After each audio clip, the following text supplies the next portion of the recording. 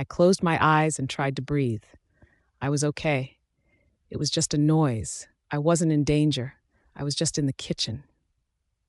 I looked down to see the blood now coating my hand. I had managed to slice my finger when I dropped the knife. I could hear the snickering from the other servants in the kitchen. They liked to make loud noises just to get a reaction from me. They liked to do anything that made me cringe and shut off for a moment. It was common knowledge in the pack house that I was not only wolfless, but I had killed my stepmother, the beloved Luna in the pack. At least that's what Kinsley, my half-sister and now the Luna, had told everyone after it happened. My dad, who had never loved me, threw me in the dungeons for years when Kinsley had told him I was the one responsible. I never was able to keep track of time down there, so I'm not sure how long it really was. But it was long enough to know that I had missed out on a lot of my life. I mean, even before that, Kinsley told everyone that I had killed her mother, so I was bullied.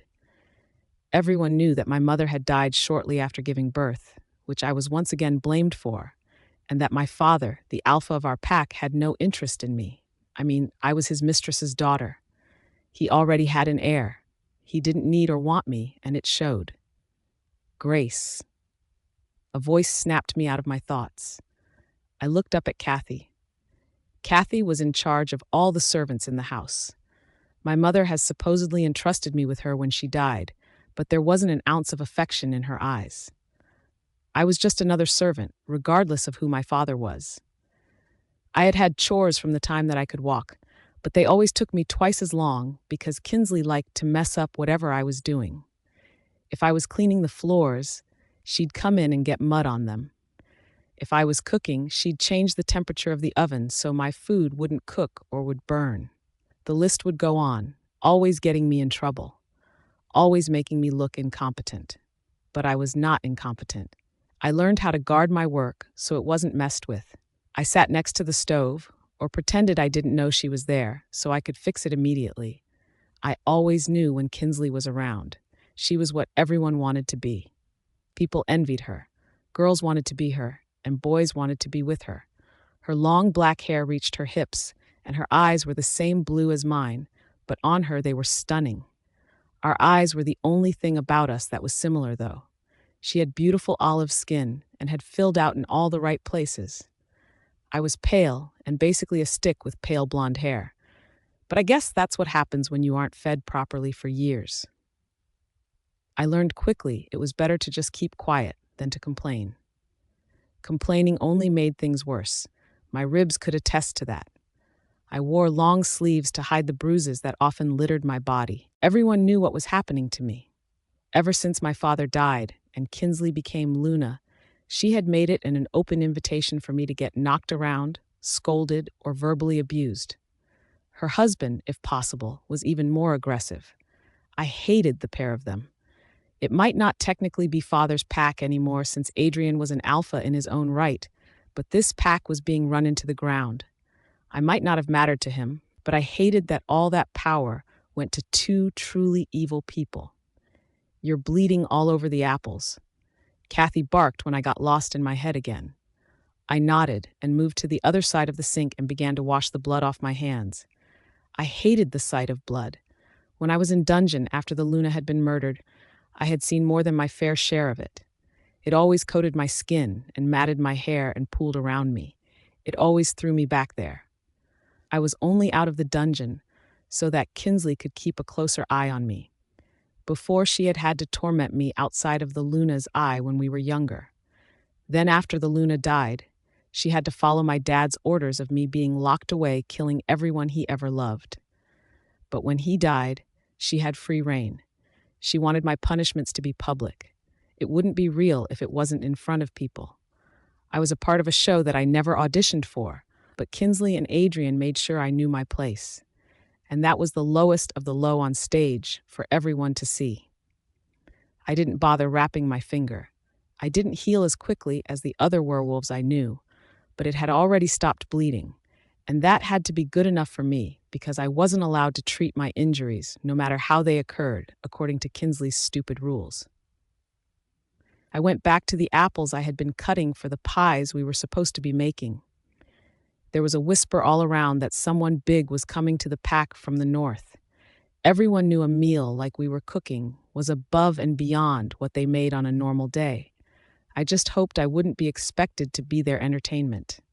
I felt her before I heard her. It was like the air turned cold around us, but maybe it was just me. "Grace!" Kinsley shrieked. Kinsley marched over to where I was at the sink, causing everyone to look at her but me. I didn't move. I couldn't move. I forced my body not to show her that I was scared. I was 20 years old, but I still felt like I was a child. Why couldn't she just for one day leave me alone? I felt the sting of the whip as it shredded through my shirt with ease. I stood unmoving. Kinsley would not see me break. She had done enough damage to last a lifetime, but I would not let her see. I braced myself against the counter as the whip swished again.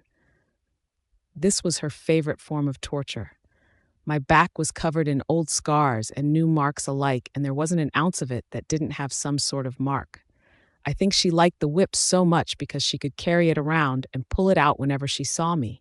Sometimes it was a quick 1, 2, and other times she prolonged it so she could have her fun. This was the worst of it, though. This was Kinsley angry, and angry Kinsley was the worst. "What the hell do you think you're doing?" Kinsley shouted.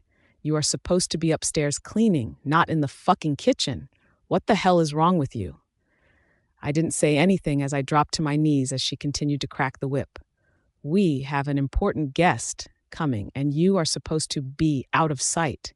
You pathetic excuse of a person. And not to mention you bled on the freaking apples." Kinsley was breathless as she spewed her words out like the venom they were. I hated her. I hated who she had made me become. I hated the shadow that I lived under because of her. But I kept myself upright with that hate making no noise.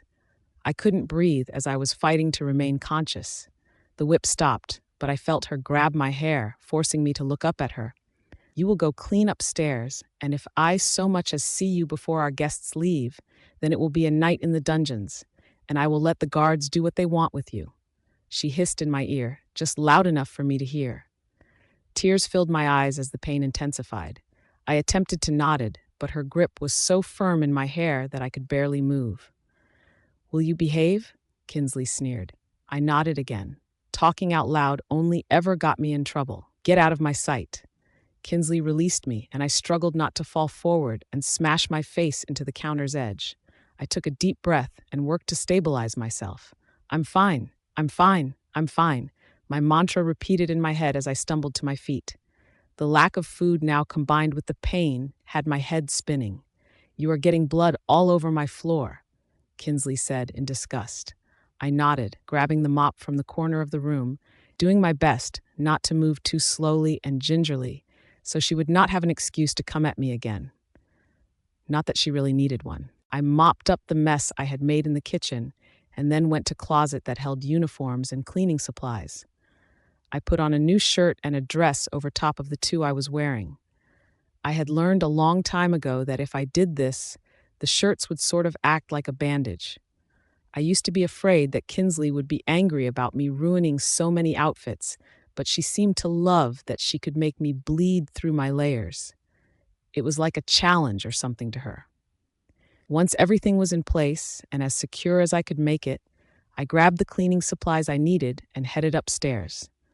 The stairs were much worse than I imagined them to be, and I was panting by the time I reached the top, my eyes filling with tears that I couldn't fight anymore. I ducked into the first room on the right. It was a sitting area that was rarely used, but sometimes if we had guests, it was available to them. So I figured I would start there. I let the large mahogany door shut behind me, and I immediately gave into my need to make myself as small as possible. The pain was excruciating, and my head was spinning, and for just a moment I wanted to just let myself feel it, to let myself cry. I had only been crouched for a moment when I heard movement on the other side of the room.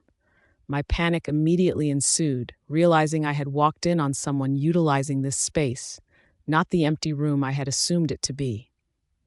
I heard a glass get set on the side table, but didn't move. Terror filled me more. "Well, stand up." A voice I didn't recognize called out from across the room. "And tell me who you are." My eyes widened as I looked up at him. He had chocolate brown hair and a light tan and sharp green eyes. He was young, maybe in his early to mid-20s. I struggled to bring my breathing back to normal.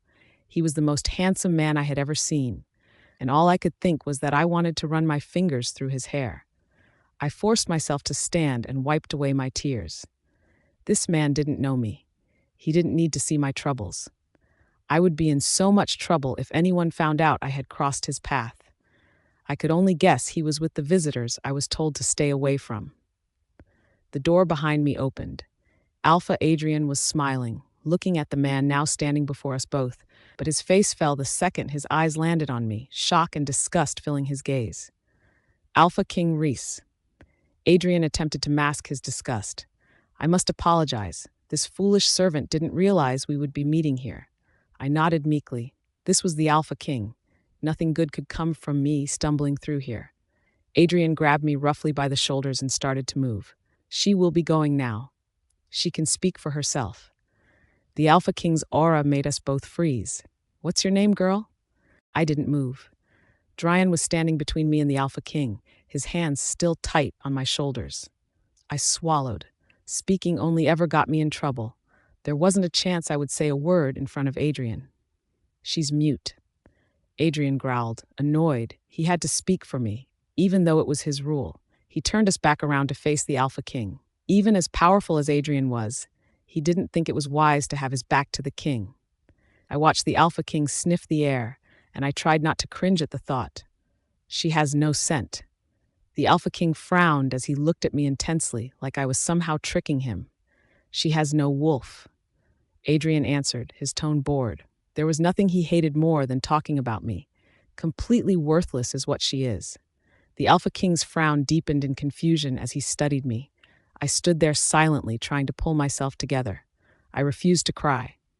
I met his eyes as he searched for answers that I couldn't give. I told you to stay out of sight.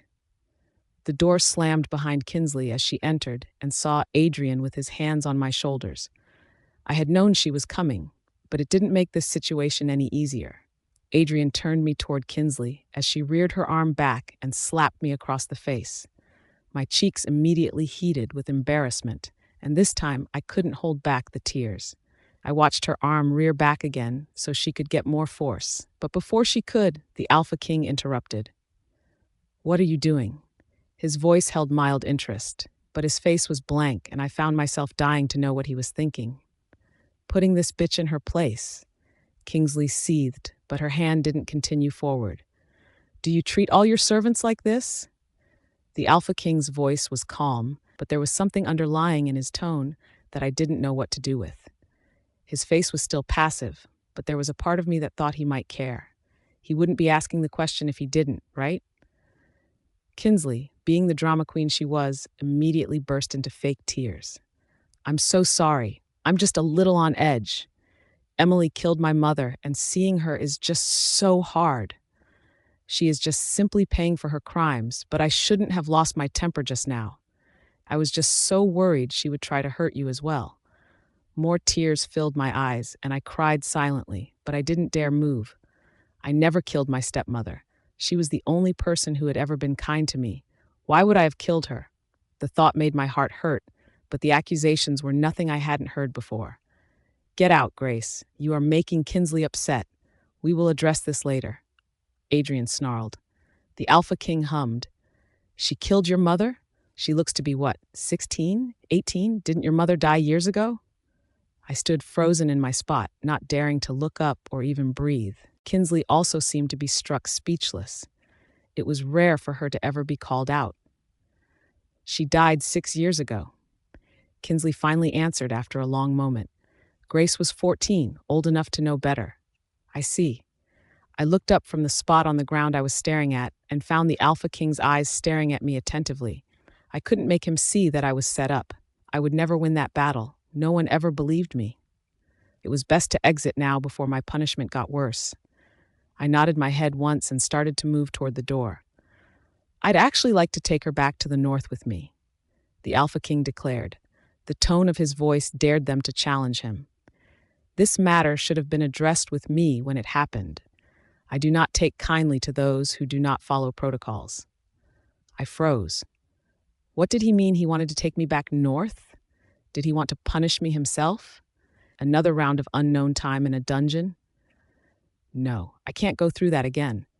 I felt my body start to shake from fear or pain. I wasn't sure which, but it didn't matter. What would you want with a murderer? Kinsley asked, but it was more of a demand, clearly not hearing the challenge in his voice. I'd like to think of it as more of a peace offering. You have no need to keep a murderer in your ranks, and I think I can find a use for her. We have plenty of roles that need filled. The Alpha King's voice was calm and he was speaking to them, but he never took his eyes off me. There was a fire in the look he was giving me. I don't like repeating myself, but this matter should have been brought to me when it happened. I wondered if he believed Kinsley's story, because the thought of him believing it made me feel sick. I wondered how much worse going with the king would be than my current situation. Adrian was strong, but the Alpha King's body was clearly something he had worked on. His aura was also stronger than Adrian's, and it made it even harder to breathe. I reached for the wall, trying to steady myself. I didn't know which answer would be worse, but going with the Alpha King terrified me. Do we require a peace offering? Adrian hummed. I knew what he was thinking. He was reluctant to let go of his favorite punching bag, aka me. We do, indeed. The king smirked, and I tried to steady my breathing. This could not be happening. Before we can even begin negotiations, but I'm sure we will reach an agreement. Then I guess we have a deal, Alpha Rhys. I stood outside the pack house waiting for Grace. I didn't like that she was out of my sight already, and I had only just met her. I rubbed a tired hand over my face. There was little that I ever felt helpless about. I was the Alpha King for a reason. I was known for being proactive and running a tight ship, but the fact that this girl had been living with those people under those circumstances made my heart hurt. How could I have not noticed what was happening in the last 6 years under my own reign? It had me questioning everything. My beta, Leon, reminded me that it was impossible to know everything. But something about the incident today had me questioning everything, especially within this pack. There was more going on here than what met the eye, and I intended to do some digging into exactly what was being hidden. The alliance was now nothing but a ploy to learn more. Of course, I had been traveling pack to pack for a while now. I always told everyone that I wanted to see what was happening within my reign, and that was true. But I had an ulterior motive too. I had yet to meet my fated mate, so I was searching for her as well. My kingdom needed a Luna. I had tried taking a chosen mate several times, but it had never felt right. They always wanted the title, not me. I had learned a lot about my people on my travels, but nothing had been this blatantly wrong. A 14-year-old girl had killed her stepmother? My chest hurt at the thought. This girl looked like she could barely hold a spoon, let alone actually murder someone. There was something about her that was just captivating.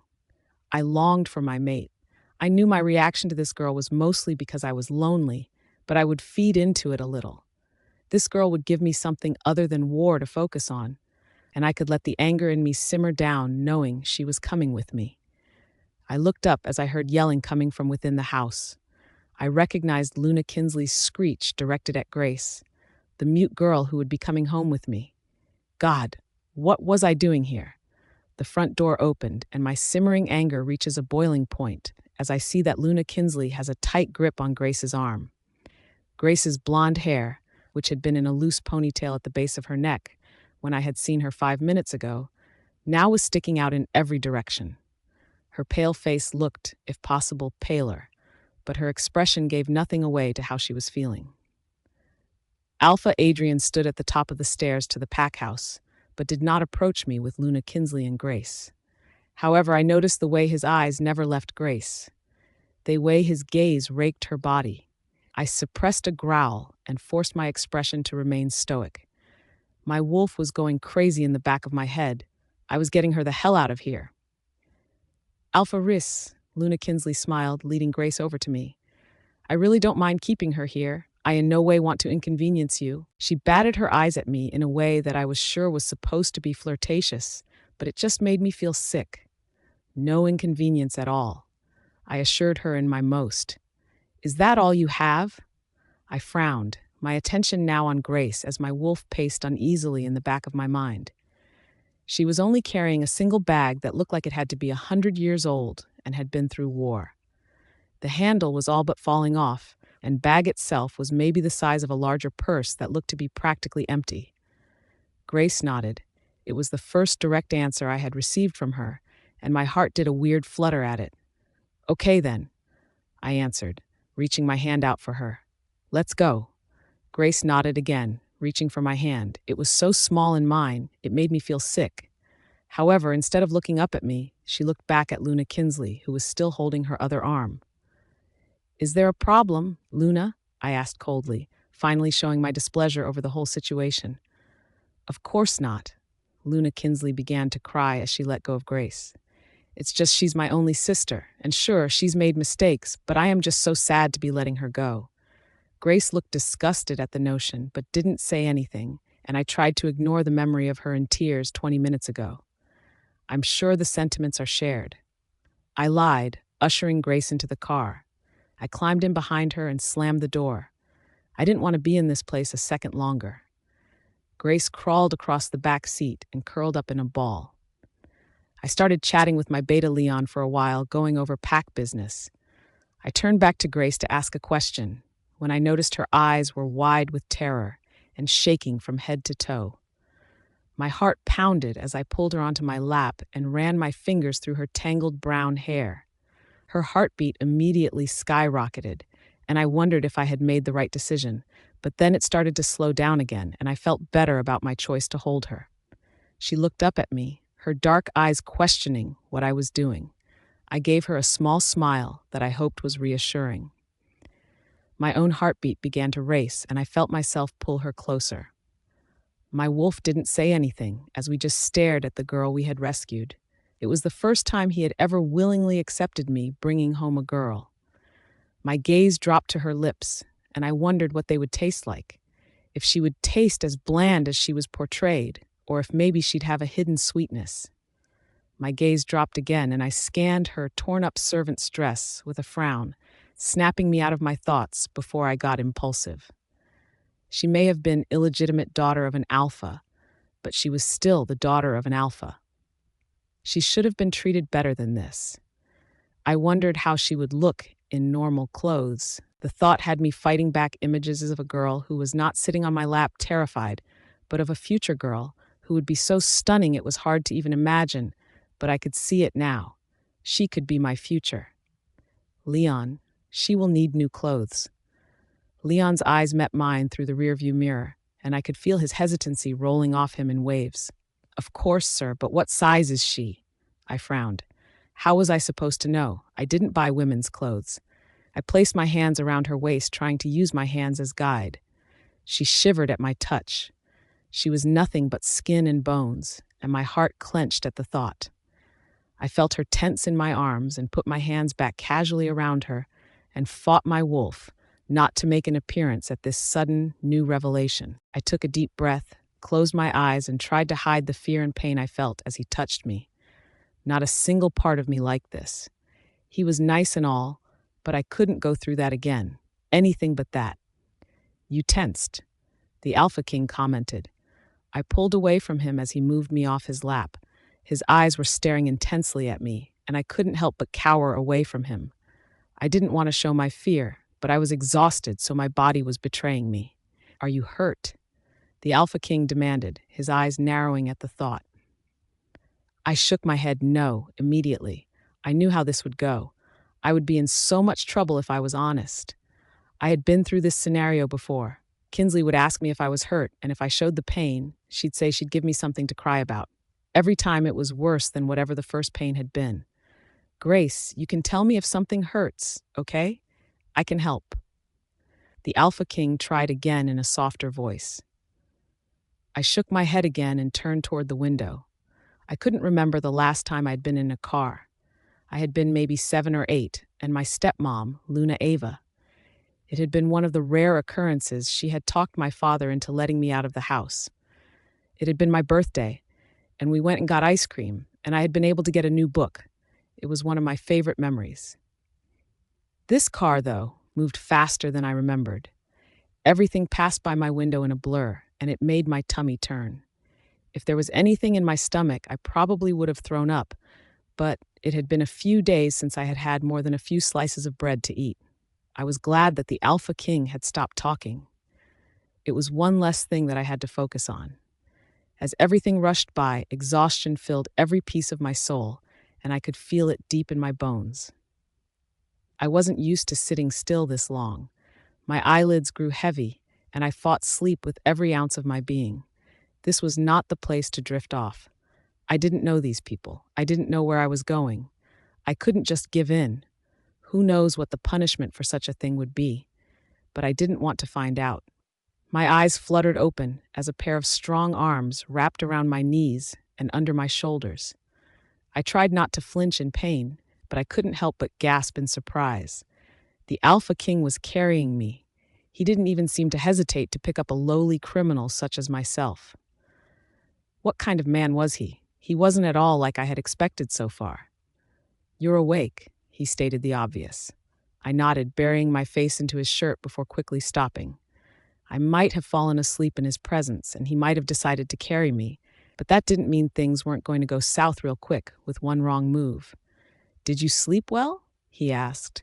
I was surprised by his question, but I nodded again.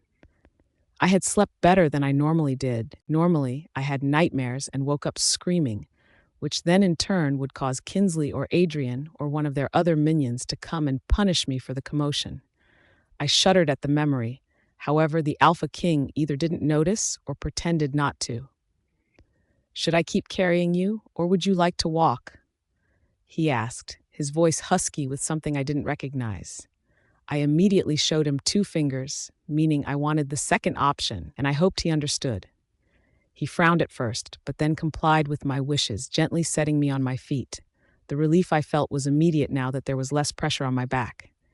I sighed and looked around. I had forgotten the very presence I was in, the Alpha King's. And this wasn't just some random pack house. This was a small castle, a mansion to the utmost degree, and it was stunning. The exterior was a pale gray stone full of windows and covered in vines. We stood in the driveway, but on each side was lined with the most exquisite landscape, bushes, trees, and flowers, all shaped and perfectly positioned to be the most aesthetically pleasing. I had never seen something so beautiful in my life. "Do you like it?" The Alpha King looked nervous as he ran his hand through his hair, his eyes meeting mine. I gave him a small smile and nodded. I loved it, but then I frowned. It would be so hard to maintain, though. I had no idea how to shape everything so nicely or which flowers would grow well here. And the house was huge. I couldn't possibly keep up with everything that needed to be done. I took a shaky, deep breath and tried to calm my nerves. Whatever was going to happen will happen, and I would handle it the way I've always had. The Alpha King frowned at me, but again, didn't comment. "Let me show you the inside," he tried. I nodded, but found myself not really paying attention to anything as we walked. Everything looked expensive, and I would ruin it all with one touch. This was the game, wasn't it? To see how much trouble I could get in on my first day in my new. Could it even be called my home? Grace. A sharp voice drew me back to the present. We were back in the gorgeous, ginormous foyer that we started in that held a velvet couch and statues, and what I could only assume to be very expensive art pieces. I looked up at the Alpha King, his eyes softening a little as they met mine. "I know this has been very overwhelming." The words seemed hard for him to say.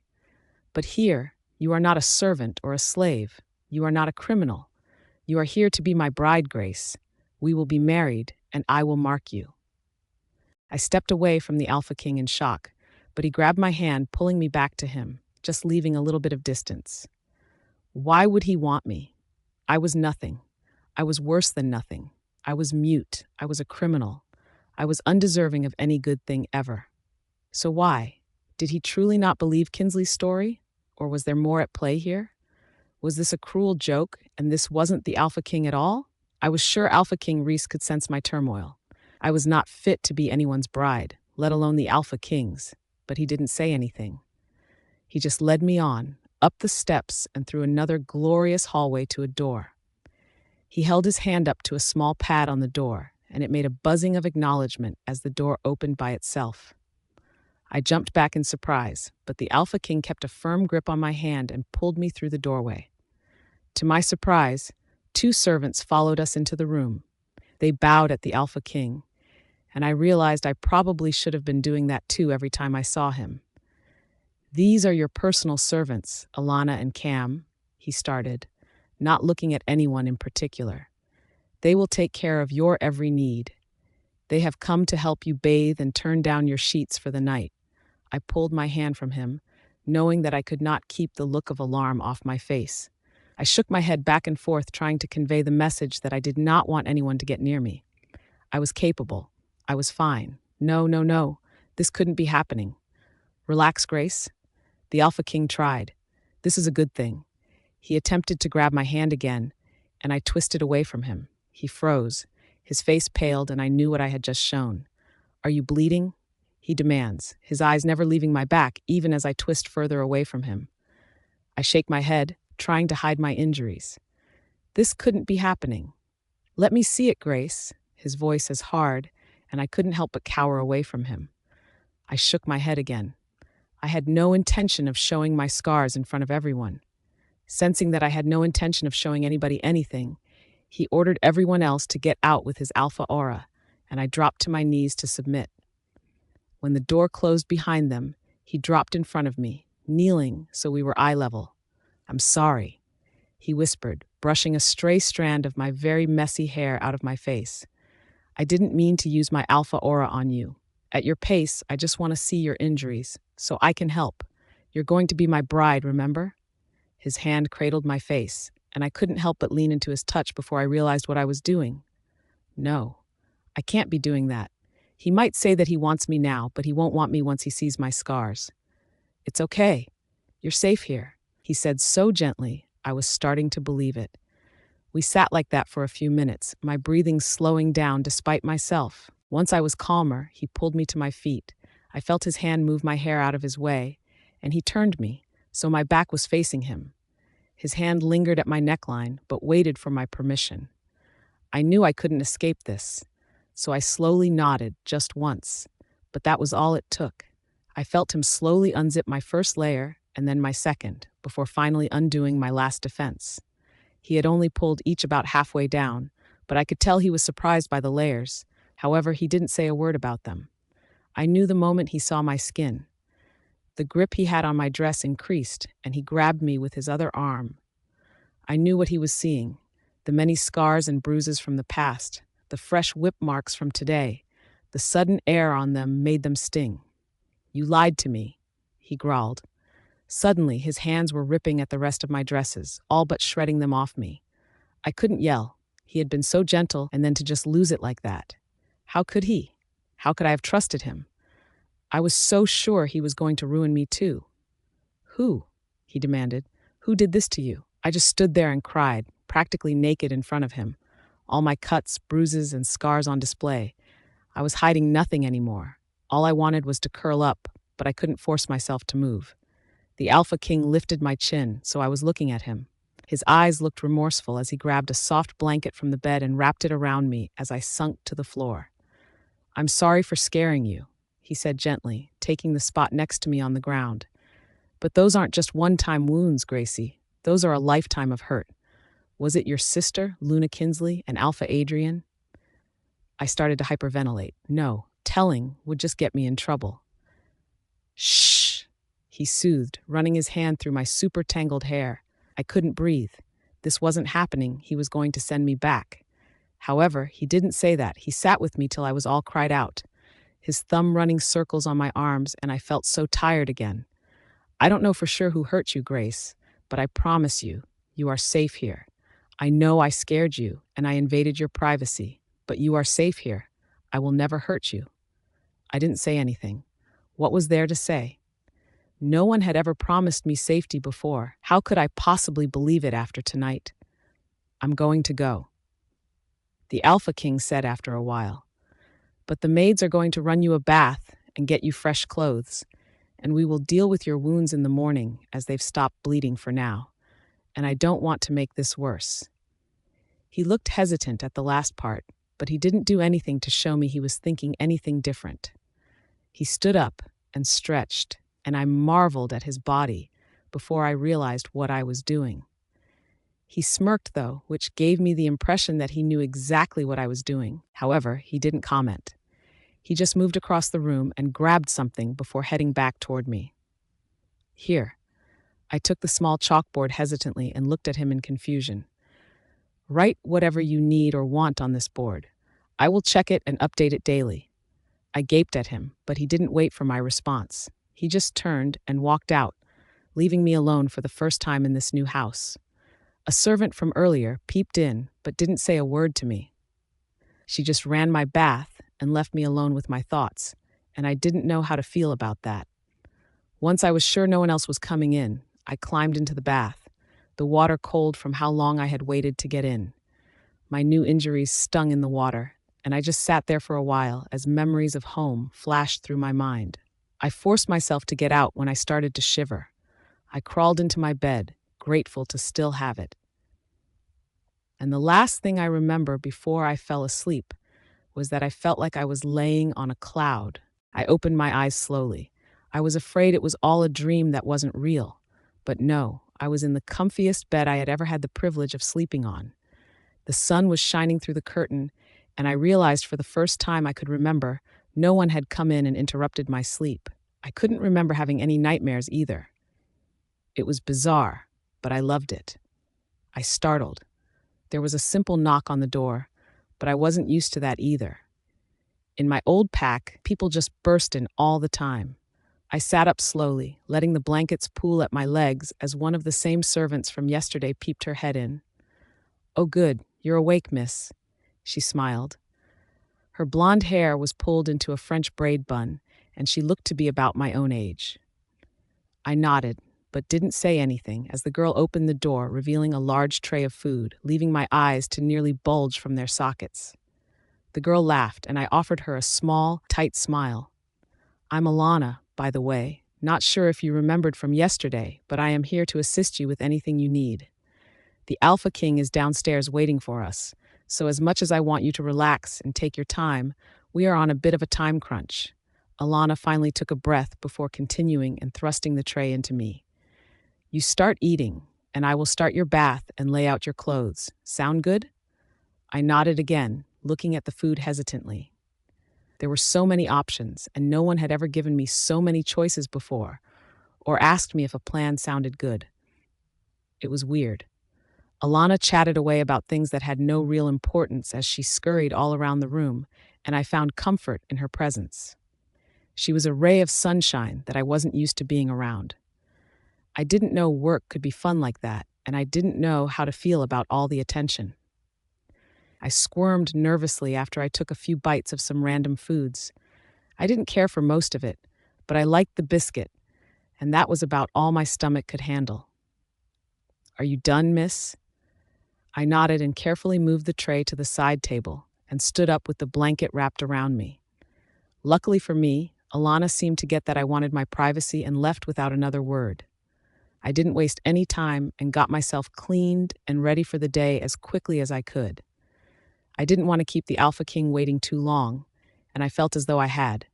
I quickly ran a comb through my hair and braided it. My back twinged with all the movement, but I had had worse, and that's what I kept reminding myself. I had never worn any outfit as nice as the one that was laid out for me either. It was a simple blue dress with flowers on it that had long sleeves and came to just above my knees. My usual dresses usually were longer, but it would do. I was glad to find Alana just outside my room as I made my way there. I had gotten a tour yesterday, but I didn't remember a single place I was shown. My nerves were on fire as I made my way to wherever the Alpha King was. What did he want from me? He had said he wanted to marry me, but was that really his intention? He was by all accounts famous, and I knew more beautiful people than myself had thrown themselves at him in the past, so I kept coming back to the same question: why me?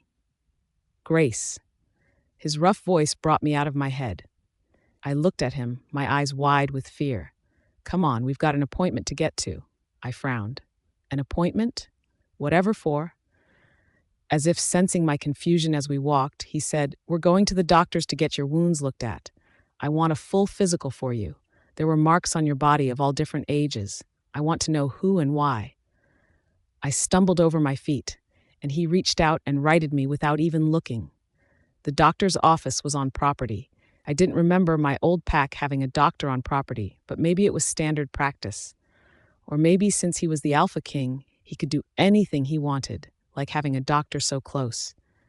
We walked into the very sterile building, and I jumped when a ringing noise came from Rhys's body. "It's just a phone." Someone from behind the counter called out, "No need to be afraid."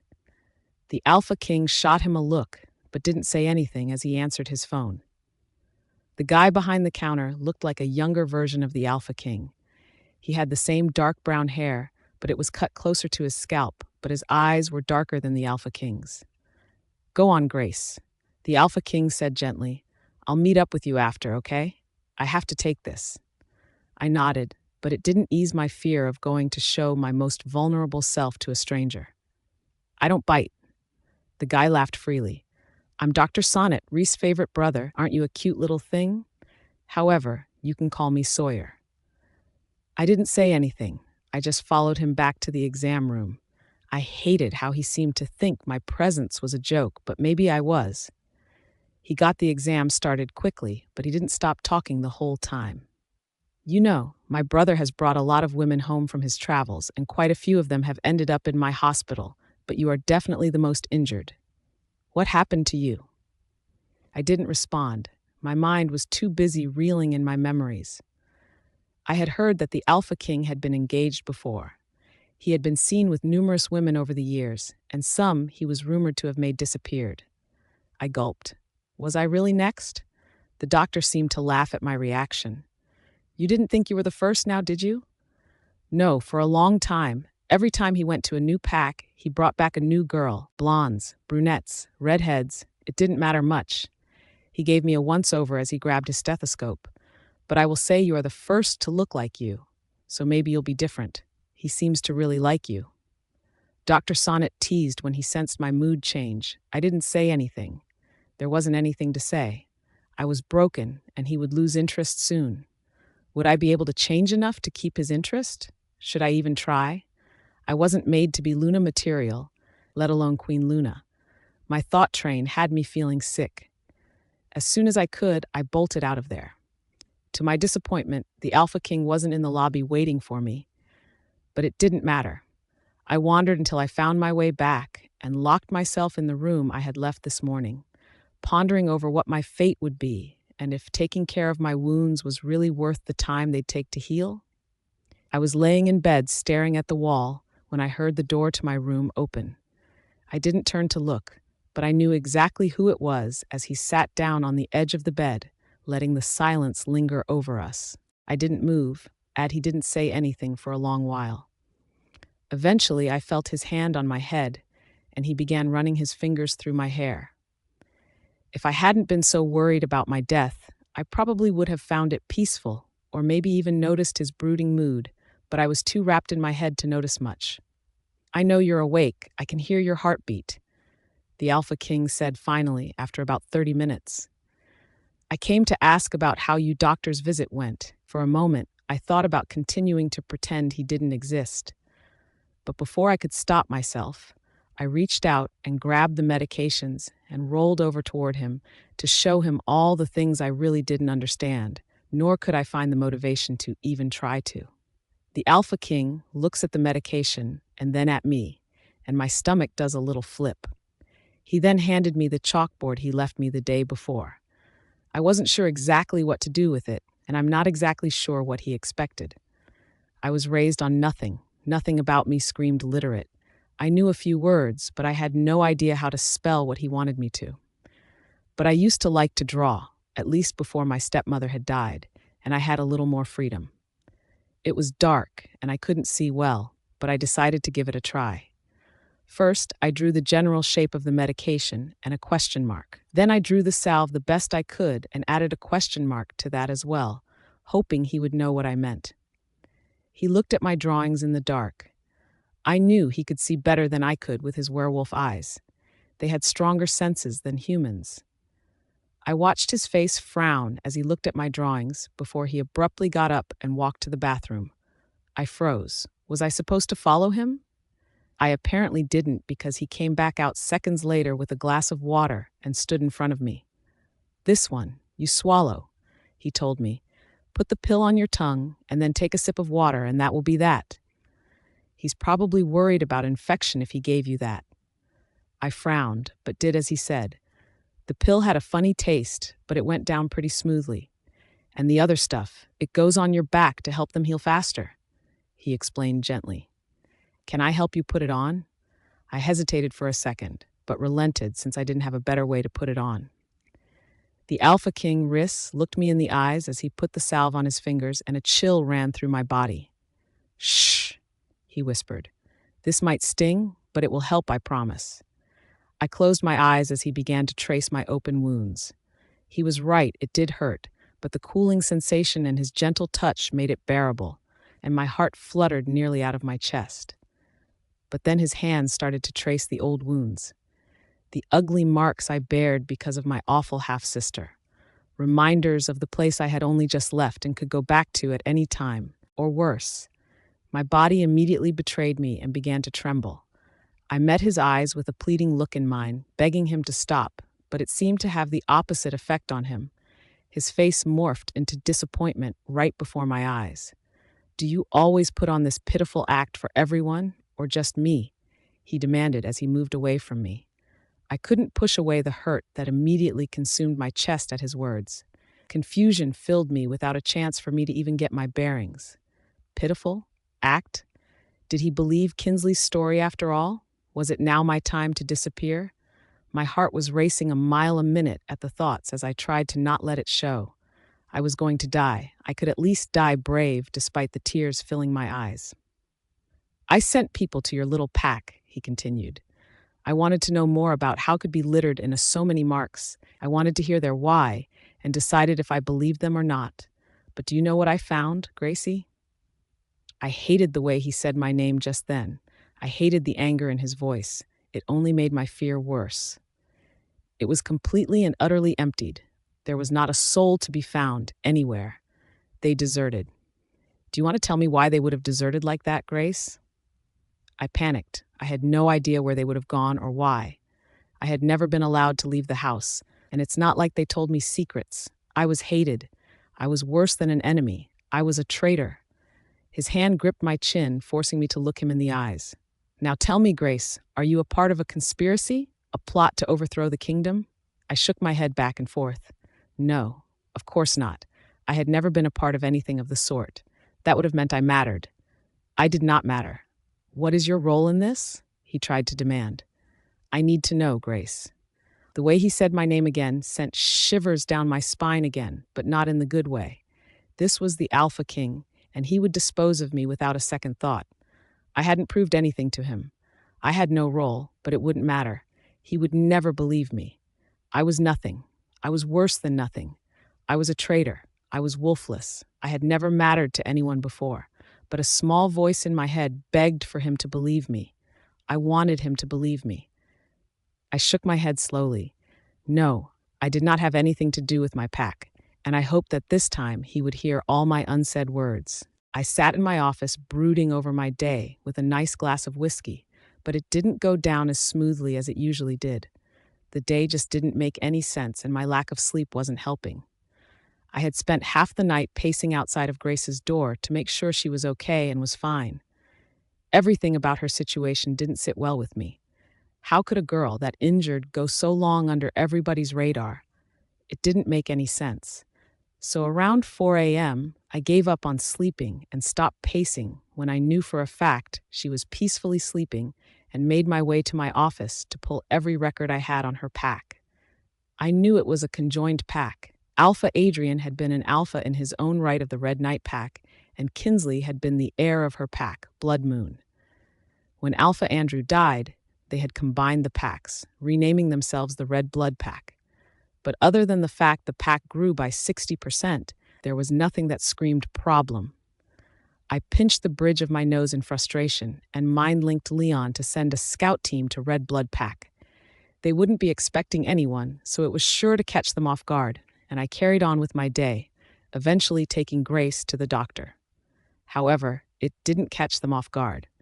In fact, the whole pack was empty. Not a single person anywhere around, and I still had people looking, even now at this late hour. I couldn't believe it. Had I fallen for another woman's trick? I had done enough of that in my past, and I thought she was different. My anger could barely be contained. Everyone always had an agenda. How could I have not realized that Grace would too? My wolf argued with me. He kept saying that I didn't know Grace's side of things, and even for power, it didn't make sense why she was so broken. She was mute for crying out loud, and I largely suspected it was from her trauma. But a small part of me wondered if it was so she wouldn't give up her secrets. I got up after a while and found myself outside her door. I opened it slowly, but I could tell she was still awake based on how fast her heart rate increased when the door opened. I didn't say a word, though. I just sat on the edge of the bed near the door for a while. I couldn't help but reach out and start stroking her hair. The desire to mark and mate her was getting stronger the longer I was around her. But my wolf never screamed mate. He just was really protective of her. "I know you're awake. I can hear your heartbeat," I said after about 30 minutes. "I came to ask about how your doctor's visit went." To my surprise, she only hesitated for a moment before she grabbed two things off the side table and thrusted them in my direction. I raised my brows in surprise and handed her the chalkboard. I wanted more information than that. She took the chalkboard hesitantly, and I was surprised to see the frown that appeared on her face. But eventually she started to write. It was my turn to frown when she showed me the clipboard. It wasn't words, but just simply a couple of poorly drawn pictures and question marks. Could she not write? It took me a few long moments to realize she had no idea what to do with the medications. Did my brother do anything right? I got up from the bed and grabbed her a cup of water. "This one you swallow," I informed her.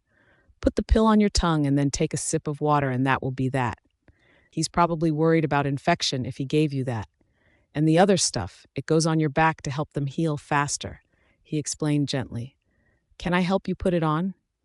She sat on the edge of the bed and took her shirt off, careful not to move too much. It was obvious that the movement hurt. "Shh," I whispered. "This might sting, but it will help, I promise." I started with all the fresh open wounds. My finger barely touched her, knowing it hurt. But when I was done, I couldn't help but linger on some of the older scars, my fingers tracing them with more pressure. She immediately tensed. I could feel her tremble beneath me, and she turned toward me with pleading eyes. Instead of softening me as they had before, they infuriated me. Had she done this to herself? Is that why she didn't want me to touch them? What conspiracy was she a part of? I started yelling at her about what I knew, but she didn't waver. The fear in her eyes was something I never wanted to see again, but I couldn't stop. I was too angry at her for everything that was going on. She grabbed her chalkboard, and her hand moved frantically across it. I knew I was too angry, and I didn't want to play charades, so I started to move away. We both clearly needed space right then. But as I turned to leave, her small hand gripped my shirt, forcing me to stay put despite the weak grip she had. She gestured at the chalkboard, and I sighed, taking it from her. It wasn't pictures this time, it was a few. Words, yes, words. They were hard to make out. "No, go out," I read back to her, squinting at the board. She gestured to herself for clarification. "You never went out?" I asked. She nodded, and I could see the tears in her eyes. "Like out on the town or out of the house?" She held up two fingers. She never left the house. I squinted at the next part. The word no was clear, then there was a stick person and word talk with an X on it. "Nobody talked to you?" I asked after a long minute of trying to decipher. A look of excitement crossed her face, letting me know I got it right. And the last sentence. "Not sure out, but will tell and help. Please no kill." My stomach dropped. Did she really think I would kill her? Did the thought even cross my mind? She was standing before him, her shirt back on, but she was so small, so weak, so desperate. Her one hand still clutched at my shirt, and the other she had wrapped around herself, trying to make herself look small or comforted. I stopped fighting it. I pulled her up, and my lips crashed into hers. A moment I had been waiting for since the moment I had seen her. 1 minute we were fighting, the next his lips were on mine. My first kiss. Something I had dreamed about from the time I was old enough to know about kisses. It was nothing and everything like how I had imagined. It was rough but tender, demanding but gentle. It made my insides twist and heat in a way I had never experienced before. And I wanted more. Wait. No. I should not be kissing Rhys. I mean the Alpha King. What was I doing? This was crazy. No. I can't be doing this. I pulled away and pushed him back slightly.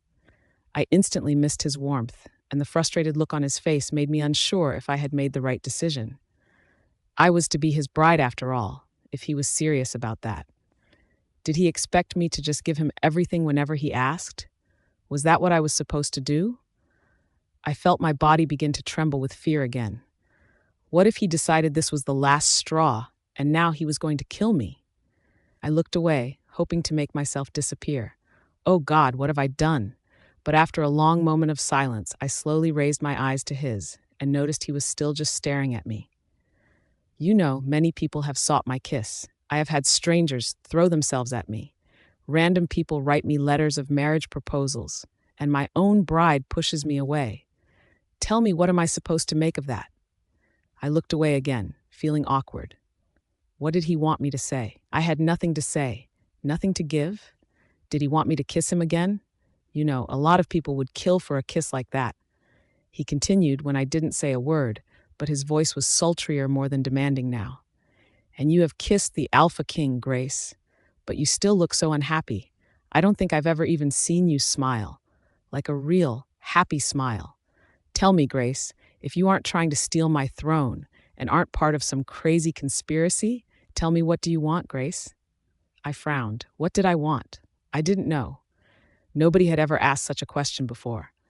My own father hadn't even cared about what I wanted. He kept me locked in a prison on nothing but the words of Kinsley. He hated that I ruined his image of a perfect family. I was hated by everyone. I was left by the only people I had ever loved, my mother and my stepmother. There was little of the world that I even knew of. I didn't know what there even was to want out there. I had been trapped my whole life, whether physically or societally. I had no idea what to want. I grabbed the chalkboard from where he had thrown it onto the bed earlier. The only thing I really wanted was to be free. I didn't want to be a slave anymore. I didn't want to be constantly looking over my shoulder. I didn't want the fear of making a mistake, no matter how small. I didn't want to feel what I felt. I didn't want to be stuck in my own head.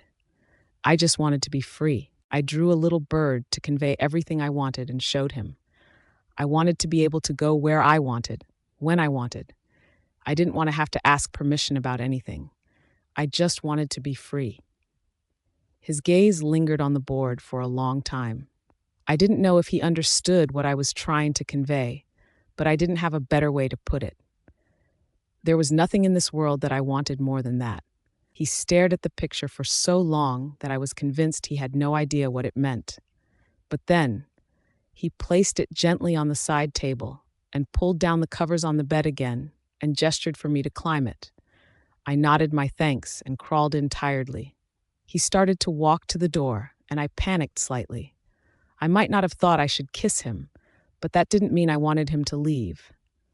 But to my surprise, he stopped when he got to the other side of the bed, and began to undress, taking off the button-up and the dress pants so he was just in his boxers. Then, he got into bed on the other side and pulled me into his lap. Gracie, he cooed. I looked up at him, wondering what he wanted now. I don't think I could handle it, if you're lying to me about who you are and your part in everything. You already have such a hold on me. Promise me you'll never lie to me. If you don't know or don't remember something, then okay, but promise me you'll never lie to me. I searched his eyes as he searched mine. I didn't know what he meant by all that, but I knew by that look I wanted to do anything he ever asked of me, so I nodded slowly. Good. And tomorrow, I think it's best if we start sharing a room. I want you to have your own space, and we can pick a place for that. but I don't want to sleep another night without you. How do you have such a hold on me already, Gracie? My heart fluttered. Did he mean it? I had never had a hold on anyone. I had never really had my own space. I had never really mattered enough for that. But the way he spoke made me feel like I mattered to him, and that thought was both unsettling and thrilling all at once. He was the Alpha King, my Alpha King. The last thought I had as I drifted off to sleep was, when did he become my Alpha King? I woke up when the door creaked open. I reached out, but the other side of the bed was empty, causing disappointment to flood through me. Oh, sorry. I heard Alana's squeal. I opened my eyes to her backpedaling, but I put my hand up to stop her and waved her in. I didn't realize you were still sleeping since the Alpha King left so early this morning, she explained. I gave her a nod. It's okay sign and moved to sit up, wrapping the blanket around me as I did. She came further into the room, a breakfast tray in hand. This time, though, it had only a couple of new things that I had never eaten, and more of the things I ate the most of yesterday. I gave her a small smile and took the tray. I couldn't believe someone would have noticed what I liked and didn't like. It was so weird to be noticed like that. So, the Alpha King said he would be gone all day, and we were free to spend the day however you like. Is there anything special you'd like to do? She asked with excitement in her voice. I shrugged. Was there anything I would like to do? I thought about it as my eyes fell on the chalkboard. The Alpha King kept insisting I use. My picture of the bird was still on it. What could I do to at least give myself the illusion of freedom? I would feel more confident if I knew my way around the house better. I grabbed my chalkboard between bites and drew a picture of a flower, hoping she'd understand. She squinted at it before smiling in understanding. The garden? She asked to make sure she was right. You want to explore the garden? I nodded eagerly. I didn't realize how much I wanted to until right now, especially because I loved flowers. I always had. I grabbed the chalkboard back and started to draw again. I added a plus and a picture of a house. And the house?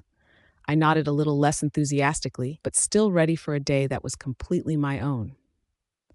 Alana was also enthusiastic. I didn't know if it was true, but she looked to be a little younger than I was, but I also knew my experience around others wasn't very good, so my perception of everything seemed to be off.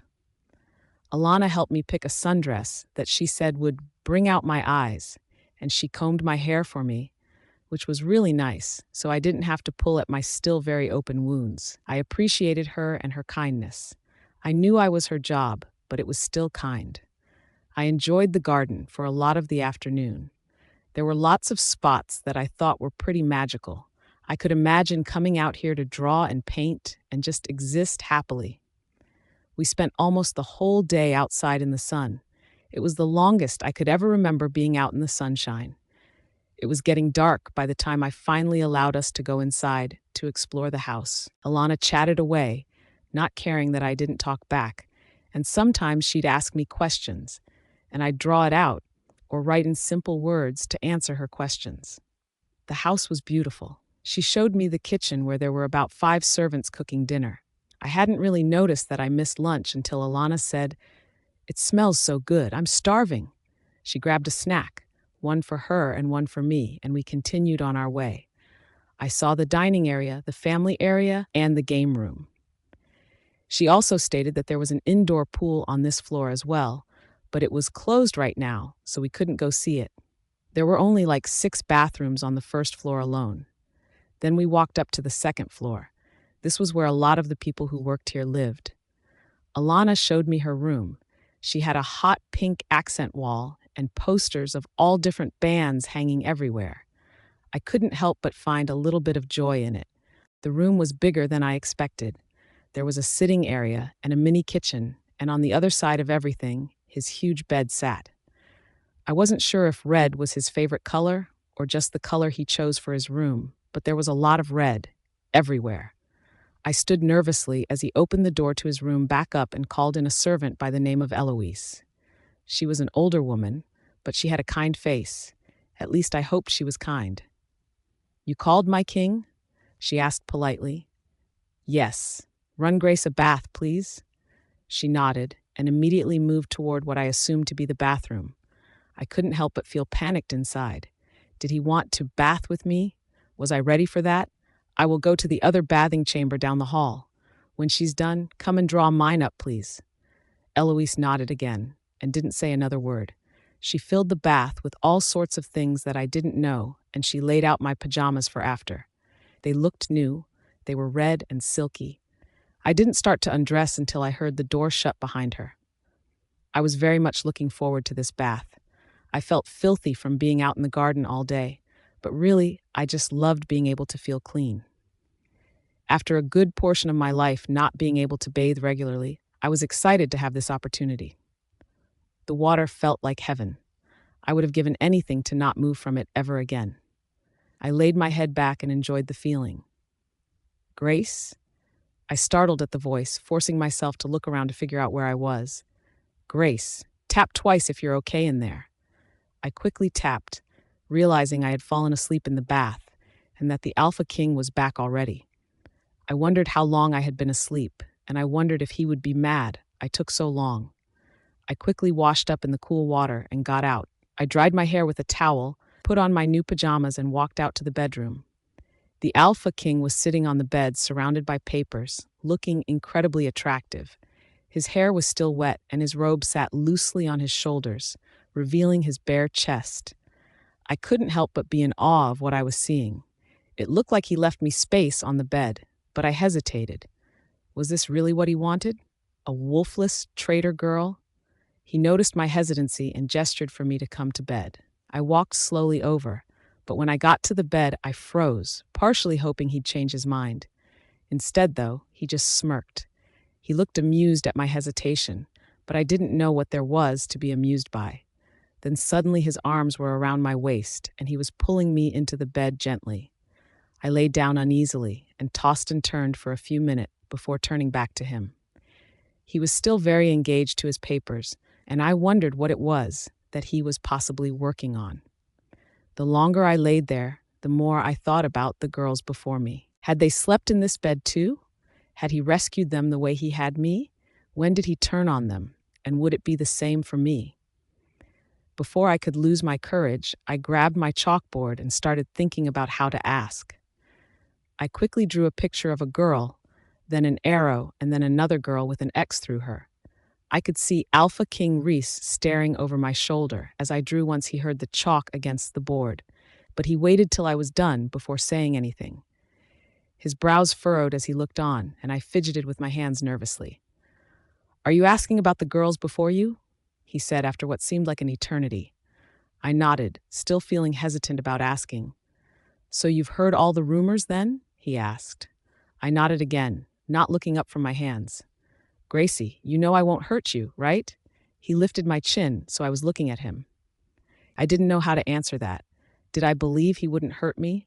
I wanted to, but wanting to and doing are two different things. And he had a history. Every girl before you, Grace, didn't deserve to be by my side. They all just wanted me for the power. Each and every one of them either betrayed me or wanted my status or my wealth. None of them wanted me for me. And I deserved to be wanted for me. I never loved any of them. I looked away, unsure of what to make of that. Did that answer my question? Kind of. But how does one even betray the Alpha King? Grace, he brought my attention back to him. Can I tell you something really important? I nodded, and my stomach started to do little backflips. Me and my wolf think you might be our true mate. The way you make me feel. Well, I've never felt anything like it. It's like I want to burn the world down for you. I think I would do anything you ever asked of me. We can't be sure because you don't have a wolf, but Grace, you make me feel like no one else has ever made me feel before. My cheeks flushed at his words, and my insides felt like they were burning alive. What could a girl possibly say back to that? He leaned in, pulling me against his chest. I trembled nervously, but I also felt safe. My heart raced, but maybe this time it was in a good way. Just as quickly as I had felt safe, I didn't. My head began to scream at me, the pain nearly unbearable. I was going to be sick as my vision went in and out. One moment I was about to kiss Grace, the next, she was wrenching herself off of me and off the bed. She stumbled to her feet, one hand clutching her head, the other reaching for the bedpost for stability. I launched myself off the bed as her face turned a sickening shade of white, and I all but dove to catch her as her strength seemed to fail her. Her eyes fluttered as I lifted her into my arms before they closed completely. "Grace?" I begged her to open her eyes. "Grace, I'm here, it's okay." "Help," I bellowed. "I need a doctor." Her lifeless body didn't even flinch when I yelled. Grace was scared of everything. I would have scared her if she was conscious, but she wasn't conscious. I had just gotten her. I couldn't lose her. Not now. Not after I had saved her. Several servants rushed in, and they looked around helplessly. I could hear someone mind-linking the doctor to hurry, but there was no time. Her breathing was shallow, coming out in just short little breaths. "Grace," I cried as I raced down the 5 flights of stairs and out the door, ignoring the stares of several people who were still up in the house. "Grace, please. I just got you. You can't leave me." I burst through the hospital doors, and my brother looked up in surprise. "Sawyer," I cried out, my voice breaking. "Help." Sawyer wasted no time. He jumped right into action. He grabbed the door to an exam room, and I rushed through it. I laid her on the table as gently as I could. She hated laying on her back due to her injuries, but there was no other choice right now. Sawyer grabbed his stethoscope and immediately began his workup of her unresponsive body. I stayed as close as I could to her as he assessed the situation. Sawyer then grabbed a shot, and I held her hand as he injected it. I didn't get a chance to ask what it was for or what it would do before she woke up screaming. It was the most gut-wrenching sound in the whole world. I wanted to scream right along with her. She thrashed around, her hands gripping at her head so tightly, her knuckles were turning white. "Sawyer?" I called out, desperate for it to start. Sawyer's normally very controlled expression masked something of true horror before he grabbed something completely different. "You need to hold her still for me, Rhys. As still as you can, so she doesn't hurt herself more." "Why, what are you going to do?" I asked, still trying to soothe her. "I'll explain after. This is going to be very painful for her. She's already in pain," I shouted at him angrily. "Do it, Rhys, now." I hated that I followed his order, hated that I held her down like that, the way the people who had all but destroyed her life probably had countless times. And my heart was going to beat out of my chest as she started to let out hoarse, broken-sounding screams, her body fighting against me blindly. "Sawyer," I shouted angrily, but he didn't answer. He was focused on holding his hand as steady as he could as he injected her with some unknown substance. "Shh!" I tried to soothe, but my voice didn't sound real to me, and I knew it was falling on deaf ears. But I tried anyways. "It will be over soon."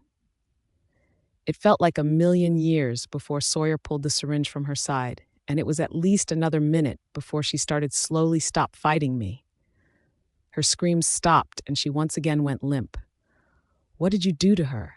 I felt numb as I let her go. I hated how helpless she looked, how helpless I felt. "We should take this to another room." Sawyer tried, looking uneasy. I gestured for him to lead the way. My wolf didn't want to leave her, but I knew she was fine if Sawyer was willing to walk away. He led the way to his office a few doors away, and he sat at his desk, and I plopped down into the chair on the side. "What do you really know about her, Rhys? Because from where I'm standing, you know nothing about her," he said after a long moment. My frown deepened. What did he mean by that? Of course, I barely knew her. I had only found her like 2 days ago, and she didn't speak. Not one word even in all of that. She didn't say one word. "Your point? Is she like the others?" Sawyer asks bluntly. "No, I think she might be my true mate, but she's wolfless, so I'll never know." "I think this was a mate thing, Rhys." "But I haven't marked her yet," I answered dumbly. "No," Sawyer said seriously. "I mean, I think she has been marked by someone else, and this was their doing. Her mark isn't visible, but the amount of bruising and scars on her body makes it hard to see anything." "You think she's mated to someone else?" My stomach turned. The thought didn't sit well with me. Based on everything her exams have shown, I would guess it wasn't a consensual mark and mated situation. But this was almost definitely a side effect of a mark. I'm sorry. My hand fisted at my side and then punched the nearest wall in frustration. Everything felt like it was crashing around me. There was little to do but wait now till she woke up and could tell us whatever painful answers we needed, and we would go from there. But there was one thing for certain: whoever was responsible for her pain, for every mark on her innocent body, to whoever saw and didn't stop it, they would not get out of it alive. I was the Alpha King for a reason. I prided myself on being ruthless, and I was going to show them all just how ruthless I was, starting with her sister Kinsley and her brother-in-law, Adrian. I woke up slowly. My brain didn't seem like it wanted to work right now. I could hear a steady beeping, but I couldn't make my eyes open. I took a steadying breath and tried not to panic. Had I been drugged? That didn't make a ton of sense since I was almost definitely in a comfy bed. I remembered I had been with the Alpha King, but it all felt fuzzy. I wondered if the Alpha King was still with me, and that was enough of a thought to force my eyes open. I scanned the room. It was white with white cabinets and what looked like medical supplies everywhere. Crap. Was I in the hospital? My breath caught when I saw him. His dark brown hair looked as though he had worn a path through it by running his hand through it so many times. His eyes held shadows, and his expression was grim. I frowned, my panic growing a little. I had troubled him. I was the cause of that serious expression on his face. I grabbed his sleeve. I wanted to apologize for all the trouble I had caused, but I had no idea where to even start. I didn't know what had happened that had even caused me to be here. Rhys looked at me for the first time since I had woken up and removed my hand from his sleeve, looking irritated. "Don't touch me right now," the Alpha King snapped. I pulled back into myself.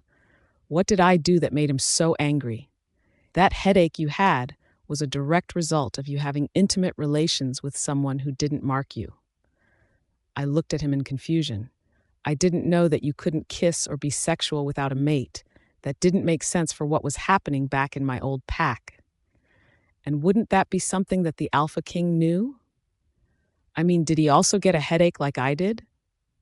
How could you not have told me that you were marked by your mate when I was going on about how you would be my bride, and I was thinking that you might be my mate? I frowned in surprise. What was he talking about? Marked by mate? I didn't have a mate. Suddenly, I was back in that dungeon cell that I had lived in for so long. I was feeling off that day and was laying in my cot. I was never truly given the day off, but after a lot of mistakes, Kathy, the head of servants, had taken pity on me and sent me to lay down for a while. I heard the door to the dungeon steps open, but I didn't have the energy to care about who was coming down. I never saw the man's face, but I wished I would have hid or done literally anything. I still remember the gravelly sound of his voice that day as he told me how long he had waited for this opportunity, how I was a hard woman to catch alone. He complained that I was always busy, even though my workload was well within his control. And then he got closer. I hated the way his fingers trailed my body and how his mouth eventually found mine. It didn't matter how many times I pushed him away, he wouldn't stop. It never went further because I had managed to get out from under him and run. I slept in the forest for 3 days after that, and I tried never to be alone with any male ever again. But it didn't stop the males in my pack from trying. I wondered if it was during one of those moments that he had managed to mark me. How could he? How could he have taken away my choice? I shifted uncomfortably in the bed. I hated how much pain my body was in. I was used to the pain, but without the constant affliction of it, it somehow felt worse than before. Perhaps it was because for once, my body was actually healing. But I hated it. I knew I had done more damage somehow when I got that really bad headache, but I couldn't really remember what had happened. All I remembered was the pain. I rolled over and climbed out of bed, stretching what I could of my body as I attempted to move to the chair in the corner. I thought maybe a change of position would allow me to be a little more comfortable. I was about halfway to the chair when the door opened, and in waltzed Rhys. Our eyes met across the room, and suddenly he was next to me, sweeping me off my feet and into his arms. I looked at him in surprise and saw something I didn't expect: desire. He laid me gently back on the bed, and the pain I had been feeling fell away. And before I had the chance to process anything, his hands were everywhere. The light touch of his fingertips up my side sent chills through me. For the first time in my life, I wanted more. "How are you feeling?" he asked, his voice husky with something I didn't quite recognize. I gave him a small smile. With him, I was okay, and that thought scared me a little. He tenderly touched my face and then made his way slowly down my body. He traced every visible scar, and nothing seemed to scare him the way I always thought they would scare any man. I had been told I was ugly enough times to believe nobody would want my tortured body. But this was different than I ever thought it would be. His lips found mine, and I found myself kissing him back despite my limited experience. His lips then trailed slowly down my neck as his hands ran up and down my sides with a light touch that made me feel as though I was on fire. I heard a door shut, and I sat up immediately with a gasp. No one was touching me. I was alone in my bed, but the Alpha King Rhys was standing at the edge of the bed now with an unreadable expression. I pulled the blanket up as waves of embarrassment crashed through me. Shame also flashed through me as I realized it was all a dream. How could I have possibly been thinking of the Alpha King like that? Did he know? I tried to act as normal as I could, but his expression remained unreadable as took off his shoes. "Did you sleep well?" he asked after a long moment. "I didn't mean to wake you." I nodded, forcing my expression to remain neutral, but a part of me was sure that he knew what had just happened. I grabbed my whiteboard and began to draw and write what I could in an attempt to distract myself and him from the mortifying dream he had just walked in on. I thought for a moment before settling on a question mark and the word go, hoping he would know what I meant. He looked surprised at my initiation, but he took the chalkboard from me without hesitation. "Where did I go?" he asked to make sure he understood. I nodded, giving him the confirmation he needed.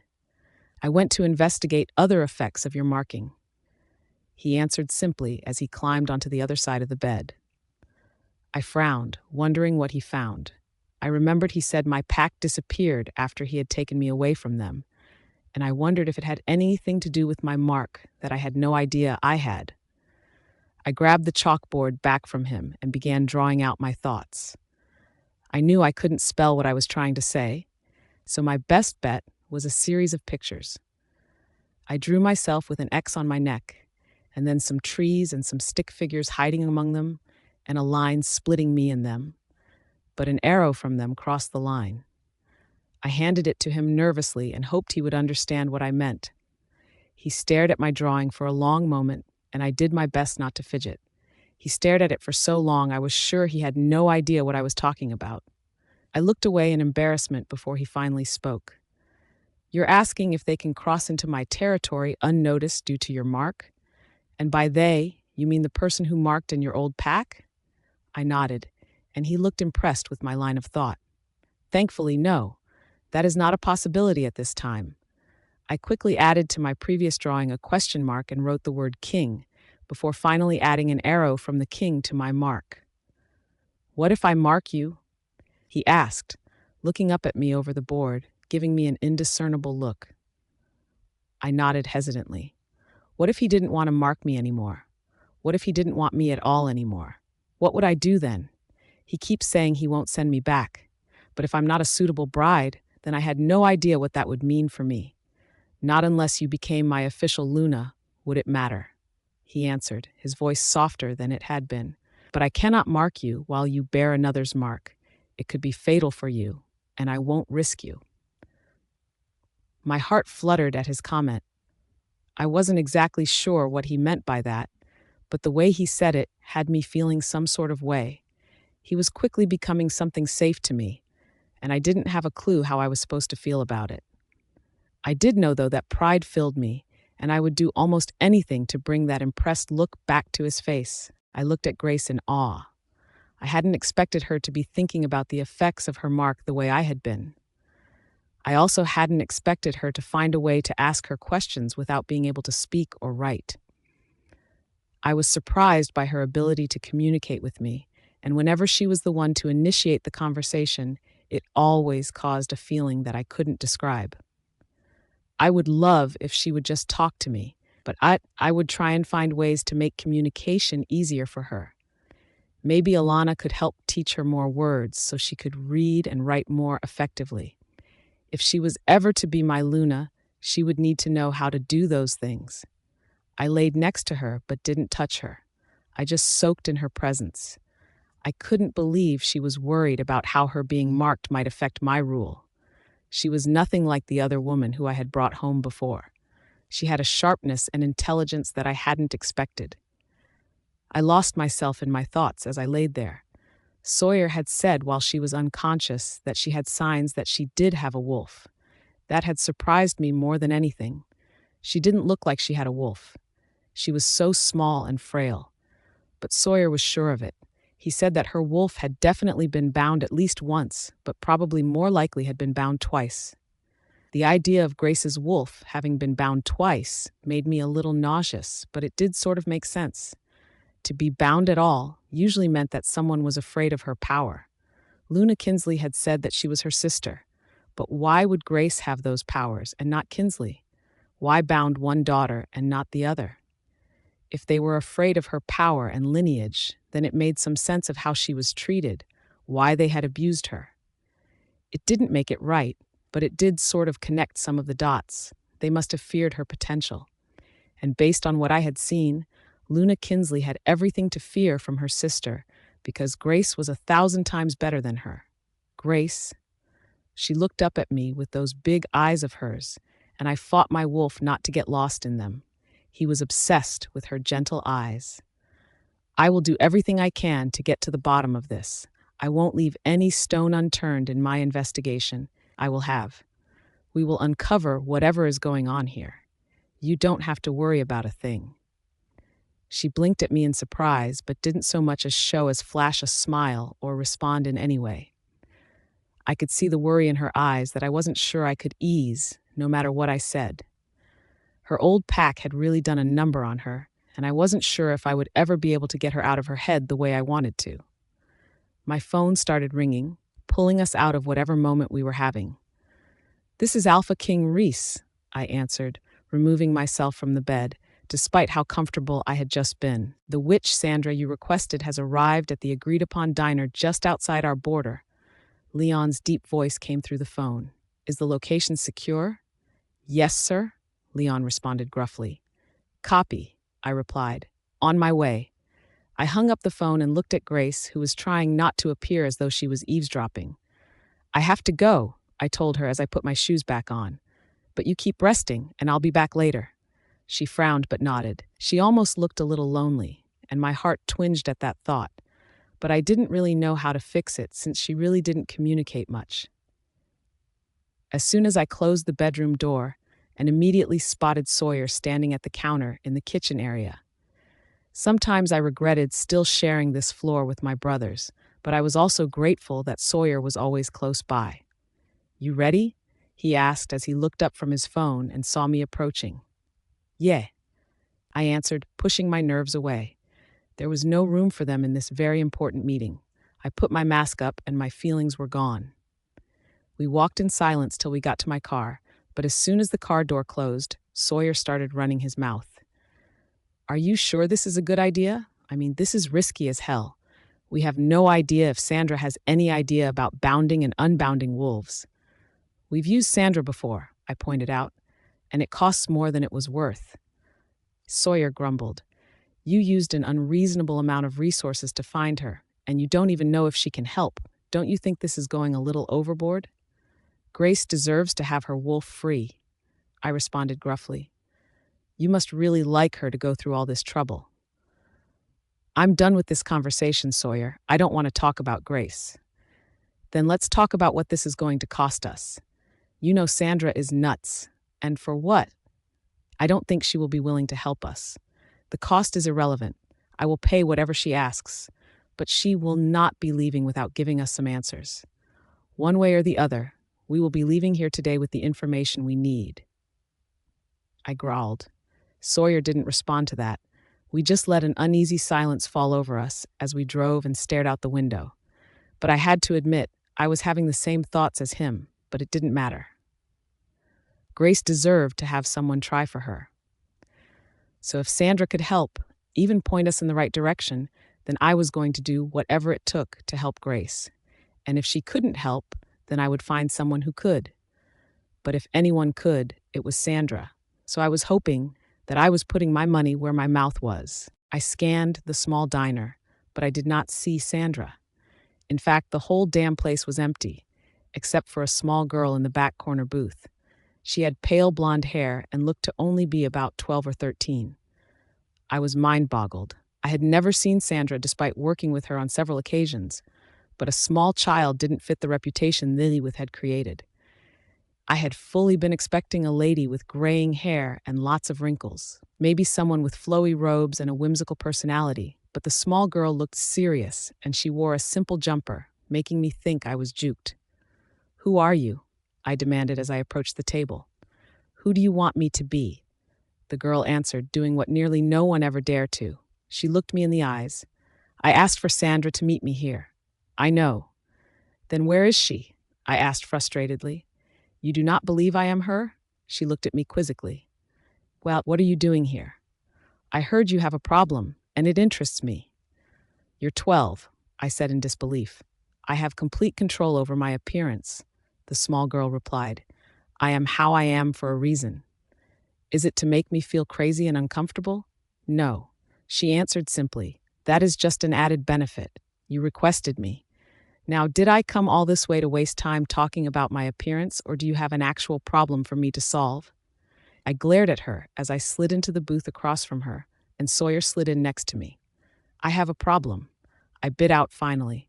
"I have several." "All right, then let's get to it. Tell me what exactly it is you need." "As you probably already know, I have been looking for my Luna for a while now. I have tried several different women over the course of the last few years since I have not been able to find my mate. None have worked out so far, as I am sure you are also aware." I paused to make sure the witch was following, and she nodded, telling me to continue. "On my most recent travels, I found a girl who is different than a lot of the others. She doesn't speak and she can't write, so we are having to sort of piece everything together.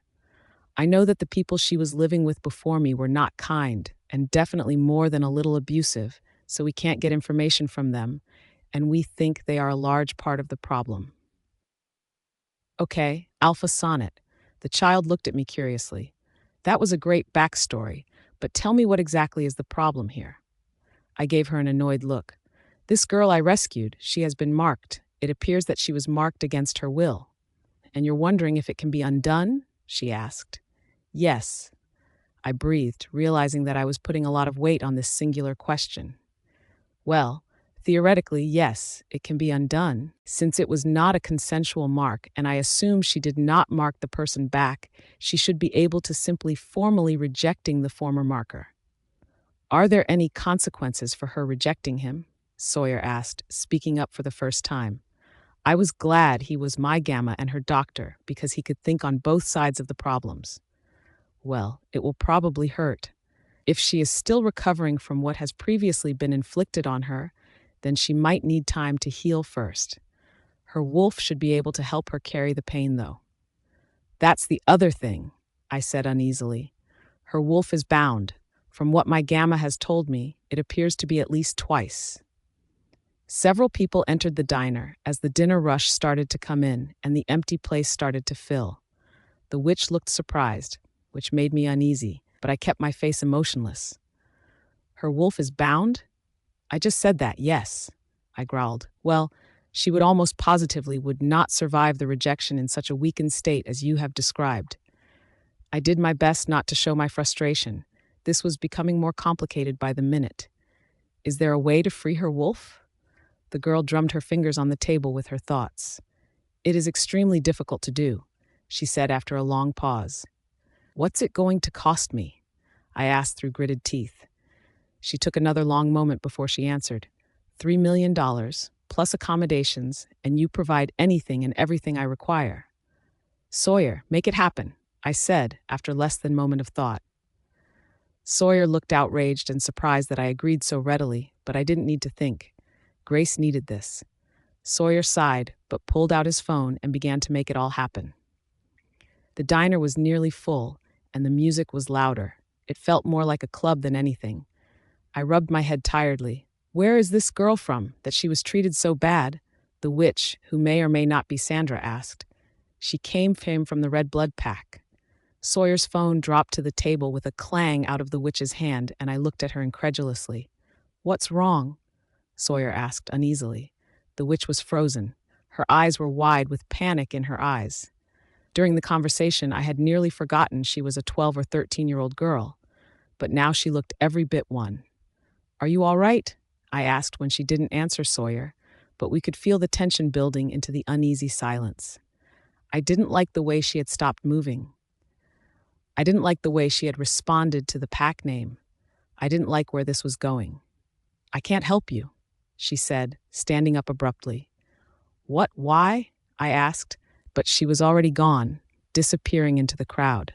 I slammed my car door in frustration. I couldn't believe we had come so close to freeing Grace and her wolf, only to fall short. The witch had to have used magic to conceal her path, but it made me feel like an idiot. How could she have slipped through my grasp so easily? I wasn't used to being defeated in literally anything, and this was by a freaking witch. Fuck, that could have gone better. Leon sighed as he climbed into the driver's seat, and Sawyer got into the back seat. "That was a disaster," I grumbled. "We learned a few things, so it wasn't a total waste." Leon rationalized. "And what did I learn?" "Well, for starters, we learned that this goes a lot deeper than just Grace," Leon answered. "Yay, Grace is the catalyst." I ran my hair frustratedly through my hair. "More like you made Grace the catalyst because you removed her from their pack," Sawyer muttered. "Explain." Sawyer raised his hands in defense before continuing. "I'm sorry. I just meant if you hadn't found her, her pack might not have disappeared. The witch wouldn't have freaked out because she wouldn't have been called, and we might not have noticed something was off. But now we know, and we are actively working to uncover it, so we won't be blindsided anymore." I knew he was right, but I ran a hand tiredly over my face. "I also think that the fact that the witch was unwilling to help should very much alarm us," Leon added. "You are the Alpha King. You should be the scariest thing in this kingdom. If the Red Blood Pack has her scared, there's more going on than we realize." "I need to think. Let's get home and get the team together, and we can try and map out what the hell is actually going on and try to strategize from there," I said after a long moment. Both my beta and my gamma agreed, but I knew they were both thinking about what we had just uncovered. As soon as Leon pulled in the driveway, I felt a weird excitement to go see Grace. I knew I had left her sort of abruptly earlier, but I was hopeful that she hadn't minded too much.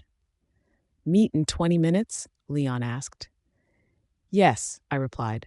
"My office. I want updates from when we were gone. I'm going to go shower." The darkness barely registered in my mind, but it did just enough to realize that Grace was probably sleeping now, so I chose to shower really quick in a guest room. I felt refreshed and more awake after the shower. My head felt clearer as I made my way to my office. "Anyone come up with anything new?" I asked as I walked into my office. "No, there are no leads on where Sandra or any other of the witches live, but we only know of about 7 of them, and know of should be used loosely.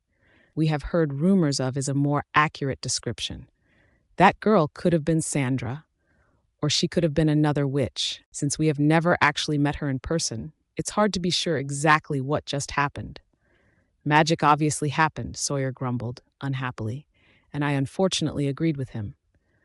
"Okay, anything weird happen here while we were out?"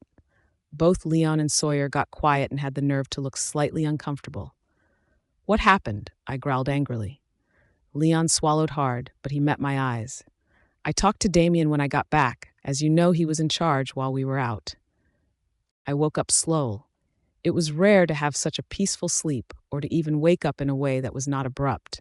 I tried to move and realized that I couldn't. I opened my eyes and realized that Alpha King Rhys's arms had me locked in against his very naked body. Oh God, what if he touched me like that? What if he was just like every other person I had known in my old pack? "You're awake."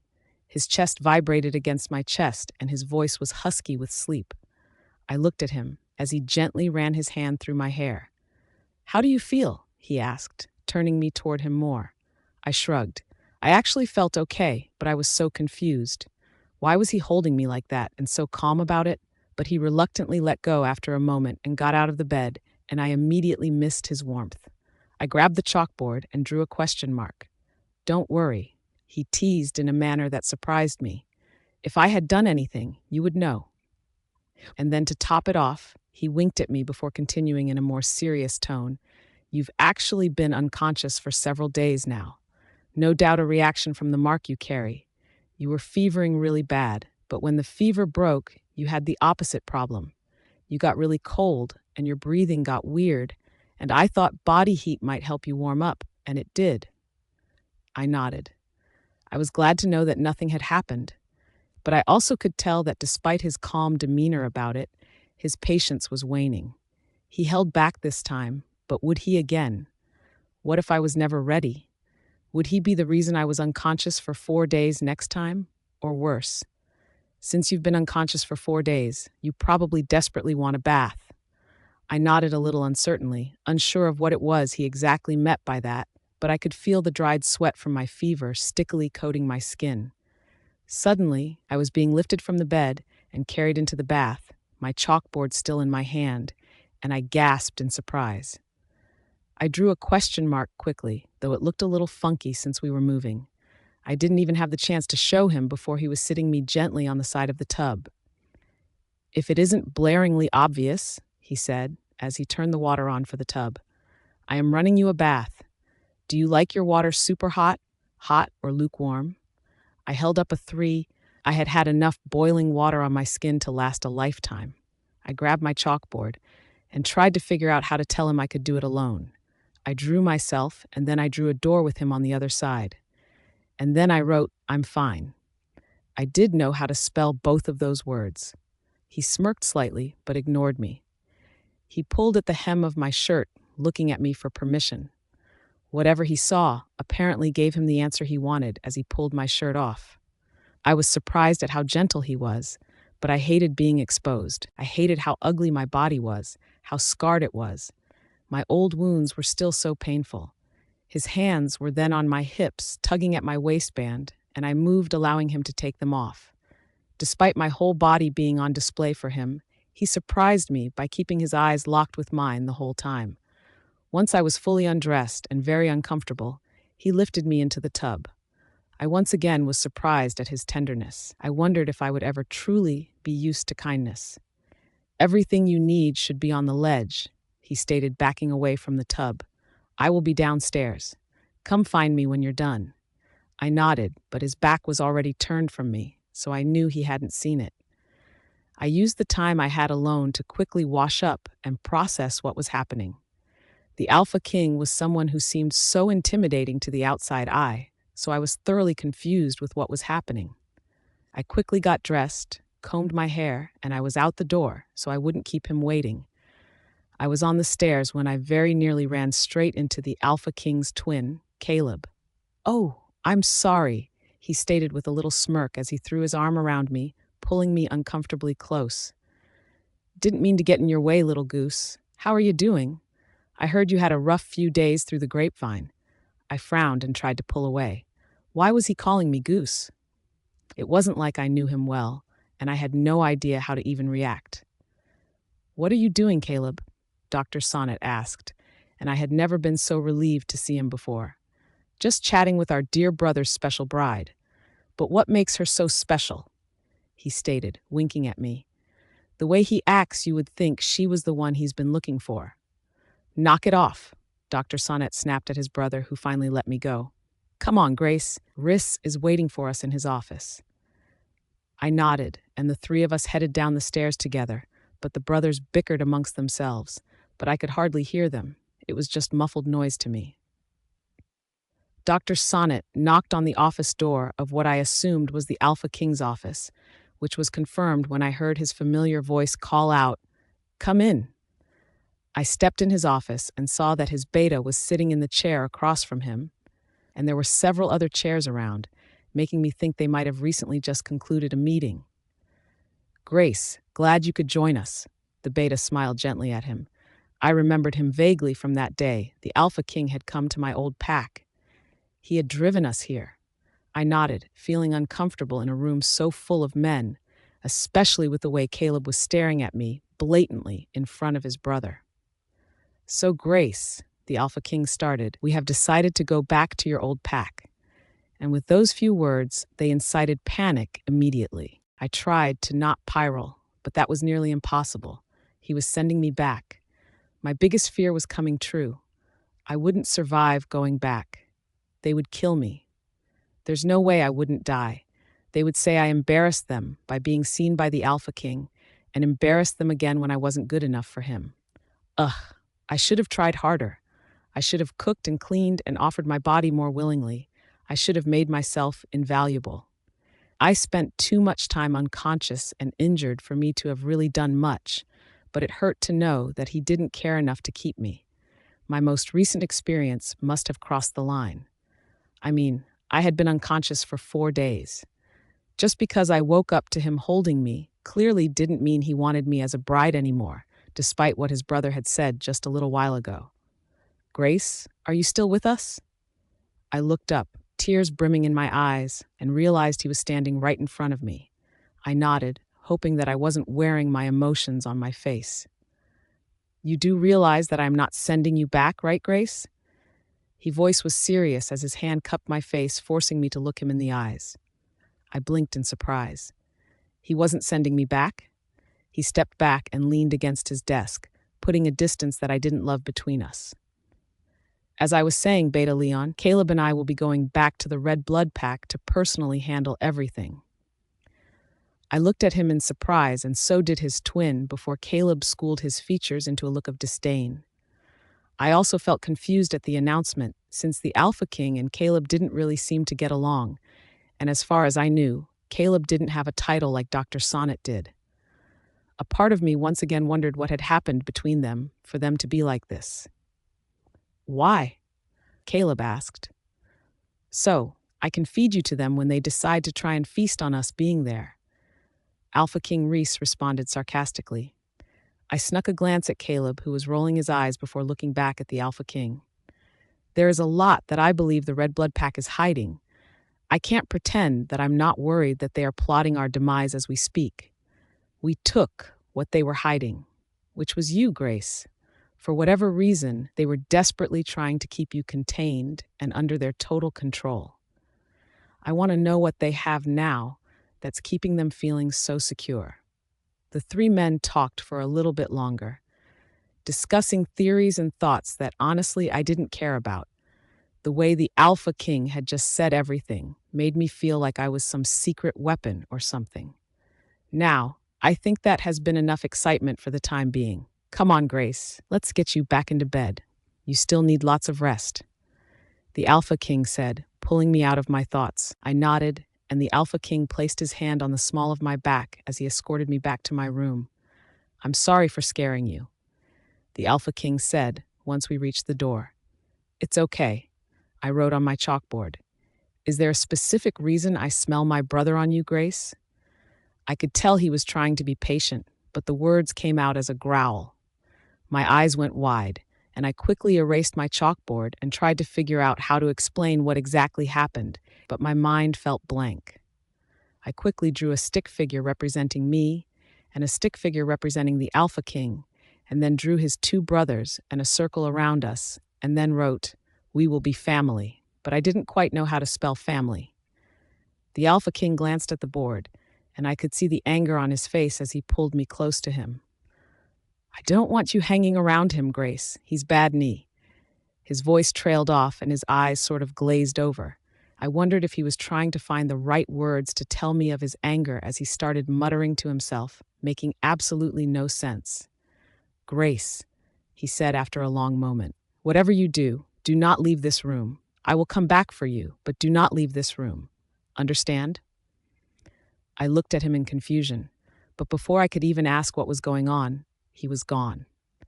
A scream from outside drew my attention away from the Alpha King's abrupt exit, and I turned toward the window.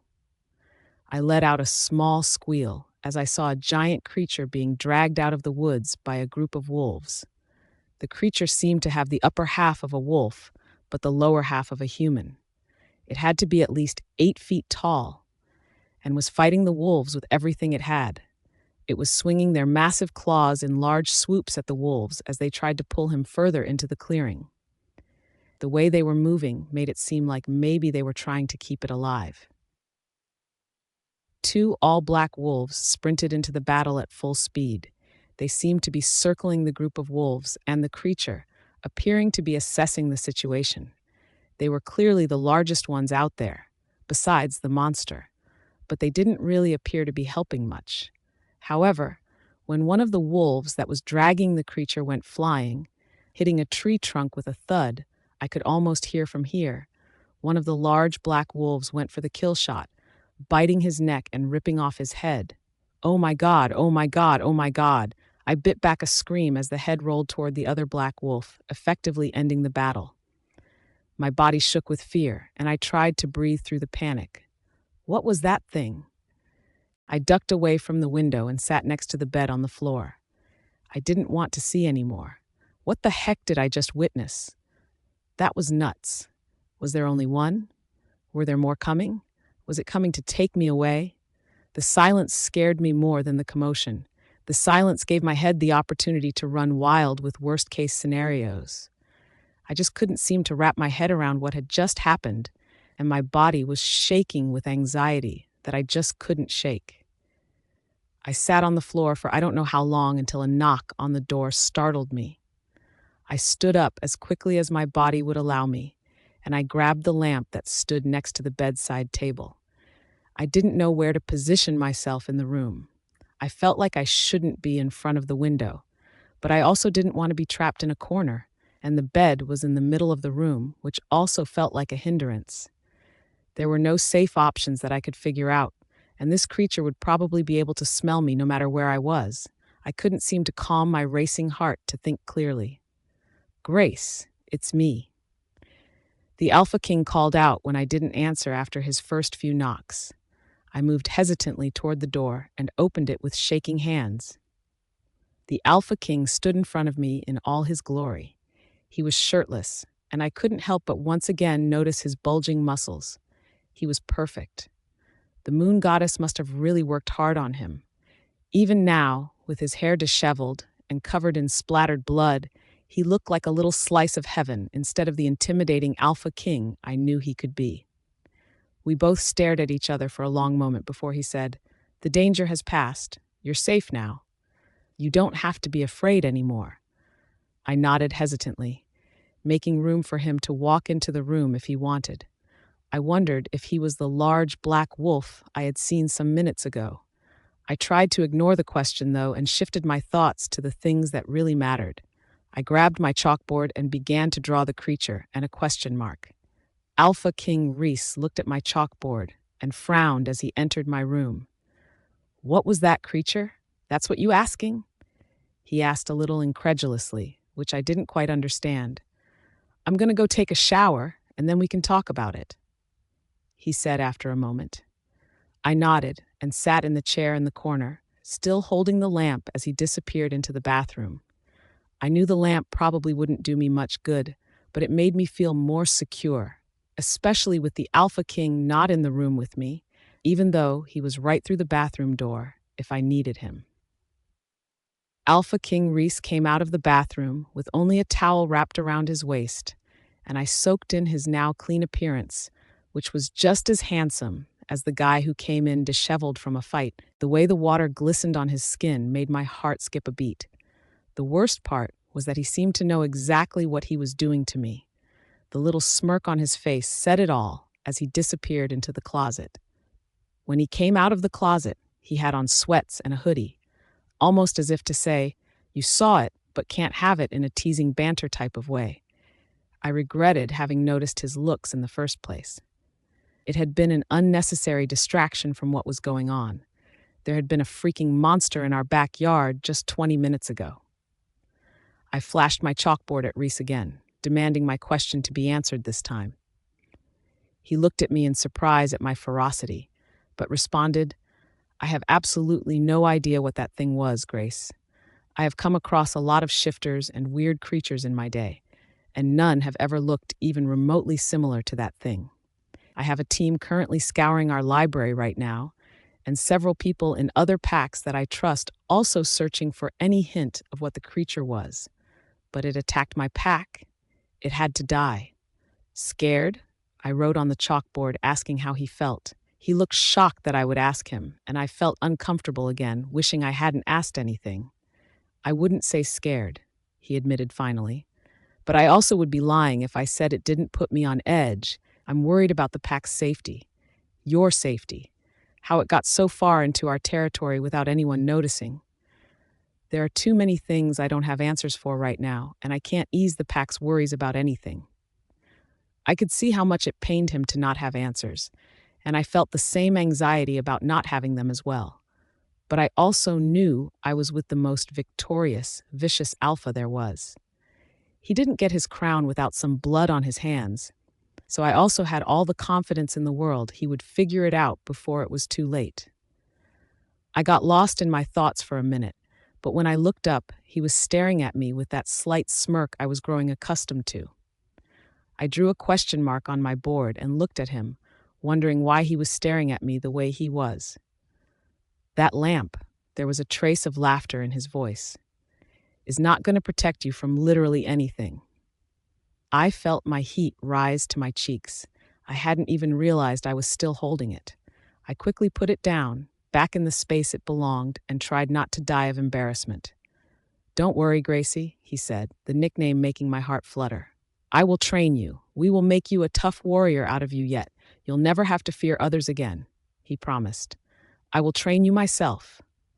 His promise took me by surprise, but I didn't say anything. There was no way I could match the Alpha King's power. "Don't worry," he smirked. "I can control my strength, Grace. I won't hurt you." I touched the scar subconsciously on my stomach. How would my body ever be able to do what I need it to do? It couldn't even heal right. I could never protect myself before. Even with training, I wasn't sure I'd ever be able to do that. "Are you in pain?" Alpha King Rhys asked with a frown. He was staring right at my hand, touching a large scar across my stomach. I shook my head no. I was fine. There was always pain, but it was nothing like it used to be, and that scar had been long healed. It just looked ugly now. A sign of weakness, a sign of old humiliations, and never being good enough to even exist. I had often wished I didn't exist. The Alpha King knelt in front of me, pulling my hands off my stomach and into his body. "Those scars you have, Grace, they are yours and yours alone. They are your battle scars from wars you didn't ask to fight in. They are your story to tell to who and when you want. You have gone through hell and back, Gracie, and you have more strength than most people in this world. Think of them as a symbol of your new beginning, the one where you actually get to heal, the one where you don't have to be afraid anymore.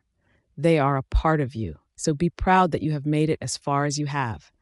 They are a sign of your strength, your resilience, your power. You never have to let anyone take your power ever again." I tried to breathe, but it felt hard. No one had ever said such kind, powerful words to me before. No one had ever told me I was strong for having to have endured what was just my life. I had always just existed and endured. I didn't even know what I could say to that.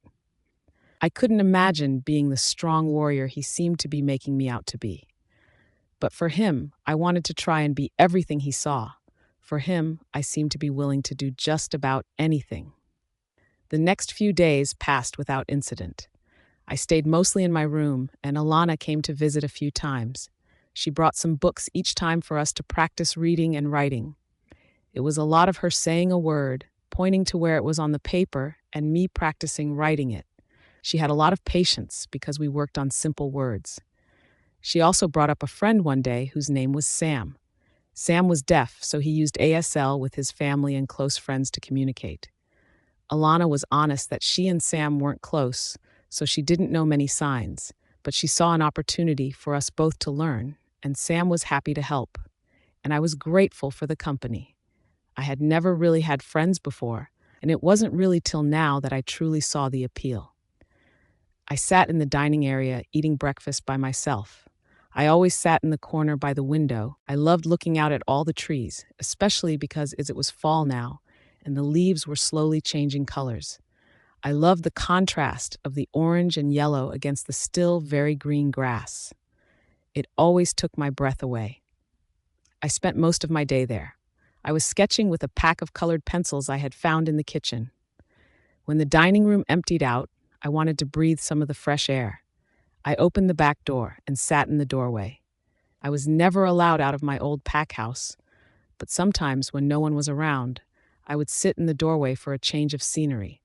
I made sure to never cross the line, and I only did it when I wasn't expected to do anything or be anywhere. I smiled as I saw the kids in the distance getting out of school. Some ran and some walked, and the wind carried their laughter. I had never been to school or gotten to be carefree like that, but I wished I had. I used to imagine it as a child. I used to dream I could live the way they did. "What are you doing?" I turned to see who was talking and quickly got to my feet. "Dr. Sonnet, hello," I greeted him a little breathlessly. "I've told you," he smiled. "It's Sawyer to you. But seriously, why are you just sitting in the doorway?" "Fresh air," I wrote on my chalkboard. "You know you can go outside, right?" he asked. "The danger has passed. There's no sign of any more monsters, and we've upped security along our borders and in them." My eyes widened. I could go outside? I had never been allowed outside alone before. I quickly wrote on my board, "It's okay." Sawyer muttered the words as he read it and looked at me in confusion.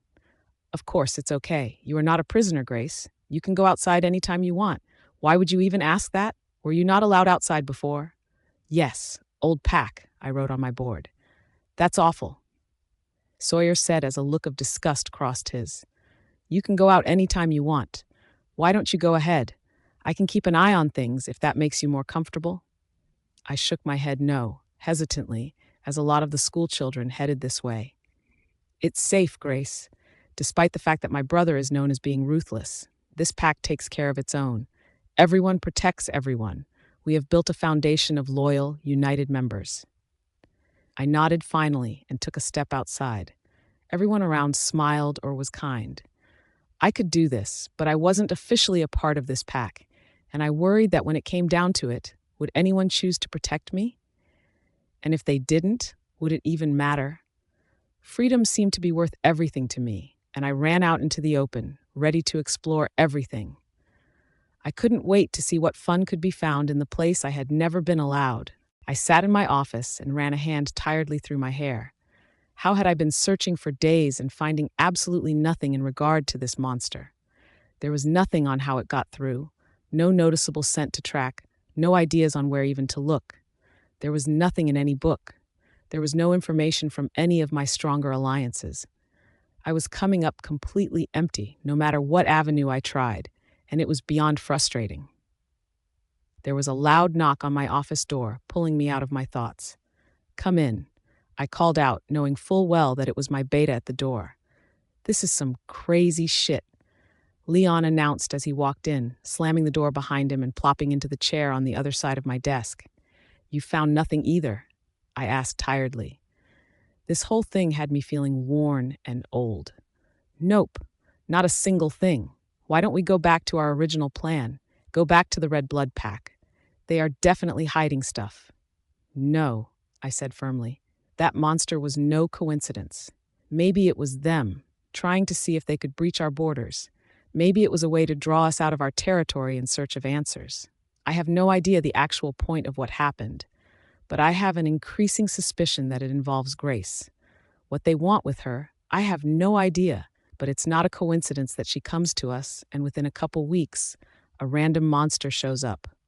I cannot leave her right now without the utmost protection, and part of that secure protection is me." "So what is the plan, Alpha?" Leon asked, knowing I was rarely wrong about these things. "I need you to find that stupid witch, or any witch, to start. It's rarely a good thing when witches are involved. Meeting with Sandra gave us a few places to start, but it also left us with more questions than answers. There is little we can do until we find more answers. So, whatever we have to do, acquire me a freaking witch." Leon nodded. We both understood the severity of the situation. If we didn't get some answers soon, our pack would stay vulnerable, and as the King Pack, vulnerability was not an option. Leon stood up, mumbling something about he had to go make a phone call, and I took the time to just breathe for a second. I knew the more I tried to force answers, the less likely they were to come. I looked out the window when I heard kids' laughter. To my surprise, Grace was standing in a wildflower field. There were 3 or 4 kids near her, and I was surprised to see how much she was seemingly enjoying herself. The kids were picking flowers and putting them on her head as they all frolicked around the field. It was sweet. They then started playing a game and they started moving toward the forest. I immediately panicked. I stood up from my desk and raced to the back door as my wolf just told me to. Go, go, go! I needed to get to her before something bad happened. I needed to warn her not to far, and her being out of my sight for even 10 seconds felt like too much time. I would have completely blown by Sawyer if he didn't reach out and grab my shirt, forcing me back. Let go, I growled at him. No, he responded with a trace of laughter in his voice. Sawyer, I'm not kidding. I have to get to Grace? He finished my sentence for me. Yes, I bit out.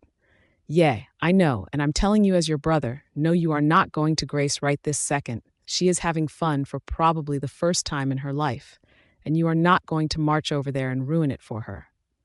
Sawyer answered calmly, making me freeze. She's too close to the forest. I tried. And what if she gets hurt? This is good for her. Sawyer answered, letting go of my shirt. She is just playing with some kids, and by the looks of it, it's tag. You are overreacting by a mile. We played way worse games than that growing up, he teased. I had no argument for him. He was right, but the idea of something happening to hurt incited a panic in me like nothing else ever had. And I'm not an idiot, Sawyer continued when he realized I wasn't going to say anything. I was keeping an eye on things. She told me she had never been outside alone, bro. As her doctor, it's good for her to try things outside her comfort zone. She had never been outside alone before? My heart clenched a little, but I watched her play with the kids for a while. She was running when she caught sight of me, and she immediately stopped. It's time to get ready for dinner, I told her, trying to keep my voice even, despite my nerves. She nodded at me, but the solemn expression she often wore returned to her face, and I hated it. We walked back to our room in silence, but as soon as the bedroom door closed behind us, she was immediately scribbling on her chalkboard. I'm sorry, I was not running away. I was playing, she wrote. It was one of the clearest sentences she had ever written, taking me by surprise. I hadn't talked to her much in the last couple of days, but it was clear she had been working. I'm not mad. I just worry about you, I told her gently, pushing a strand of hair out of her face that had fallen out of her ponytail. I couldn't stand it if you got hurt. I wanted to try outside, she wrote. I'm okay. I nodded at her and cupped her face. I couldn't control how protective I was becoming over her, or how much I really wanted to lean down and kiss her lips in this moment. My wolf wasn't helping. He wanted her as much as I did these days. But I knew we couldn't do that right now. I wouldn't risk her, even if it was increasingly hard to keep my hands to myself. My wolf, agreeing with me, suggested that we should just kill the one who marked her, so we could claim her for ourselves. And I couldn't help but think that wasn't a half-bad plan. The only problem was, who was he officially? I caught myself leaning in despite what my head was telling me. Her big eyes were looking at me, and for once she seemed to have desire in her eyes as well. Kiss her, my wolf pleaded. No, I shook my head and backed away. I couldn't do that to her. She was just beginning to heal. I couldn't mess that up again. You should change for dinner, I told her. My voice was husky with desire. She nodded and moved toward the closet, and I sat in the chair for a moment trying to process what just happened. I had never craved intimacy like this before. No one had ever driven me or my wolf this crazy with desire. No one had ever made me think through consequences like this before either. I didn't want to hurt her. The idea of hurting her made my stomach churn, but the idea of touching her, kissing her, anything with her, made my heart flutter and my restraint wear thin. I had no idea how long I could go on like this, but there was no choice at the moment, and that unsettled me the most. I'll meet you in the dining room, I called out to Grace. I didn't wait for any response or sign she'd give me. I just bolted. I needed to get out of this room and put some space between us before I did something dumb like give in to my desire. I needed calm, but the yelling down the hallway told me I was not going to get it. You had no right! I heard my beta, Leon yelled. It's not my fault that your mate went looking for what you couldn't give. My twin Caleb shouted back. You knew she was my mate, Leon retorted angrily. Hey, I interjected with a sinking feeling.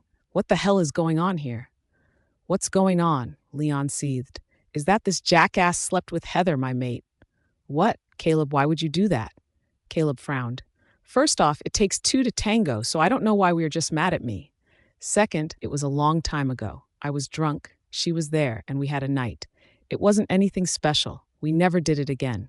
I don't understand what the big deal is. It was a long time ago. He answered simply, glaring at Leon. Being drunk is not an excuse, Leon shouted, and it doesn't make it okay. Caleb, I tried to keep my voice even, but I was fuming. How dare he act like it was no big deal? It was a big deal no matter how long ago it was. He had done this with several of the women I had thought might be the one for me. It had never mattered to him that they were mine. He had slept with them anyways. This has gotten out of control. You cannot sleep with every woman you see. There are people involved, people with feelings, people who you are supposed to care about. Caleb sneered. Give me one good reason to care about the feelings of your best friend. What has he ever done for me? But I did care. I cared enough to make sure his mate was well taken care of. The insinuation made Leon lunge, and I pulled him back, though a part of me wanted to let him go. Caleb might be my brother, my twin, but he was crossing too many lines for me to be comfortable with his behavior anymore. I am serious, I growled at him. This is your last warning, Caleb. There will be no others. I was drunk, Caleb argued. It was one time. I've done worse before. That shouldn't matter, I shot back. I don't get why you would even care. All those women were just using you anyways.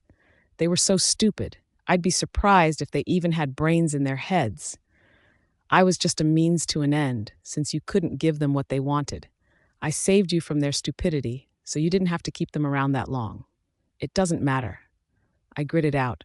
He was really testing my patience, and the fact that he showed absolutely no remorse was grinding my gears. You shouldn't touch what isn't yours. Caleb let out a laugh. He clearly didn't see a problem with any of this. Some of those women came to me, Rhys. That's not an excuse, Caleb. And I wonder just how long it's going to take for sweet little Grace to come find her way to my bed when yours is left cold and empty. He continued taunting. I didn't think. I lunged at my brother, knocking us both to the ground. The second he brought up Grace, he went too far, and I realized he would never change. We both tumbled to the ground as we both started to half shift. Anything went in this moment. Anything but the kill shot. But I wasn't thinking when I punched him repeatedly, and he swung back, hitting my jaw and my shoulder. My hand connected with his jaw, and my hand held his throat as he tried to break free. He protected his face with one hand and began to scratch my other in an attempt to get me to let go. Seriously, guys, Leon shouted over the scuffle. Knock it off before somebody sees. But we paid him no mind. This had been a long time coming, and for the first time since we were 12, we were going to do something about it. We hit, kicked, punched whatever we could, somehow finding us both on our feet again, but neither of us were off balance. He ran at me, but I defended myself well, only taking a punch to my shoulder as he attempted to then tackle me. I heard a gasp register in the background somewhere, and my stomach sank. I turned to see who had made the small noise, begging the goddess that it wasn't the person I thought it was. But when I turned, my whole body deflated. Damn it, it was Grace. I immediately released the hold I had on Caleb and straightened up. Leon, seeing what I saw, immediately jumped in to hold back a screeching, lunging Caleb, and I saw someone out of the corner of my eye move to help him. To my surprise, we had a sizable crowd watching the spectacle, but my eyes were only on one. I hated that I had lost control. I hated it more that I had lost control in front of her. I quickly straightened out my clothes and ran my hand through my hair. I needed to look as composed as possible for Grace. Grace, who was cowering in the doorframe, making herself as small as possible. Grace, whose sweet big eyes were closed in fear. Grace, who I could see shaking from head to toe because of something I did. I did this. Gracie, I whispered as I crouched down in front of her. She opened her eyes and looked at me with a fear in them I wished I could ease. It's okay. You're safe now. No one is going to hurt you. I promised. She gave me a questioning look as if to say, you turned on your own brother, you turned on your other brides. When will you turn on me? And that felt like a stab in the back that made me feel sick. I won't tolerate disrespect, I told her, and she whimpered, looking away from me. He will get what he deserves. You have nothing to fear. But even as I said those words, I felt like I was lying to her. She had no idea what respect actually meant. Her old pack seemed to have mistreated her, making her misunderstand the word, and my words of comfort weren't actually comforting at all. It was her own sister who had treated her poorly, and here I was from an outsider perspective doing the same to my brother. I wanted to slap myself for that one. I gently touched her face after a moment and forced her to look at me, trying to get her to see the sincerity in my eyes. You are safe, Gracie. It was just a scuffle. He did some horrible things he can't take back. I handled it poorly. I will handle it right now. Trust me? I pleaded. She hesitated a moment before nodding, and I breathed a sigh of relief. I stretched my arms out to help her up, and she took them looking gracious. She was clearly still frightened, but she seemed to have it under control, which was a start. Once we were both standing, I turned back to the sizable crowd that had gathered and regained my Alpha King composure. I was not the man to be messed with, and brother or not, there would be consequences. I turned toward my brother, Leon, and another pack member that I knew as Jason. Caleb was still fighting to get out of their grips, but he still when he saw me paying attention to him. Back for more, brother? He asked with a laugh etched in his face. I smiled at him coldly, and his face fell. Due to my brother, Caleb's, repeated transgressions against your Alpha King and you Beta, as well as several other members of the pack, I have decided that a severe punishment is now necessary. There was a murmur among the crowd, as more people seemed to be joining to see what was going on. I opened the pack link so everyone could be aware of what was happening. Caleb laughed out loud, clearly not believing I would do anything of any substance. I hereby declare, I continued loudly, that Caleb Sonnet will have the choice to be exiled or have a lifelong imprisonment. The choice of his punishment is up to him. The crowd let out a simultaneous gasp, and Caleb looked at me in shock. He had never expected I would go that far, but I was the Alpha King, and he had threatened what was mine. Rhys, surely you can't mean that. Caleb tried. I am your brother, your twin. And I gave you warning after warning after warning, Caleb. You should have heard me. You should have listened. You made your choices, not me. I tried to help you. You chose not to stop. You had no remorse for the damage you've done to your so-called family. I should have done this a long time ago, but I chose to believe you could change. But you won't. You made that very clear today. So, no more chances. Please, Rhys, he begged, the panic in his voice so real, I almost gave in. I am your brother, and this is harsh to anyone. I promise I will do better. You've had chances, I repeated. I have given you ample chances, more than I ever should have, so make a choice, or I will make it for you. I snuck a peek at Grace. Her face was pale, and I knew she was uncomfortable with what was happening, but she didn't show it. She stood tall, her blonde hair pulled back into a tight ponytail, for once not falling into her face. I was so proud of her bravery that I almost forgot that we had a whole crowd around us as I stared at her. Keyword, almost. And when I remembered, I forced myself to look away from her and back at my brother. Rhys, you can't be serious. What am I supposed to do? It is no longer my problem, I replied. If you can't make a choice, I will make it for you. You would use your alpha power on me, your own brother? His eyes glowed with fury, and I could tell his wolf was fighting for control. Yes, I said calmly but coldly. So what is it going to be? Lifelong imprisonment or banishment? And we were met with silence as the question hung in the air between us. I could feel the intense gaze of everyone around us, but I didn't take my eyes off of my brother. Caleb looked calm, but I could see his inner turmoil to stay or go, but he had to make a choice. He was discrediting everything I had built, discrediting me, my Beta, taking our honor, hurting the people he was supposed to love. It was too much. He wasn't supposed to do this to his family. He should have taken his warnings more seriously. May I have time to pack my belongings? Caleb said, finally meeting my eyes. Yes, I responded coolly. Then I choose banishment. Caleb answered just as coolly. I sighed and nodded. Beta Leon will supervise. You have an hour and a half. Caleb grimaced but nodded, standing on his own 2 feet, free of the people who had been restraining him. I nodded for them to go and stood there for a moment, feeling a little lost. I was losing my brother, and despite what he had done, I felt heavy about my decision. He was my twin after all. We might not have been close, but he was my other half. A small, gentle hand touched my arm, bringing me back to reality. I looked down to see Grace's steady hand of encouragement, knowing what it must have just taken her to touch me first. I gave her a small smile and turned back toward the crowd. You may all head on to dinner, I told them, pulling Grace's hand into my own. She looked hesitant but pulled out her chalkboard and stabilized it against the wall before beginning to write. You okay? She asked. The temptation was too real. I kissed the back of her hand before reluctantly letting it go, so I wouldn't do something like that again. I will be, I told her. She nodded in understanding and didn't ask any more questions. I'm going to go talk to Sawyer. Are you all right going to dinner alone now? She nodded again and gave me a small smile.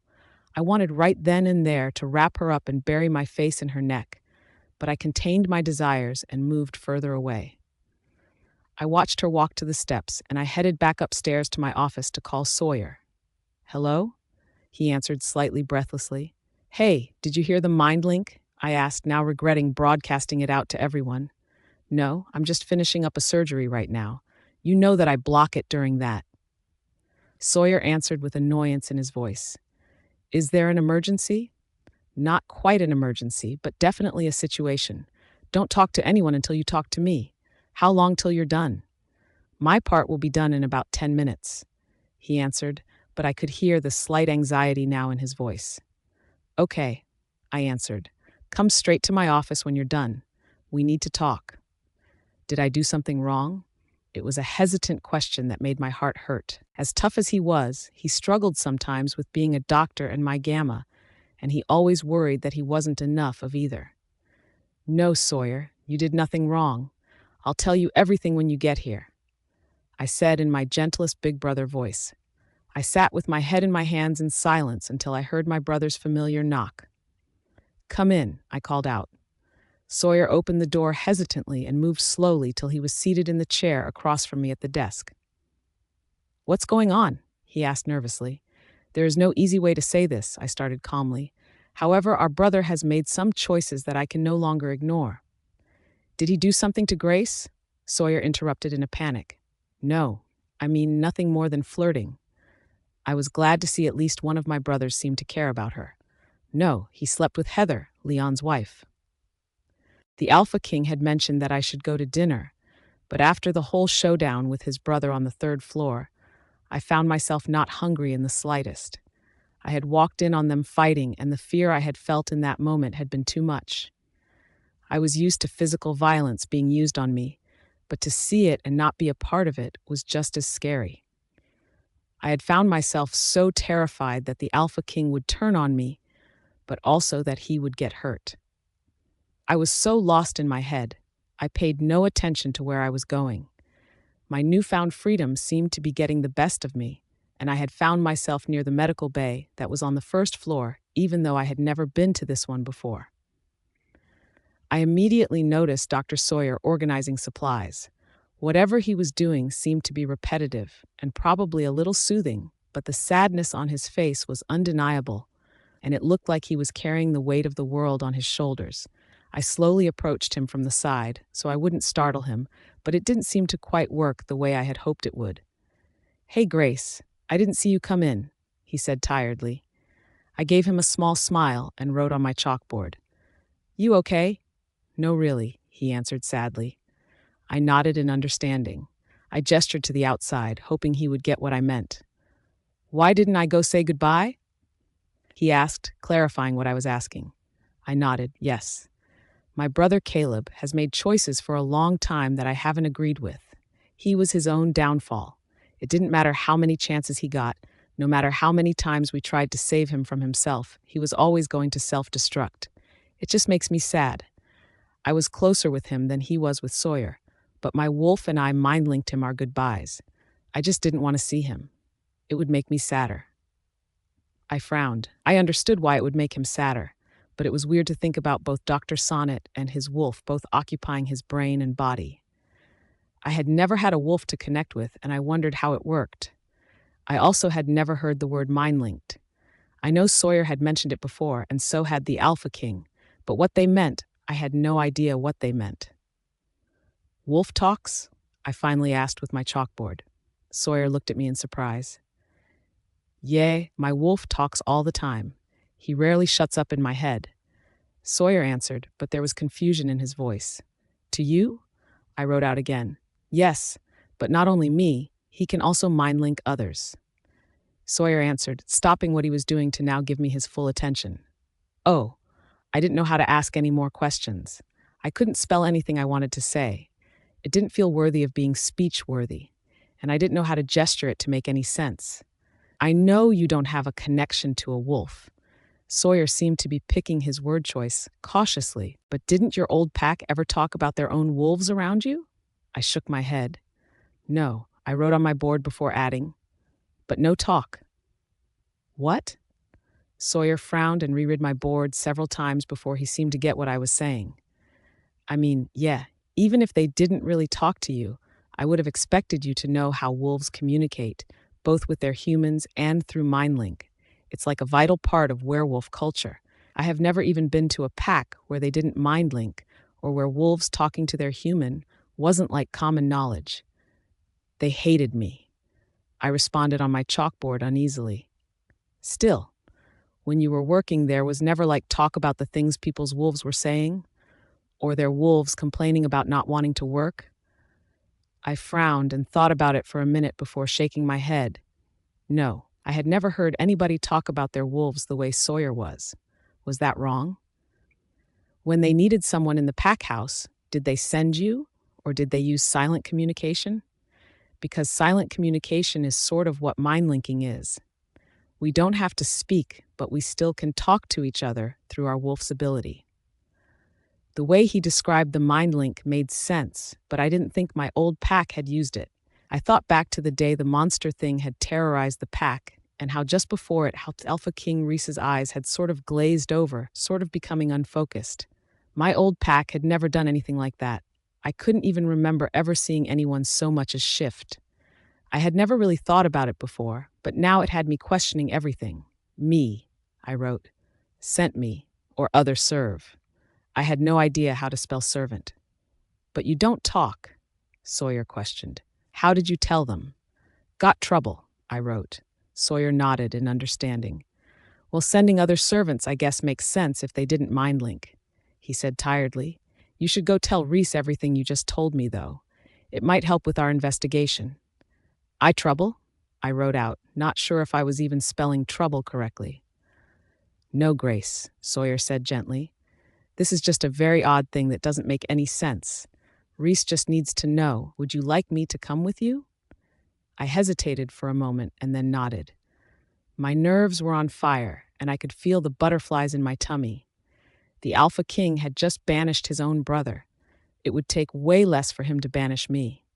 So despite Sawyer's words, I was scared to death to tell the Alpha King what we had just learned, and maybe, just maybe, Sawyer would be able to help me explain what we had just uncovered about my old pack. I walked with Sawyer in silence back to the main area of the house and up the million stairs toward the Alpha King's office. My mind was racing. How was I going to explain what Sawyer and I had been talking about? I was only able to talk with him because he asked questions and could follow my line of thinking. How was I to explain what we just talked about from the beginning without the leading questions? How was I to know what was important? I had spent most of my life alone. I had never had a friend before. I had never been someone they even held simple conversations near, as if I would poison their thoughts or something.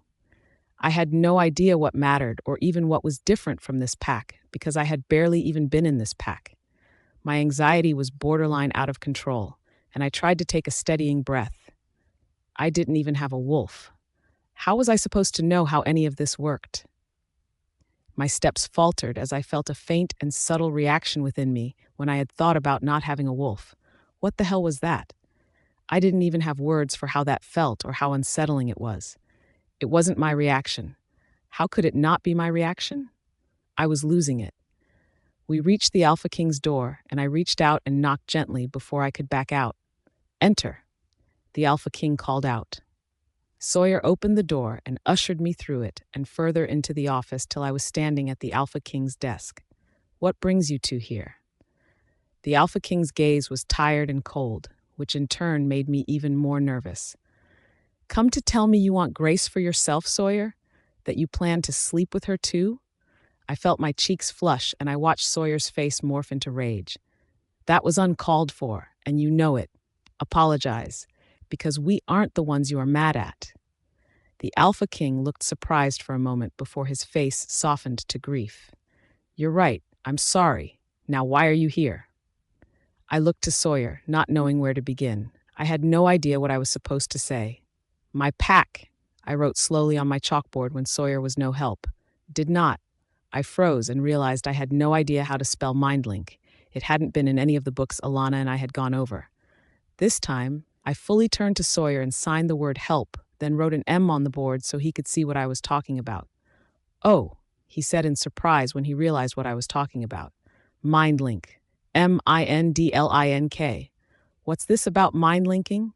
Alpha King Rhys demanded angrily as I scribbled the letters that Sawyer had just told me. Fear surged through me as I flashed him the board. He was going to banish me, just like he did his brother, or worse. Maybe he'd torture me so I'd remember my place. My old place was really where I seemed to belong. "Your old pack doesn't mindlink?" he asked, his voice cold and not inquisitive at all, and all hope I had that he would understand faded. I shook my head, fearing his wrath that I had seen in full force earlier this afternoon.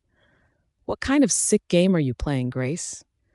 he shouted, making me cower back slightly behind Sawyer as the Alpha King grabbed my chalkboard out of my hands.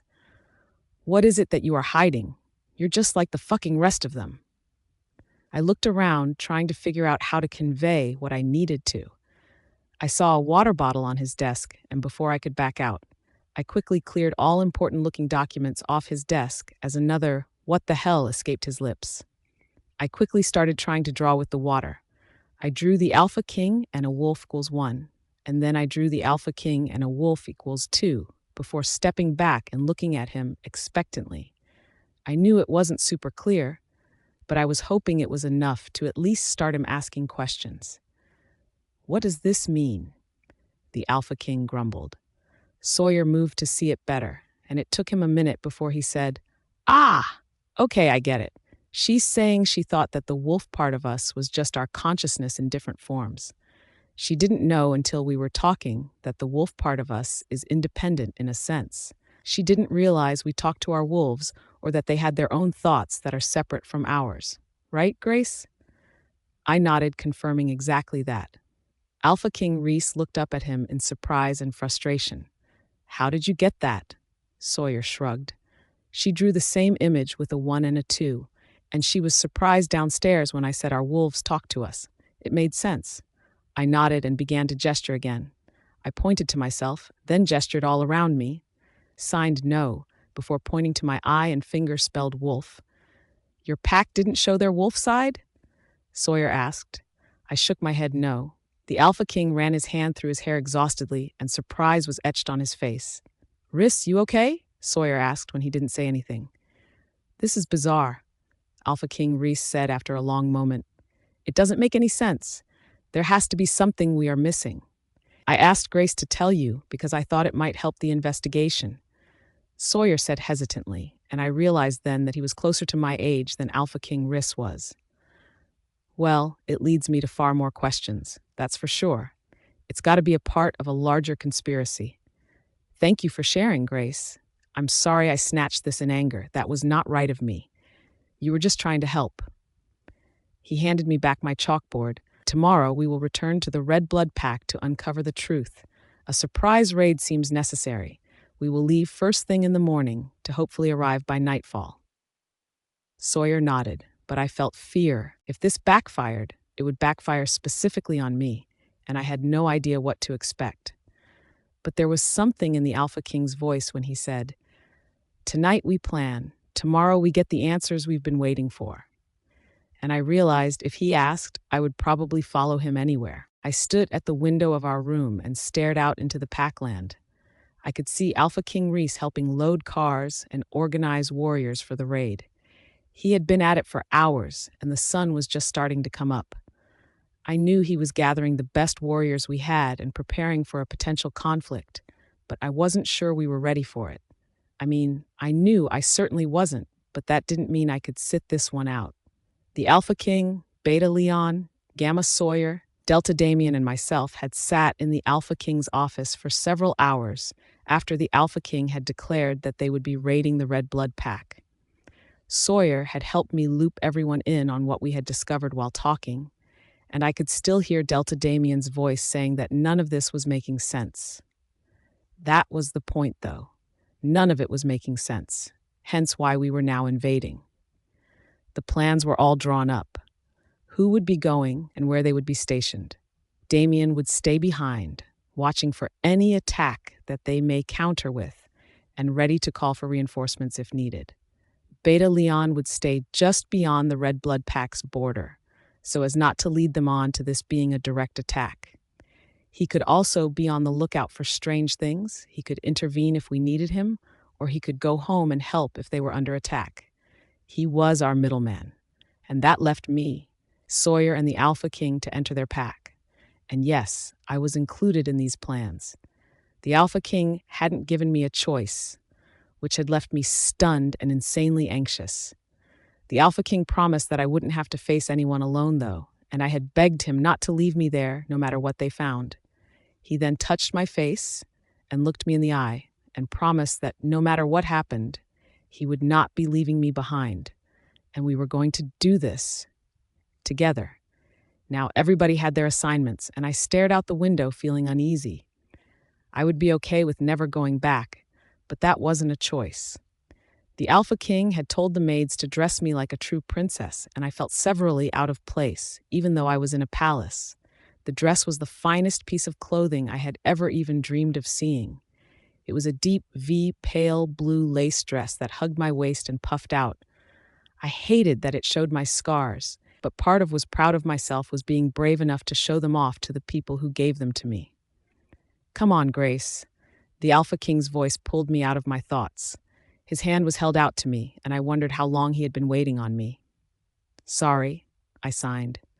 "No need to apologize." He soothed as he guided me out of the room. He also looked handsome.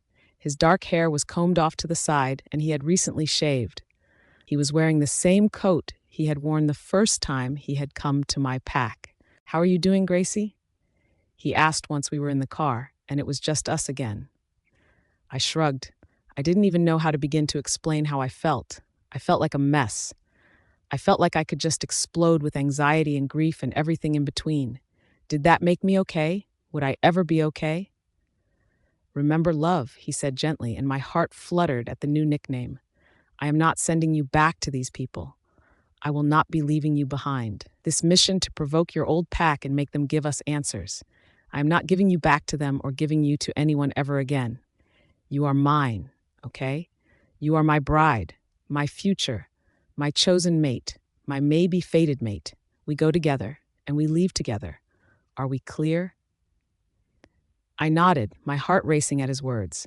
That was probably the most romantic thing I had ever heard in my life, and it was directed at me. I wondered if he had had me dressed like a doll to make a statement.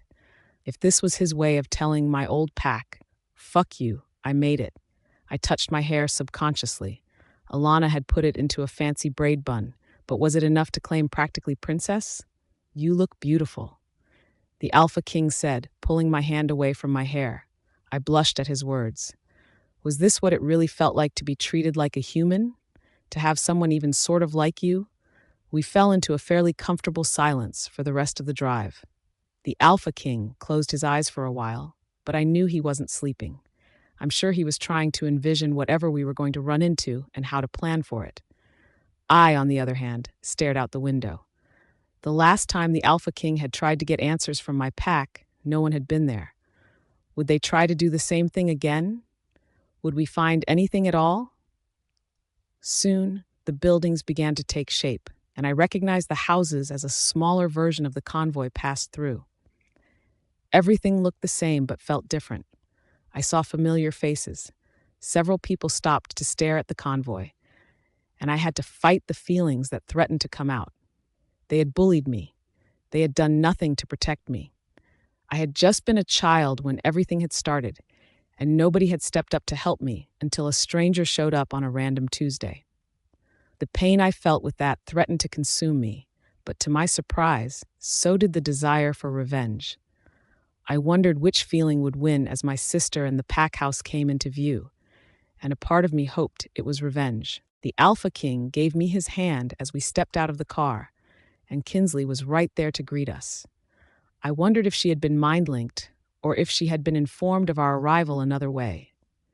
Kinsley looked very much the same as I had left her. She was dressed to the nines.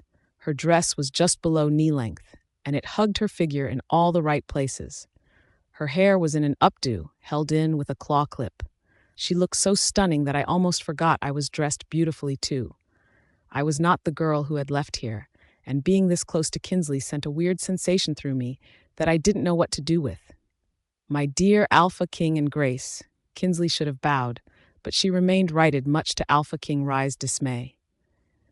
To what do we owe this unexpected visit? I am so excited to see you both.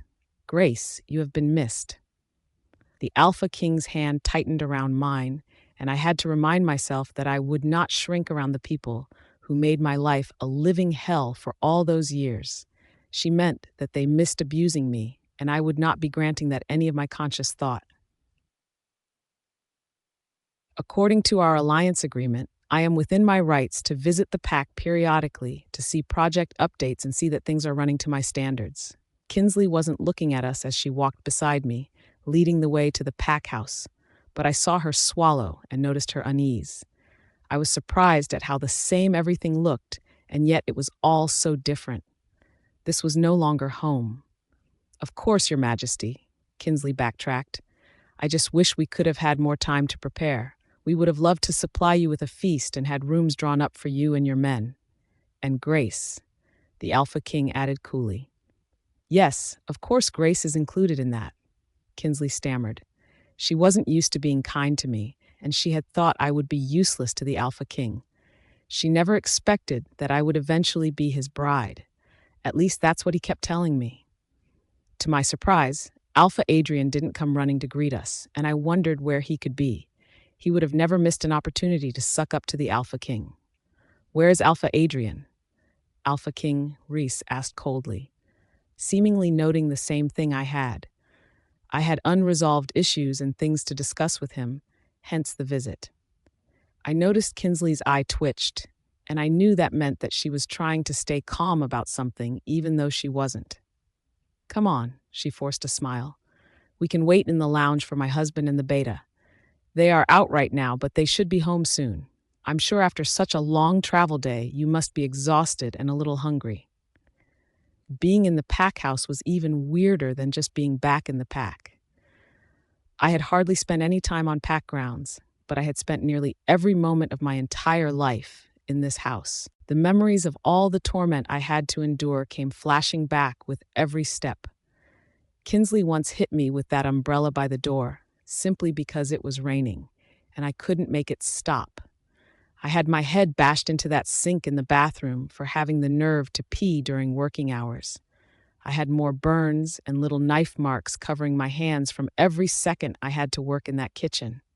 Kinsley and Adrian had thrown me down these steps more times than I could even count. Please, sit. She wasn't even directly addressing me, but the words still seemed difficult for her to even say. The Alpha King led us to the couch he had been sitting on the first time we met. He gestured for me to sit first, and then took his place next to me. Kinsley grabbed a bell from the side table near the door and rang it loudly. A servant immediately appeared, and Kinsley ordered them to return with snacks and tea, stating again how hungry we must be after our long travels. The servant didn't so much as spare us a glance before bolting from the room to get what Kinsley had asked for. "So, Luna Kinsley, where is your husband?" Alpha King Rhys asked once the servants had brought in the tea and snacks. "Oh, he'll be back soon," Kinsley tried to play it off. "He's out on business right now. You know how it is. I can hardly keep up with my own schedule, let alone his." I tried not to laugh because we both knew that Kinsley had no schedule to keep. She pawned everything off on others. "I hope he'll be back soon. We have important business to discuss," Alpha King Rhys stated coolly. "Please, while you wait, just enjoy the refreshments to ease your fatigue. I know how hard it is to travel so far." I snuck a glance at the Alpha King. He appeared to be irritated, but he lifted the offered cup, and my unease only intensified as I stared at the cup. What the heck? I couldn't help the feeling. It was overwhelming. I almost couldn't breathe as I just stared at his cup. What was the deal with this cup? He started to raise it to his lips, and before I even knew what I was doing, I knocked it out of his hand, startling everyone, including myself, but especially Kinsley. The Alpha King's eyes met mine in surprise, and I looked at him with pleading eyes, begging him to understand. I had no idea how to explain the feeling I had about the drink. I just knew he couldn't drink it. He seemed to get what I was telling him because the next thing I knew, he stood up and grabbed Kinsley by the neck, lifting her off the ground. A small gasp escaped my lips, and I tried to keep my emotions in check as fear threatened to take control. "What did you do?" he demanded. I grabbed Luna Kinsley by the throat and slammed her into the wall. I watched fear cloud her eyes as she squirmed beneath me, but I didn't loosen my grip. There would be hell to pay for messing with me and what's mine. "What did you do?" I demanded, showing my teeth and letting my aura slip a little. "Nothing," Kinsley exclaimed. "Do not lie to me." I growled, tightening my grip. Real tears fell freely from Kinsley's eyes, unlike her usual fake tears, but she stood by her story. I didn't do anything. Please believe me. It's her. She's framing me." "So does that mean that you were trying to poison Grace or me?" I asked, but the idea of her trying to harm Grace right in front of me just made me angrier. "Please let me go. My husband won't appreciate your hands on me." "Your husband is lucky I didn't kill you for trying to poison me," I roared. "Tell me why you tried to poison us. Does it have anything to do with the mark on her neck?" "What?" Kinsley's face visibly paled, but the confusion on her face looked real. Who from this awful pack had the nerve to forcibly mark this girl? The longer this went on, the angrier I was getting. Out of the corner of my eye, I saw Grace reach out to a shaky hand toward me, just as the door to the room swung open, revealing a very angry Adrian. Grace's hand recoiled immediately. "Get your hands off her!" he shouted, shoving me back. His shove was weak and had no impact on me, but I moved away slightly so I could shield Grace more. Well, well, well, look who finally showed up. I jeered, clapping my hands slowly. "Just because I'm not here means that you have the right to touch my mate?" Adrian seethed.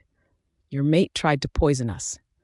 I watched Adrian take a small breath in an attempt to calm himself, but there was still anger burning in his eyes, and something else that looked something like lust every time he looked at Grace, making me want to hide her anywhere but here, so he would never be able to see her again. I wanted her to be anywhere but here. "Please, let's just all calm down here. This is all just a big misunderstanding." Adrian tried. "How is poisoning me and my mate a misunderstanding?" I asked through gritted teeth. I could see a blush rise to Grace's face at the word mate. It was clear she still wasn't used to such words. "Your mate?" Adrian stuttered. "Yes, and that leads me to my next question. Since you are her old pack alpha, who the hell marked her without her consent? Because she sure as hell wasn't living a good mated life when I took her with me on my last visit." I watched the worry on Adrian's face grow as he just as quickly tried to mask it. He seemed to realize much quicker than I expected that he was in a losing battle, but I was curious what their next move would be, since they always seemed to be a step ahead. "Listen, Alpha King Rhys, my mate meant you no harm. She saw her sister, who, as you know, has had a very troubled past, as I am sure you have noticed in your home as well. And she panicked. It was all in self-defense. First of all, Grace has a name. Second, she has caused no trouble in my home, which is leading me to question your leadership skills and your failure to protect those under you. Third, Grace hasn't done a damn thing since was got here. She hasn't spoken, she has hardly moved, she has sat here calmly and politely and protected me from your poison. So I'd like to know more about her time here and why the hell she was marked without her consent. It was my beta, Your Majesty. Grace had led him on and he lost control of himself. Do you let everyone in this godforsaken place just do as they please? I growled. Bring him to me. There will be hell to pay for touching what is mine. Of course, yes, Kinsley, go retrieve Beta Quinton. Kinsley nodded, but it wasn't hard to miss the fear on her face as she slipped out of the room and made eye contact with me. Grace, she looked up at me with her wide blue eyes of hers that showed her fear so openly. You are being so brave. I will make them pay for what they have done to you, my love. You are so much more than they say. She looked hesitant, but she nodded, nonetheless. Now, should we talk about our alliance now? Alpha King Rhys, Adrian asked, trying to pull the attention off of Grace, almost as if he was afraid she would say something. Alpha Adrian, I think you must be delusional if you think our alliance is still intact, after a poisoning attempt and the mistreatment of my mate. Sir, please, let's leave the past in the past. We have so much to offer you. Alpha Adrian continued to plead his case. I'm aware of what you have to offer. I forced my voice to remain calm, even though all I wanted was to rip them all apart. Alpha Adrian misunderstood what I meant by my statement, and immediately began to go into great detail about the things he thought would benefit my rule. But there was something off, something he wasn't saying. Grace touched my arm gently. She seemed to notice the shift in my mood, and her face looked worried. I took her hand in mine, reassuring her that I wasn't actually going back on my promises to her.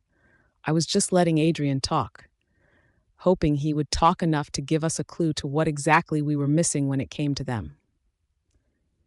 And when he finally did, there would be hell to pay. And I couldn't wait for the opportunity to have revenge, because I would be getting my revenge. I felt like the room was spinning. Beta Quinton marked me? I hardly ever interacted with the man. Adrian always made sure I never really interacted with any males in the pack. Beta Quinton was one of the usual tormentors, and he would help with punishments and things of that nature, but to be given the chance to mark me, something about that felt off. But then again, I really didn't remember that night well. It was all a blur. It could have very well been him, but I wasn't sure I'd be able to say for sure. The door to the room opened slowly. Kinsley walked in with the beta just behind her. Her mascara was no longer smudged and running down her face, so I knew she had taken a moment to clean herself up and get her composure. But there was little she could do about the handprints from the Alpha King on her neck. Alpha Adrian, Alpha King Rhys, I was told you wanted to see me, the beta asked, but there was obvious confusion on his face. I might not have been involved with much that revolved around the pack, but I did know that Beta Quinton was almost never involved in things of this nature. The gig is up, Adrian said coldly. The Alpha King is most displeased with your decision to mark the girl, but if you beg for his forgiveness and accept your punishment, I'm sure he will go easy on you. Marked her? The beta's voice shook. I didn't. Enough lies, Alpha King Rhys snarled. I want my mate. She is mine, and I do not share. He paused for a moment, and I knew it was his way of trying to contain his rage, and he was barely hanging on. You will accept Grace's rejection. Are we understood? Beta Quinton nods, but the fear in his eyes was so palpable, I started to feel my own nerves set in. Beta Quinton was not a good man, I knew that, but was he really the one who forced his mark on me? I mean, he could barely look at me in the past. Was that because he regretted marking me, or was there more to it that I just didn't understand? He didn't have the same lustful look in his eyes as so many of the other men in the pack. Grace, prepare yourself to reject him, the Alpha King prompted coldly. I nodded, but my palms were clammy, and my heart started to race. Oh God, I would have to say the words out loud. I hadn't even thought of that till now. I hadn't said a word aloud since I was a child. It only ever got me in trouble. And what if this only got me in more trouble? Oh God, oh God, oh God. Grace, come on. Do what we discussed, reject him. The Alpha King demanded. I knew he was trying to keep his calm for my sake, but he was reading my hesitation like a book. I was not the girl he wanted me to be. No matter how much he said it, I was sure I wasn't his mate. His mate had to be strong and beautiful. And I couldn't even speak, even when my life seemingly depended on it. If I wanted to stay with the Alpha King, I had to do this, and I couldn't. I couldn't make myself form the words. How typical of Grace, Adrian sneered. Can't ever just follow simple directions. I felt my face flush, and tears began to flood my eyes. I was useless. I had always been nothing but useless. Shut up, Alpha Adrian, the Alpha King growled. Don't talk about things that you can't even begin to understand. I'm just saying, this is just a taste of how she was in our household, always so disobedient. It's a wonder that anyone would want to mark her at all. Yes, one time I asked her to use the blue dishes at a party, and she couldn't even do that, Kinsley added in. She put out a mix of colors, using the cream dishes and the blue. Oh goodness, it was so distasteful. The Alpha King rolled his eyes and looked at me expectantly. I made eye contact with Beta Quentin, who was trying so hard not to show his panic, but his eyes were wide with fear and his whole body was shaking. Please, Grace, just get it over with. Reject me, the Beta pleaded. But as I stared at him, I couldn't help but think he was an innocent man, at least in this specific regard. The way Adrian had known it was him just really didn't make sense to me. I suppose the Beta could have confessed it to him, but the Beta didn't seem to be the kind of man to do that, so there was something here that we were missing. Grace? The Alpha King's impatient voice drew my attention back to him. I looked at him this time, begging that he'd understand what I was trying to convey. The only thing he seemed to get, though, was that I couldn't go through with it. I couldn't convince myself that I should speak. I didn't know what would happen if I did, but I knew that I couldn't. See? Adrian spoke up again. She wanted to bear his mark. Such silly talk about how she was forced into it now seems so silly. Clearly she still wants him, and she'd be moved back to the pack immediately. Beta Quentin stood up and bolted for the door. He knew that he was being set up, and he knew the price he would end up paying. He was one of the smarter ones in the pack, but the panic in his movements was obvious and uncoordinated. I won't die for her, he exclaimed in terror. Even in his panic, he was fast, but Alpha King Rhys was faster. He shifted his right hand into his wolf's paw, which I didn't know he could do. His claws were long and sharp as slashed Beta Quentin's throat from behind, catching up to him in only 2 steps, killing him instantly. Chaos erupted around us. Kinsley and the servants around screamed, but the Beta hadn't even had the chance to scream. I gasped as blood poured from his very open throat as he dropped to the floor, a pool of blood now surrounding him. I looked at the Alpha King, worried that maybe I was next since I couldn't utter the words of rejection. Would he hate me now? Was I next? Why did you do that? Kinsley shrieked. He was our Beta. I wanted the bond severed. I had to be sure. The Alpha King shrugged, but he wasn't even trying to hide the smirk on his face. I looked to Adrian, whose mouth was set in a small frown, but his eyes were wide. He didn't say a word, which honestly surprised me. You have no idea who you are messing with, Kinsley screeched, snapping Adrian out of his shock. There are things going on that even you, Alpha King Rhys, are unaware of. We could have helped you. Adrian grabbed her and started to drag her out of the room, but she kept yelling, "You will regret this." I tuned her out as I watched the Alpha King's eyes glaze over. I knew now that meant he was mind-linking someone, and if I had any guesses, it was probably to tell Beta Leon to follow them. He then turned his attention to me, and I felt my nerves flutter. He wasn't looking at me with hate, but I could see the confusion on his face. "You aren't in pain?" he asked, gently touching my face. I shook my head slowly. I didn't feel any different at all. "Did you want to be marked?" he asked calmly, but there was tension in his voice, like he wasn't sure he wanted to know the answer. I shook my head quicker this time and wished that I had my chalkboard. I wasn't sure how to convey to him that I wasn't sure it was the Beta who had marked me. I thought for a moment, which was kind of hard to do under the Alpha King's scrutiny, but then I had an idea. I pointed to the crumpled body on the floor. "The Beta?" he clarified. I nodded and then pointed to the mark on my neck, and then made an X with my arms, hoping that he would understand what I was talking about. "You don't," he started, but was cut off as the door swung open with a bang, causing me to flinch. "That was dramatic, Leon," Alpha King Rhys teased with a slight smirk. I was so confused at how he could be so light in a moment like this. "My apologies, my king," Leon said breathlessly, "but they're gone." All sense of teasing disappeared, and the Alpha King face twisted into fury. "What did you just say?" he asked, forcing a calm I know he didn't feel. "Alpha Adrian, Luna Kinsley, and their entire pack have disappeared. We've looked everywhere. It's just like before. They must have a secret hiding place, but I checked all the usual placements for one, and I have found no trace of them or a hiding spot." The Alpha King slammed his hand onto the coffee table, channeling all of his rage into that hit, effectively causing the coffee table to snap in half, and the Alpha King to appear slightly calmer. "We have been deceived. Do you see Grace's neck?" The Alpha King growled. "She's still marked? I thought you killed the guy who marked her?" Leon frowned, looking over to the dead body that still laid between us and the doorway. Clearly, he died because his Alpha framed him. The Alpha King sneered. "He probably would have died in the end anyway, but it's a pity that we didn't get more answers from him. This pack is full of lies and deceit, and I want to know all of it. Leon, I want us to go over our contracts with them again to see if what they were asking for from us has any further relevance. I want a search party left here, and nobody from it leaves till they are found.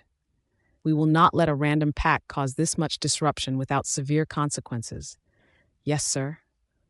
"Tell Gwen that she is in charge here and that we are leaving," he said shortly before sneaking a glance at me and softening a bit. "We've tortured Grace enough here today." I looked at him in surprise and felt incredibly vulnerable. Did he really care about how I was feeling? Could he really tell that I was beginning to feel the anxiety eating me alive? That flashes of my life here kept flashing before my eyes. Did he really see me? He reached his hand out to me, and I took it without a second thought.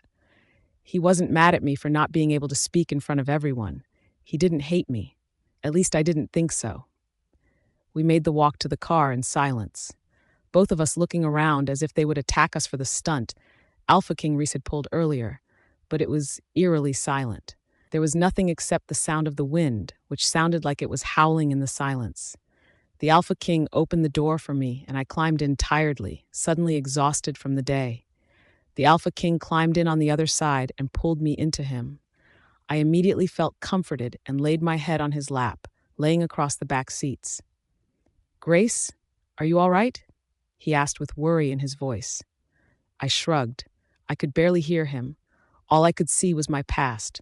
That night in the dungeon, the mysterious attacker who had had no fear in marking me, who had been furious I wouldn't go further with him. How I barely escaped with my life. How bad my body had hurt in that time. "You can talk to me, Grace," he tried, and there was a bit of a plea in his voice. "I'll listen. I know today had to have been hard for you, but you did so good." I nodded absently as the scene from that night replayed over and over in my head. The way he grabbed me, the way it was all blurry. As much as I wanted to tell the Alpha King where my head was, I couldn't. There was nothing to say. The anxiety had melted away. All I felt was nothing. I absently stroked her hair, wishing that I could understand an ounce of what was going on inside her incredibly seductive head. She had stared at the seat in front of us for a long time before she finally began silently crying. For the first time ever, I felt helpless. I couldn't make her feel better. I knew today was going to be a lot. I didn't realize how hard it was going to be on her. I could practically see the memories flashing before her, and I couldn't seem to pull her out of them. She eventually cried herself to sleep, and I watched her twitch, now dreaming of the things she was afraid of. All I could do was pull her close. All I wanted was to make it better. But she still bore another man's mark, and until that was gone, this was all I could give. The car came to a gentle stop, but she didn't so much as stir. I carefully lifted her into my arms and carried her out of the car and straight up to her room. It wasn't terribly late since we had left so early this morning, but the emotions of the day seemed to have drained everything she had in her. I hoped she would sleep better now that she was in a familiar space, but I wasn't sure if that mattered or not. God, I had never cared about a girl like this literally ever. It was driving me mad. I wrapped her tightly in the blankets and sat in the chair next to the bed. I could watch her all day. If the beta wasn't her mate, her pack could just literally disappear, and nothing was making any sense. How the hell was I ever going to figure out the truth? Rhys, Leon mind-linked with urgency. Yes? Can you come outside, please? There was a pause.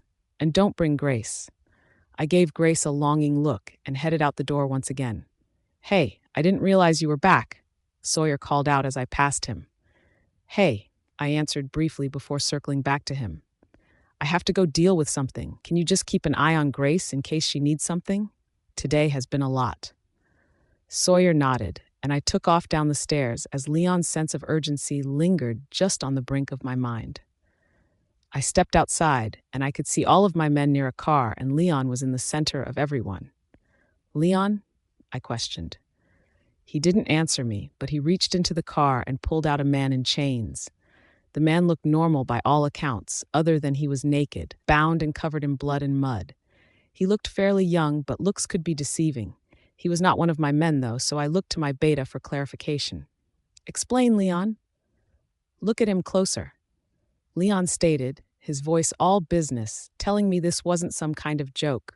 I frowned and did as he said, and the young man immediately began to transform. Fur began to grow, and he began to grow in size.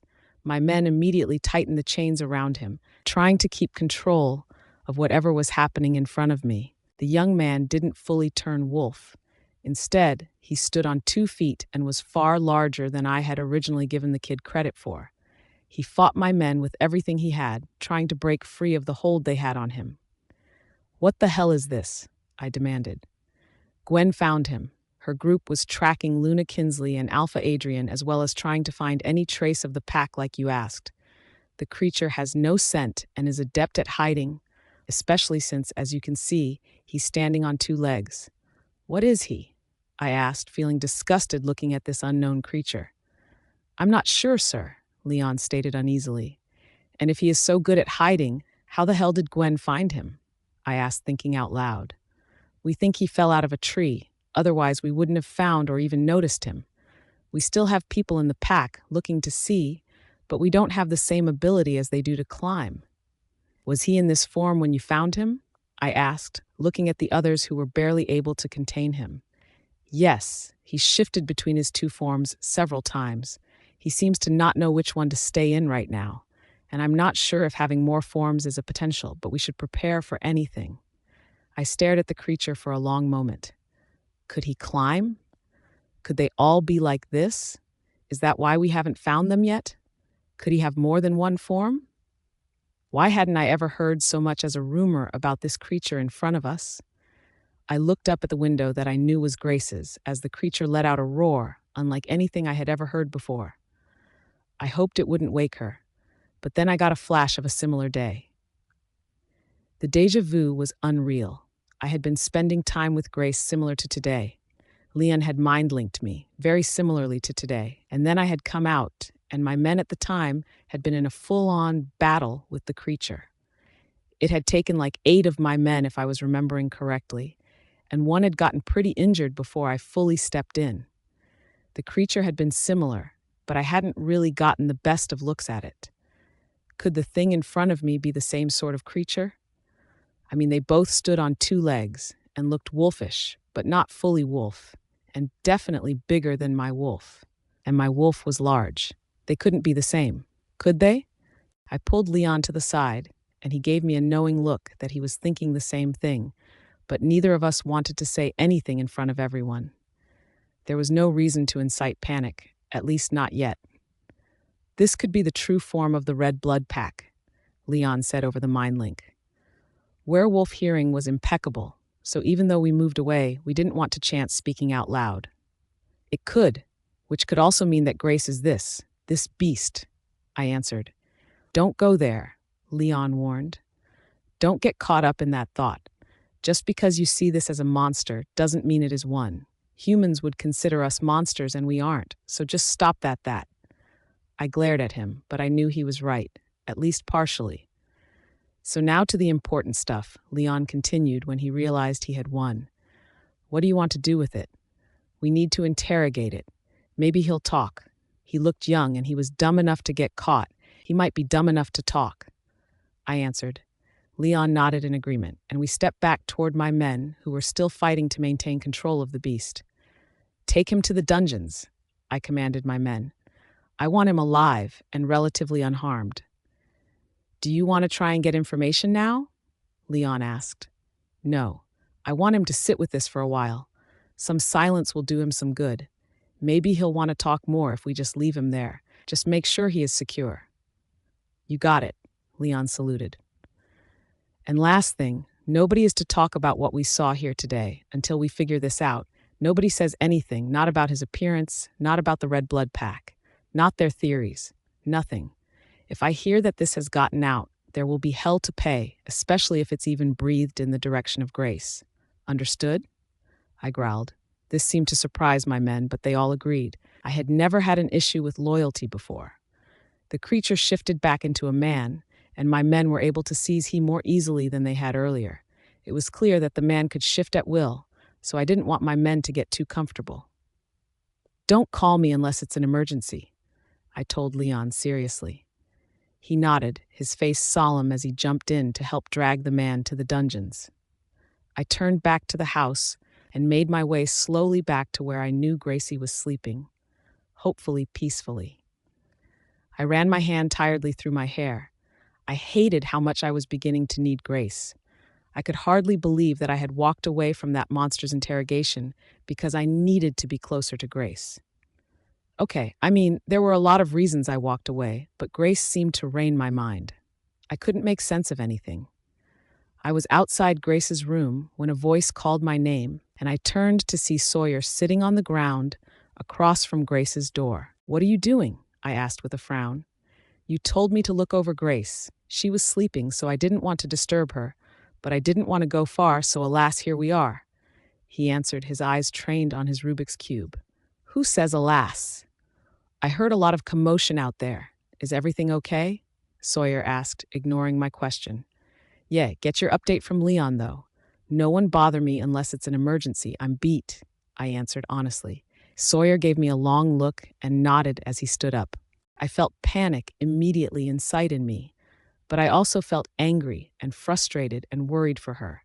Whatever I said in the next few minutes would set our course for the whole rest of our lives. I had to play it cool despite the emotions raging inside me, but I must not have answered fast enough because she immediately began to write on the board again. She wrote the word, or, and then drew an arrow on a road and a picture of a girl with her head chopped off. I held in the horror that I felt. I knew she had trauma, but after everything, she still thought I would just kill her. And maybe the answer was, yes, she could be one of those creatures. Could I just let one of those things into my pack, even if that thing was Grace? Was Grace using me as a way to infiltrate my pack and weaken me? Grace, who was seemingly consuming my every thought? She pushed the board toward me a little more, bringing my attention back to the her that was right in front of me. I grabbed the shirt I had gotten for it and slid it over her head before handing her the shorts and underwear and turning around to give her some privacy, even though it was the last thing I really wanted to do. Although the deal is void now, I said carefully, I would never harm an innocent woman. And Grace, you are an innocent woman. I took a breath before continuing. If you wish to leave, I will personally make sure you have everything you need and everything you want, and I will ensure you have a safe place to go. You are free to go anywhere you please, in or out of the pack's control. My wolf howled in displeasure. She should have the option to go if she wishes. I tell my wolf. I will not keep her prisoner like her old pack. My wolf huffs back at me before reminding me that she could be our mate and we should tell her. She might be, I conceded. But now isn't the time. I don't think she gets it yet. I turned back around to see Grace sitting back on the counter, lost in thought, brushing her hair. I took the brush without much resistance and began to gently comb through her knots. But the stretch of silence only grew longer, and I grew more anxious by the moment. There were a million things I wished to say, but none of them felt right in this moment, and I couldn't pressure her to stay no matter how bad I wanted to. "Grace," I said when I couldn't take it anymore, and placed the brush back in her hair. "I have some matters to attend to. I'll be back later, okay?" A small frown graced her face, but she just nodded. I didn't wait for more. I knew she would never ask me to stay, even if I did think she might have wanted me to. I made my way slowly to the dungeons. I took the long way, lost in my thoughts. I was so distracted. I had no idea how to approach anything that was going on. For the first time ever, I was up against an unknown that was actually a threat to my people. How much danger were we really in? I nodded to the guards at the top of the stairs as I walked by them and made my way down to the musty dungeons. Cells lined the hall. We didn't have a need for so many, but there was always a need for a few.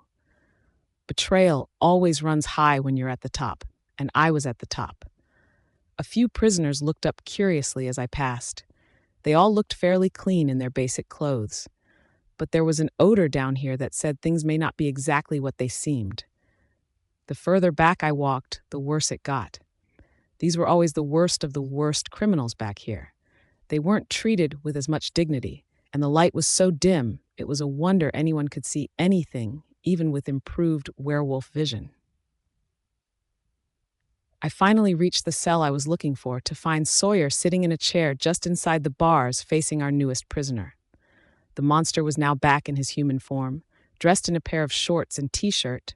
He was sitting on the ground with his knees up to his chest, chained to the wall at all four ligaments. The cuffs were so tight that they looked like they were cutting him slightly, but the chains were fairly long, so he could at least adjust how he was able to sit. The cell had a cot and a toilet, and currently Sawyer in a chair, but other than that, it was empty. There was only a singular blanket on the cot too, despite the chill of the dungeon. "You know, this would be a lot easier if you would just talk," Sawyer prodded. I really hadn't expected him to be down here, but I knew he couldn't help himself once Leon had told him. "Are you a part of the Red Blood Pack?" Silence. "How do you shift like that? Are you a werewolf or something else?" Sawyer tried, but huffed in frustration when he was once again met with silence. I studied the guy in front of us. He had dirty blonde hair and sharp blue eyes. He looked to be no older than Grace, but I remembered when he was pulled out of the car, he had been covered in blood and mud. "Are you hurt?" I tried, now entering the cell too. The guy didn't look up, but I could sense he was a little fearful now that there were two of us in her. "What's your name, kid?" I tried again. "The more you cooperate, the easier this will go." He didn't so much as move a muscle. "All right, this is not productive." I sighed. "I'm going to check on Grace." The second Grace's name left my lips, the kid's eyes flickered to me, filled with worry. "Grace? You're worried about Grace?" I asked, no longer interested in leaving. "She's my twin," the guy said finally. "We're both lichen." I stared at the kid in disbelief. "Grace doesn't have a brother," I said dumbly, "let alone a twin. She was the unwanted daughter of the last Alpha. Her only family is Luna Kinsley." But the more I stared at him, the more I saw how similar he looked to Grace. His skin was a bronze color, and his hair was a bit darker, but they had the same striking blue eyes and the same facial shape. I also realized that I had compared him to Grace multiple times without even realizing it. Luna Kinsley is only her half-sibling, the said brother told us. Okay, let's back this up a moment. I've never heard of a lichen, so what exactly is it? Sawyer asked as I got lost in my thoughts for a moment. "It's like half man, half wolf," the guy explained. "That's a werewolf," Sawyer answered dumbly. "No, a werewolf is a man and a wolf sharing the same space. A lichen is half wolf and half man, one and the same. That's why I can stand on two legs. I don't fully become a wolf." I stared again. What kind of nonsense was this? I had never heard of a lichen before, but here I was facing one. I had seen it with my own eyes. I knew what he was capable of. I had seen him grow his limbs, fur, and claws. "That's interesting," Sawyer said slowly. "The whole Red Blood Pack is lichen, not they act like they should." He muttered the last part under his breath. "So do you follow the moon goddess, or do you have your own beliefs?" Sawyer asked. looking fully fascinated by what was being revealed to us, and I should have known that his science brain would be intrigued by all of this. Well, yes, but also. Seriously? I rolled my eyes. That is not what is important right now. Well, it might be, Sawyer mumbled. We should know about them. He drops that he is Grace's brother, and you think I care about what they are and who they worship? I growled back. I want to know why this random thing thinks he's Grace's brother. Listen, this is fun, the kid said, trying to feign bravery. But I just need to know if Grace is okay, and I'm not talking till I know. Grace is fine, I said after a long moment, staring him down, and to my surprise, he met my eyes and didn't back down. She had a bit of a rough day, but she's tough, and she's just resting right now. Why did you take her back there? The guy asked with worry in his voice. It was a necessary part of the plan, I said after a long moment, trying to decide if I should give him any more information, but figured he would be more likely to divulge information if I gave him some scraps, especially about Grace. Should I be worried about them coming to track you down? The guy had the nerve to laugh. No, there was laughter still in his voice. They think I'm dead. I'm sorry? Sawyer asked in surprise. I'm Grace's twin, but I didn't grow up with her. She doesn't even know I exist. What's your name? I asked with a frown. Ethan. The kid answered. And why didn't you grow up with Grace? I asked. I'm not exactly sure where to start. Kinsley grew up as the legitimate daughter of our father, and she is really our half-sister. My dad had an affair, though, and ended up with Grace and I. I was the Alpha's only son, and even though I was illegitimate, I still posed a threat to Kinsley and her mother, so they got rid of me shortly after I was born. I was rejected from the pack and declared a rogue. Now, obviously, I don't really remember this, but I did once have a friend in the pack who tried to keep me safe then and continued to keep me updated on Grace until he was killed by Alpha Adrian a little while ago. He paused for a moment and tried to contain his grief. I was left outside the pack lines for death, but I got lucky. Not all rogues are bad, and I was lucky I was found by one of the good ones. I growled a little at not all rogues are bad, but I let him continue. The man who raised me had once been a part of the Wolf's Den pack, but he'd been known to do business with the Red Blood pack. He heard rumors, and with the help of the ally in the pack, we were able to piece everything together. Why didn't you get Grace out? I demanded. I knew things were bad. I just didn't know they were that bad. Also, where would I have taken her? I was a rogue. Was that really better than what she was experiencing? I might have had some help, but it was still hard, and I had to protect myself. I couldn't protect her too. And why were you in Red Blood Pack that day? I asked, still skeptical. I knew you were taking her back there, and I didn't know why. I wasn't going to let her go back to them, not if I could help it. I couldn't save her back then, but I could now. I had to try at least. Well, I wasn't returning her. She is safe and out their control. But Sawyer, come on, we need to go. Ethan looked faintly discouraged by my abrupt decision to leave, but I didn't care. It was like everything I thought I knew didn't matter anymore. I knew nothing at all. Sawyer followed me out of the cell, locking it behind us. Do you think he's telling the truth? I asked Sawyer once we were out of the dungeon and back in the house. I don't know, Sawyer answered, his face thoughtful. But he does share a lot of Grace's features, and they have the same eyes. And the lichen thing makes a lot, if not total sense. Grace said that she didn't think they could mind link, or that she had never heard anyone talk to their wolf, and them being one and the same would make that make sense. But I think we need more information. I nodded, accepting his answer. Get some sleep, and tomorrow you and Leon can interrogate him. But no violence. If he is Grace's brother, he's been wrong just as much as her, and I don't want to add to it. Sawyer headed off to bed, but I made my way to the office. My brain was too wired to sleep even though it was getting late. I opened my office door, surprised to see Grace in my chair, writing. Hi, I said slowly. She looked up, her face determined. Written on her board were the words, "Can I stay if I give you an heir?" You want to give me an heir? The Alpha King frowned as he read my board. I nodded at him, fidgeting under his scrutiny. The intensity of his gaze was enough to let anyone squirm. You want a baby? He asked again. This time I hesitated, but shrugged. No, not really, but what choice did I have?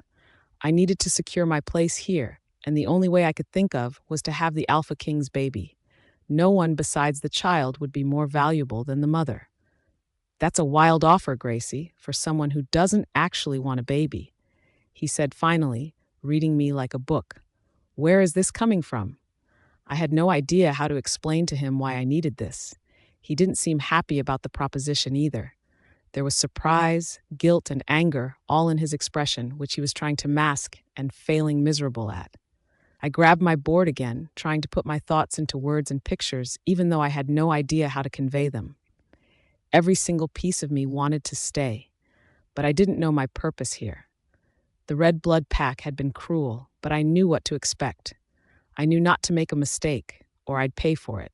I knew that beatings were a regular thing, and one day I was probably going to die by their hands. But nothing prepared me for quiet days. Living with Alpha King Rhys was unpredictable at best. I had no idea what to expect.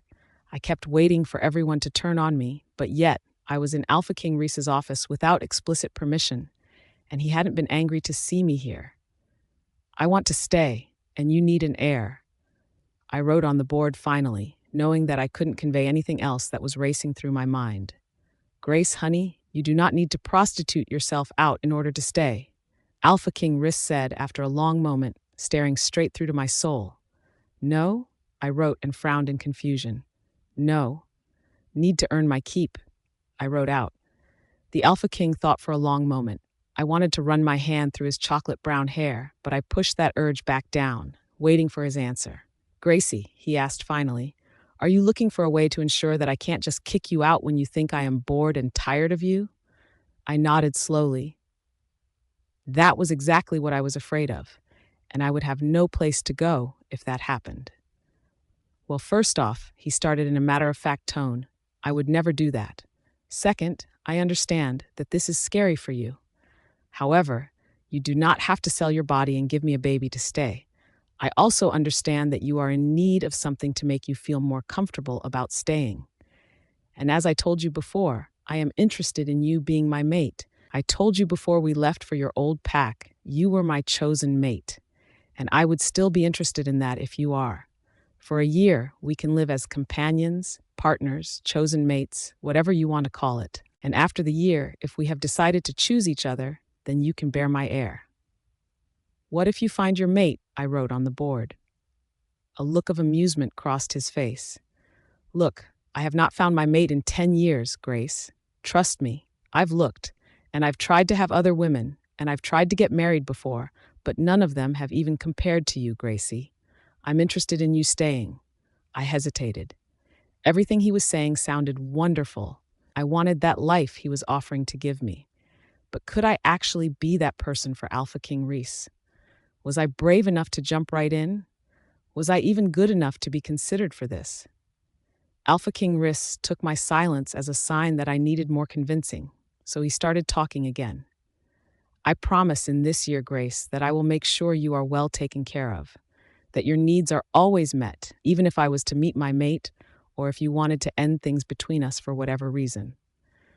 I promise to protect you and teach you self-defense, so you don't have to live in a constant state of fear, and will continue searching for the one who marked you to break the bond. And I vow to make sure you get a real education and teach you to read and write. I know that you are so smart and have so much potential. The way you communicate is amazing, and you've come so far in it, but you can do so much more, Grace, and I want to help you get there. I want to give you the life you deserve.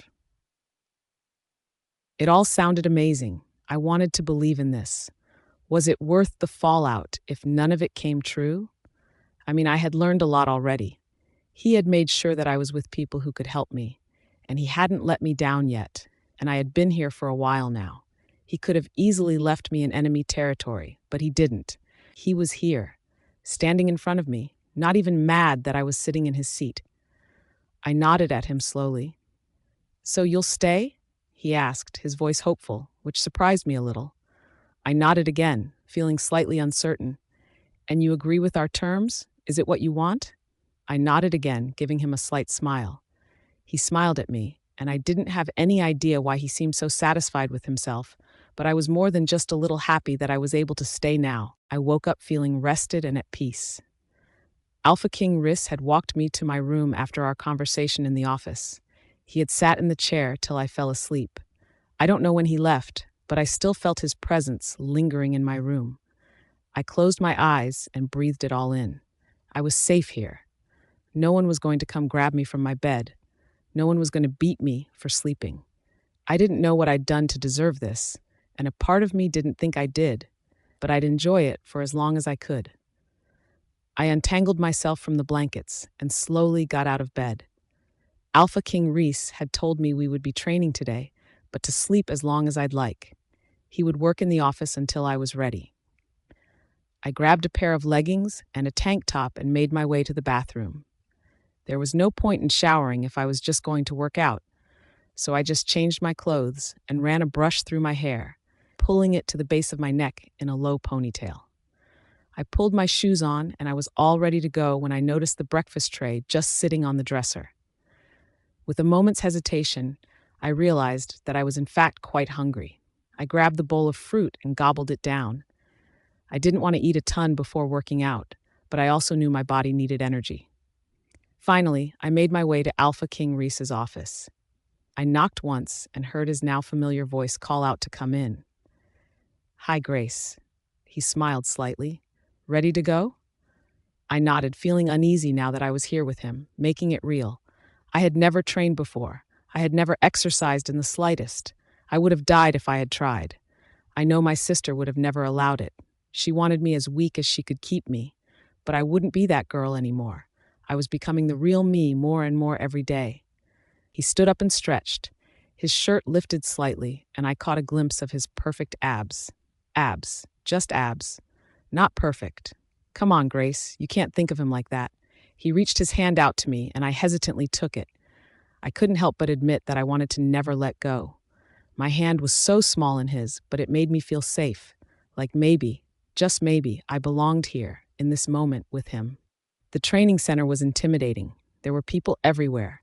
Noticing my sudden apprehension, Alpha King Rhys shouted, "Clear the room." Everyone scattered. No one even bothered to grab their things. They just took off.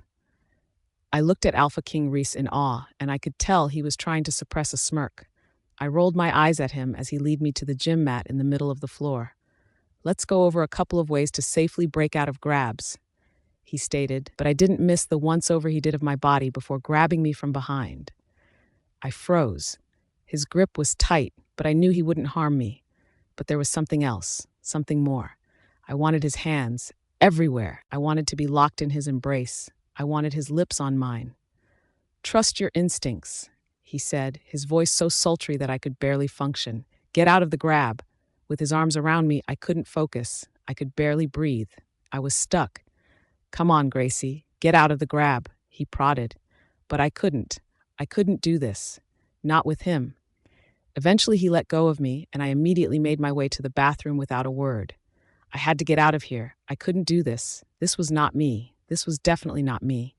Oh God, what have I gotten myself into by agreeing to stay to be his companion, his partner? I couldn't stop my thoughts. I wanted more than he could give. He didn't want me like that. I was just an obligation. But my God, did his touch feel right? And that warm feeling in my belly, I needed it to go away. "Grace?" I heard him as he knocked on the bathroom door. "Are you okay?" No, I was not okay. Not even a little. How could I possibly explain to the freaking Alpha King that he couldn't touch me or I was going to lose my mind? He opened the door a smidge and peeped in, making eye contact with me. He did a once over my body again to make sure physically okay. "Grace, honey, it's okay. I can help you release your emotional needs if you want," he said gently, but there was something else there, a longing, maybe. I didn't say anything. I was so embarrassed and ashamed of how I was feeling. I shouldn't feel like this. I was losing my mind, but a part of me, a large part of me, wanted to take him up on his offer, even though I felt crazy by it. It's your animal instincts causing you to feel this way, and if you keep ignoring it and pushing it away, you'll continue to feel more and more distressed and maybe even a little angry. Alpha King Rhys rationalized. but I felt even worse about my reaction. I didn't want to be so out of control. I couldn't do this. I tried to close the door on him, but he stuck his foot out, stopping me. I slowly backed away. Grace, it's okay. It's all natural. I know your underwear is soaked, and you have this driving desire for me to touch you. I know how bad you want it. I kept backing away slowly as he stalked toward me. Why was I running away from something I wanted so badly? Because he is the Alpha King, I reminded myself. But my God, the way he was walking toward me, I wanted him. And I wanted him now. I knew I was in for it when my back hit the wall. His hands pinned me against it, and I felt my breath hitch with excitement and anticipation. I needed this. I needed him. I needed this, even though I knew I shouldn't, even though it was a bad idea, a really bad idea. His lips met mine anyways, a gentle kiss that I couldn't help but return, but it didn't stay gentle. He deepened the kiss, and the urgency between us increased. I reached up and pulled him even closer to me, entangling my fingers in his hair. There was no such thing as close enough. I needed him closer. His hands ran up and my sides, sending shivers down my spine. There was nothing I wouldn't give this man right then and there. Grace? I startled and looked around. I was still in the training room, and Alpha King Rhys was still holding me. None of it had been real. All a sick creation of my mind. Are you all right? He asked. I could only assume again. I nodded, my face flushing with embarrassment. Then why aren't you moving? He questioned. I sighed, but started to actually try now. The quicker I could move past that glorious fantasy, the better it would be for me. It wasn't real, even though it felt so freaking real. I was training so that I could protect myself better, which meant I needed to be focused. After not being able to break out of the hold, Alpha King Rhys directed me to what I should do. Twist my arms and find the small gap of fingers and pull down as hard as I can. If I only being held by one arm, use it to help. After an hour and a half of breaking out of holds and different sorts of binds, I was exhausted. All right, Alpha King Rhys sighed with just a little bit of sweat on his brow, unlike the very large amount of sweat dripping from mine. I think that's enough for today. The second the words were out of his mouth, I bolted out of there. I couldn't be around him right now, not after such a vivid fantasy. No, I needed to be alone right now. I threw open the door to the top level of the pack house, not slowing down. I refused, not till I was safely in my room. Hey, Grace, where's the fire? Sawyer teased as I ran by him. But I didn't acknowledge him. I couldn't. No, I needed a shower. Wait, no, I couldn't shower, not after all the dirty things I had imagined in the shower. No, I needed a bath. Yay, a nice hot bath to soothe my racing thoughts. Grace? He called out this time in concern, but I was already to my room. My bath was enough to help settle me down, but Alpha King Rhys was in the room waiting for me when I walked out. I was glad I had brought clothes into the bathroom because I wasn't sure what I would have done otherwise. You know, Grace, I know you were aroused at the gym. I could smell it. It's nothing to fear. You probably reacted so strongly because you've never really experienced intimacy before, he said calmly, not really looking up from whatever he was doing. My cheeks heated again immediately, and I had no response for that. What was I to say? I was daydreaming of you touching me in all the ways you never will? Goddess, this was mortifying. Now, I respect your wishes, Gracie, he said sternly, but I don't want anyone else to touch you for the next year. Are we clear? I nodded, solemnly, afraid he would annul our agreement if I didn't. Good. Now I have some work to do. I'll be in the office if you need anything. I nodded again, unsure what to do with my new free time. I ate lunch by myself with the pack and did some studying with Alana in between her chores, and suddenly day became night, and I had been lost to time. I said goodbye to Alana and made my way back upstairs with my dinner place. After the bit of a crazy day, I didn't feel like being around a lot of the pack. I just wanted to be alone. However, to my surprise, Sawyer had the same idea and came up with his plate about 5 minutes later. Are you okay, Grace? He asked after we had been sitting in silence for about 10 minutes. I nodded and tried to act as normal as possible, even though my mind was reeling. You look troubled. Is my brother giving you a hard time? He asked. I shook my head no, but stood up, aware of my abruptness. I rinsed my dish in the sink and quickly signed good night, before disappearing to my room. I crawled into bed with aching muscles and a racing mind. I was nearly asleep when Alpha King Rhys came in and crawled in bed beside me, tugging me close to him. "I only want you, Grace," he whispered as he gently stroked my hair and kissed my cheek. "And I hope I'm the only one you want too." I didn't have a response, but the moment was ours. It felt right. Like we had laid in this bed, just like this, a million times before. And I drifted off into a peaceful sleep. I stroked her hair gently as she relaxed in my arms. The world felt right, but I worried about the way she had reacted in the training center. She had clearly been aroused from me just barely touching. What would she have been like if someone didn't have as much restraint as I did? "I couldn't stand it if any other guy got to touch you. Only I can touch you like this, Grace. Nobody else gets to touch you." I reminded her that she was mine. She stiffened a little and didn't acknowledge me in my words. "Grace?" I tried as I leaned over to see her face. Her eyes were closed, but her heart rate was a little erratic, so I knew she wasn't asleep. "Grace?" I tried again. She didn't answer. I didn't understand. What had I said that had upset her so much she wouldn't even talk to me? I mean, she never really spoke, but she always acknowledged me before, and to pretend to be asleep just felt like a really low blow. I thought we were having a moment. I mean, hell, after the gym today, I thought our relationship was truly developing into more. And she's the one who had wanted to stay. She had proposed having my baby before I came up with our current arrangement. I pulled away from her in irritation. I didn't understand what was going on anymore at all. With one last glance at her, I walked out of the room and made my way down to my office. To my surprise, the light in Sawyer's office was still on, so I made a detour there instead. I didn't bother to knock, I just walked straight in. "Well, come on in then," Sawyer remarked sarcastically as I plopped down in the chair across from him at the desk. "What are you working on?" I asked, leaning over to see if it was anything interesting. "Just studying up on a new stitches method," he answered, closing his notebook and looking at me with mild interest. "Did you do something to Grace?" "Do something to Grace?" I frowned. What does that even mean? Well, she seemed upset at dinner tonight. We ate alone upstairs, which she doesn't usually do, and I asked her if she was okay because she seemed off.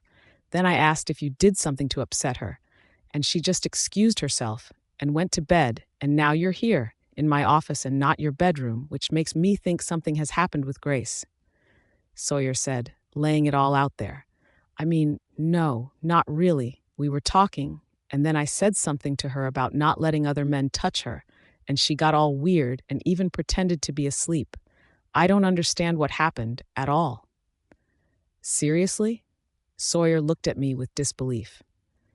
"You have no idea what went wrong?" "What? It's not an unreasonable request. She proposed the deal. She was fantasizing in the gym earlier. I just want to be very clear with her that I don't want her to go around throwing herself at other guys." "First off," Sawyer sighed, "she is not the kind of girl to throw herself at other guys. She would be mortified for you even thinking that about her. Second, you are imposing very partner-like demands on her, probably pushing her farther away." "But she's probably my mate," I protested like a child. "And she doesn't know that," Sawyer answered flatly. "She has no idea who she probably is to you. In her mind, she's probably still thinking that this is all just a business deal, a safety net because a guy like you would never like her. And unlike you, she seems to live in a constant fear and anxiety. She's incredibly sensitive and hyper-aware of everything and nothing all at once, which can easily lead her to overthink everything."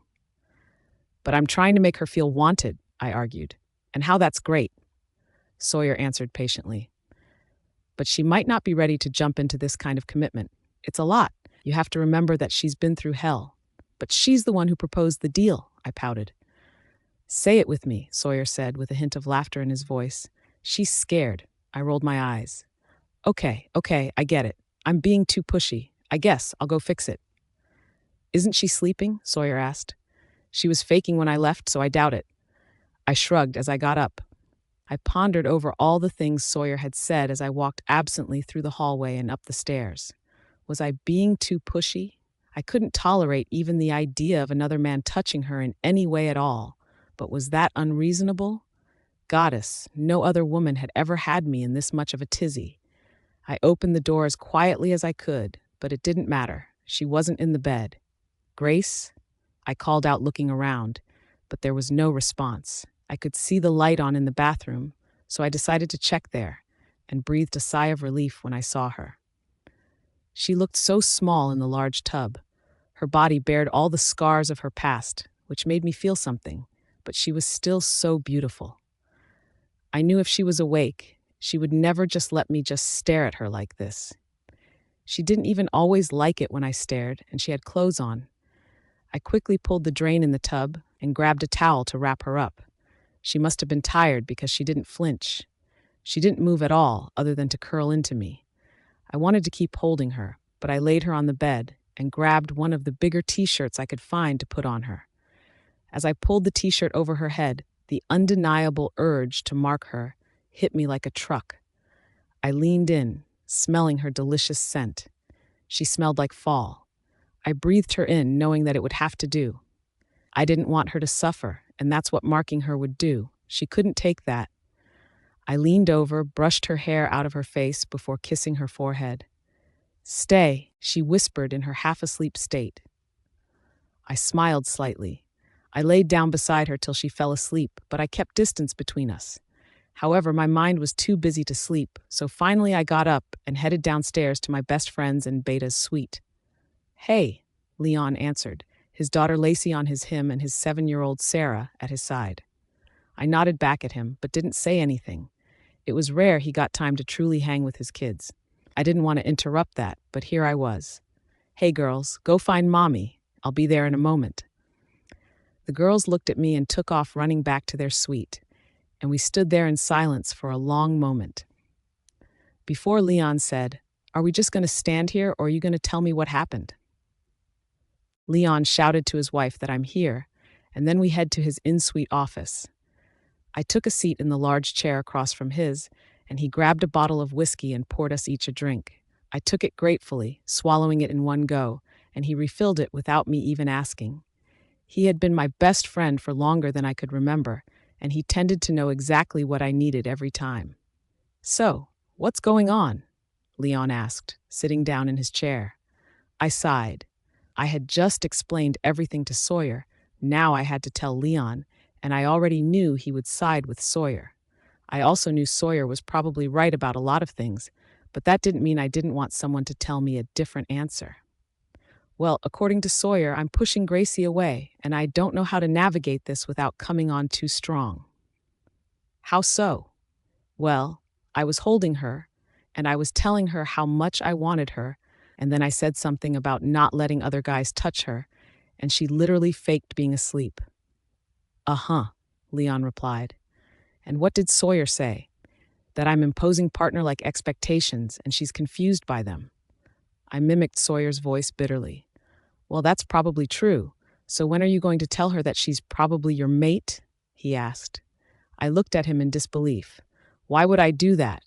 "Because it's unfair to keep it a secret. I'm not going to tell her. Everything's too complicated. What if she can't handle it?" I protested. "You have all the information laid out for you, at least more of it anyway. She's blind in this. You keeping it from her is only going to hurt both of you. She deserves to know why you act the way you do. Just because you haven't found who marked her doesn't mean that she shouldn't know about her very possible future reality." I sucked in a breath, processing what he was saying. No, I couldn't be honest with her. She had enough change to deal with in the last few weeks. Adding anything else seemed cruel. "No, she can't handle it," I told him. "You mean you think she'll leave you?" Leon stated, not budging. I didn't want to admit that was what I was worried about, but that was exactly what I was worried about. She'd hear all the things I'd kept from her, and she'd leave, never looking back, never trusting me again. "Have you been down to see Ethan?" I asked, changing the subject. "Yay," Leon answered, sounding a little more hesitant than he had been a moment ago. "He still won't talk. Both Sawyer and I have taken turns down there, but neither of us have had any luck getting him to talk, especially since you won't let us use violence."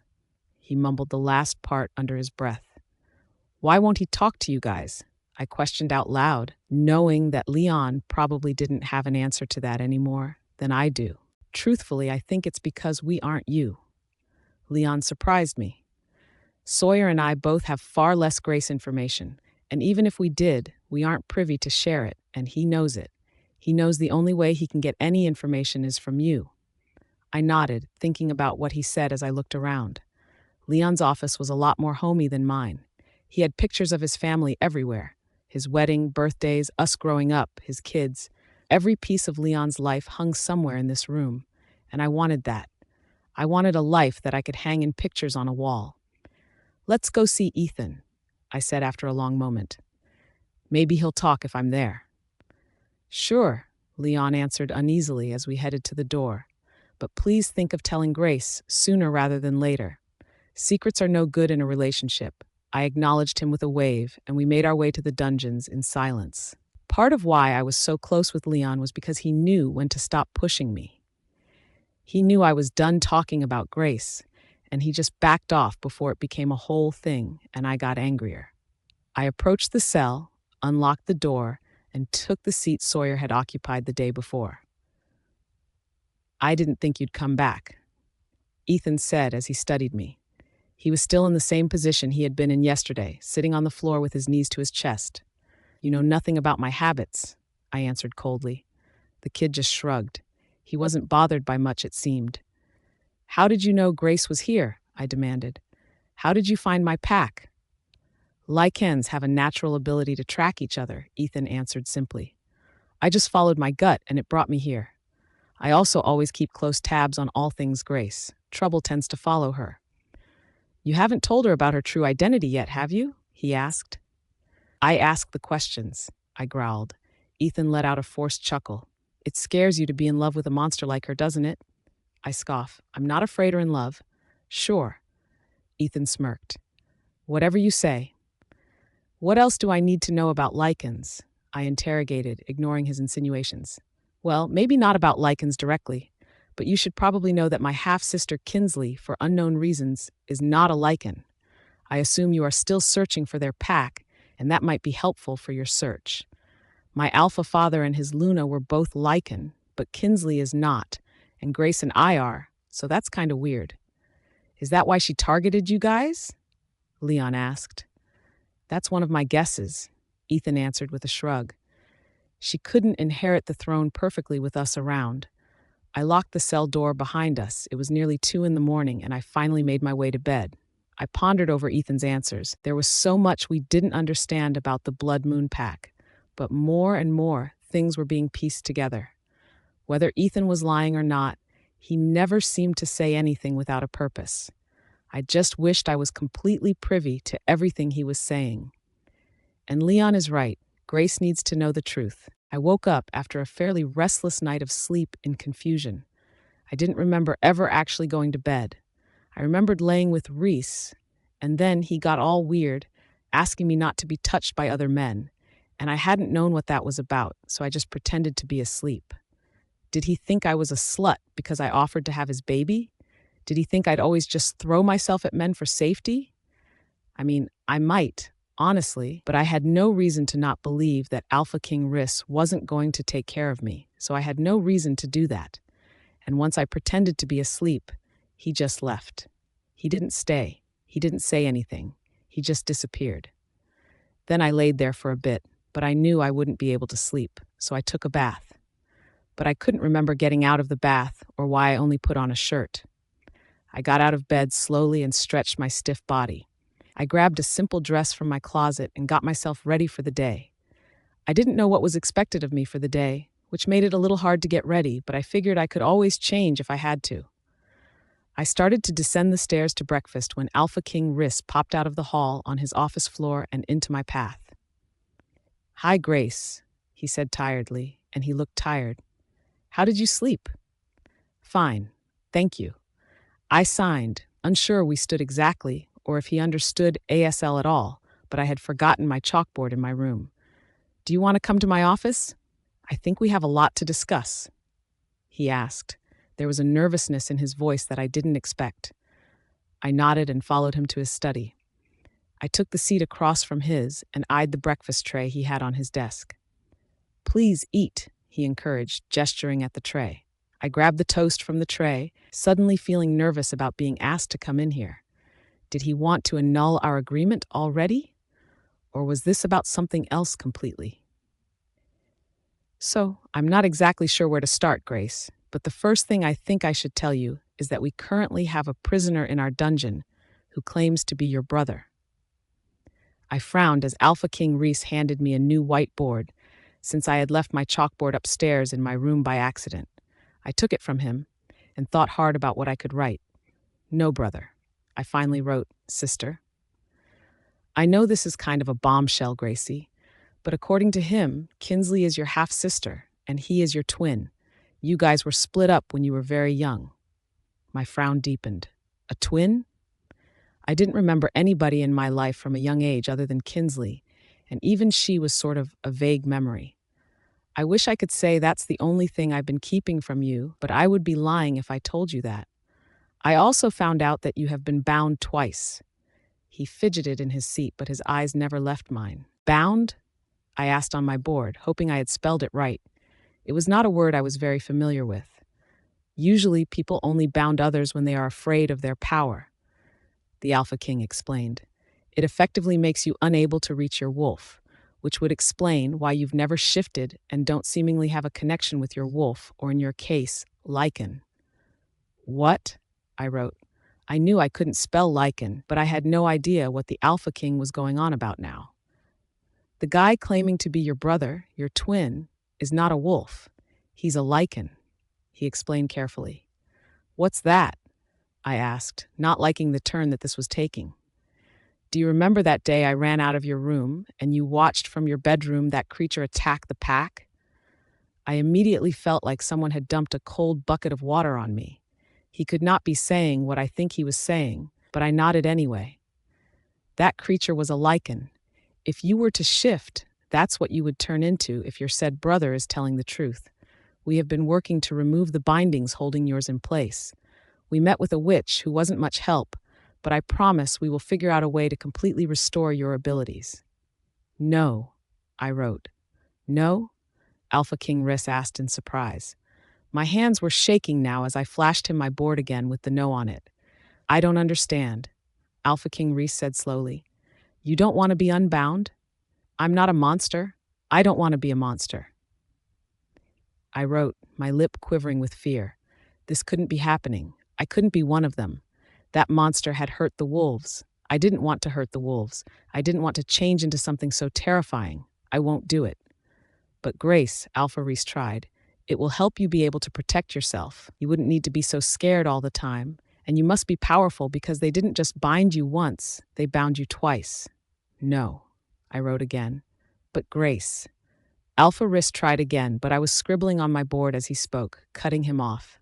No, I wrote as panic filled me at full force. I couldn't understand why he was pushing this, trying to unbind me in the first place. I would be a monster. His chosen mate couldn't be a monster. It would look bad. He would never keep me if I was that. So I wrote in all caps, I won't become that. I'm not a monster. Grace's tears steamed down her face, and I almost regretted telling her the truth. Her blue eyes showcased her fears in all the ways I'm sure she didn't want. A part of me wanted to yell at Leon and Sawyer, so I did through the mind link. She's crying, I growled at them. Well, it's a lot to take in, Sawyer justified. It would have been worse if you kept everything from her any longer. Leon answered, a hint of a laugh in his tone. What do? I asked. Just be there, man, Leon answered, and cut off the link. I felt annoyed at them, but I knew I had to do this on my own, like a man. Grace, no matter what you shift into, it doesn't change anything between us. And your brother, he doesn't seem like a monster at all, I said gently, kneeling in front of her, wiping the tears from her face with my thumb. Yay, right, I wrote. It's true, I told her softly. He seems to just want to protect you. That's why he's here. He hasn't done a good job. She scribbled with a sob, making my heart hurt. And you probably hurt him. I did not, nor did allow any of my men to hurt your brother once he told us who he was. I wouldn't do that to you, I told her seriously, not liking the negative way she was thinking of me. Why? She asked.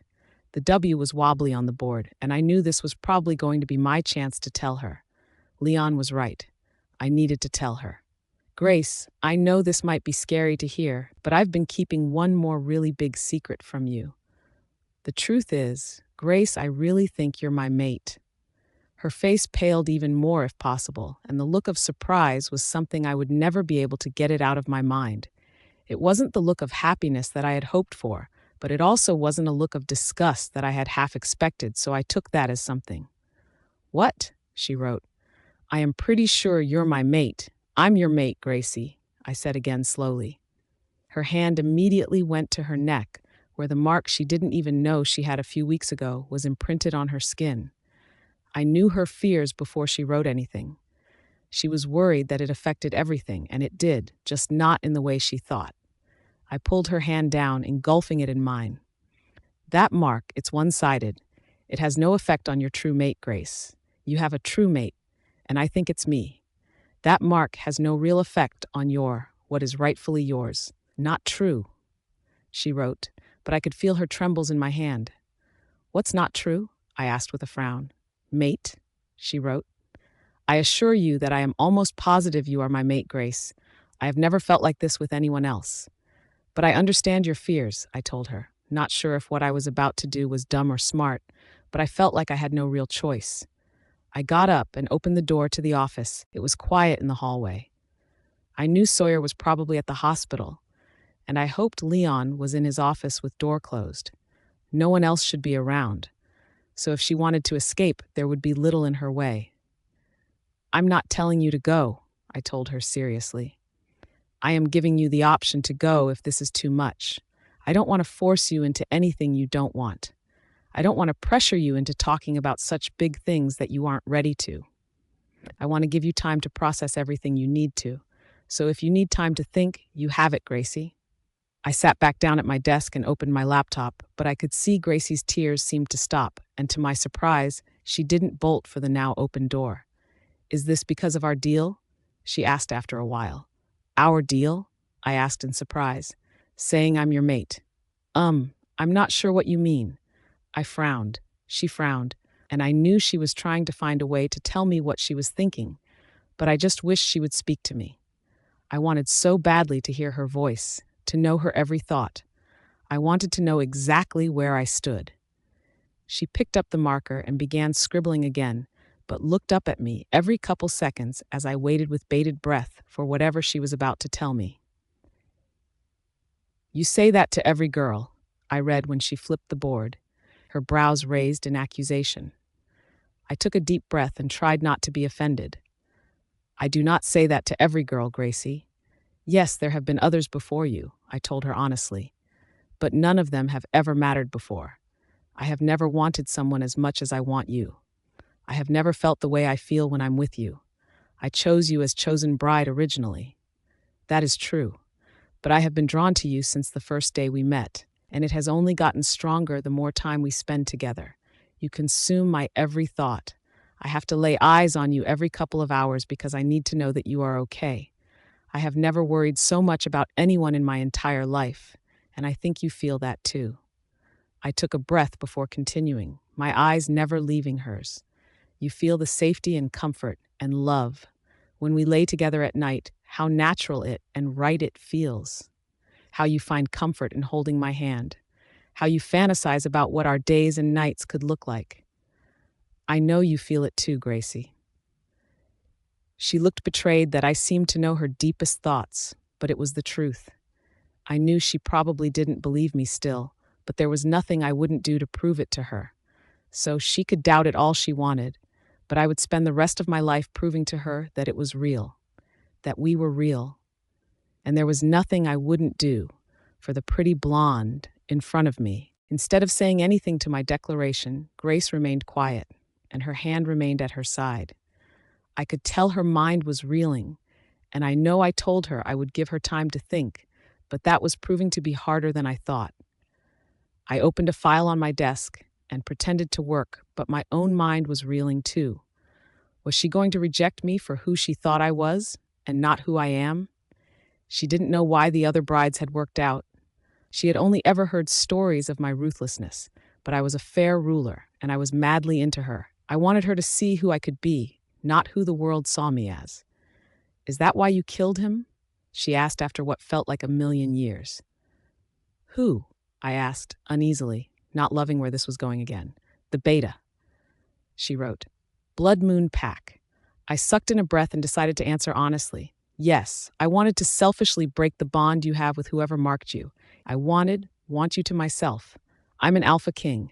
I don't share. However, instead of my answer soothing her, she looked insecure again. So, I'm not special, I read her board aloud, and I had to guess the last word because it was spelled wrong.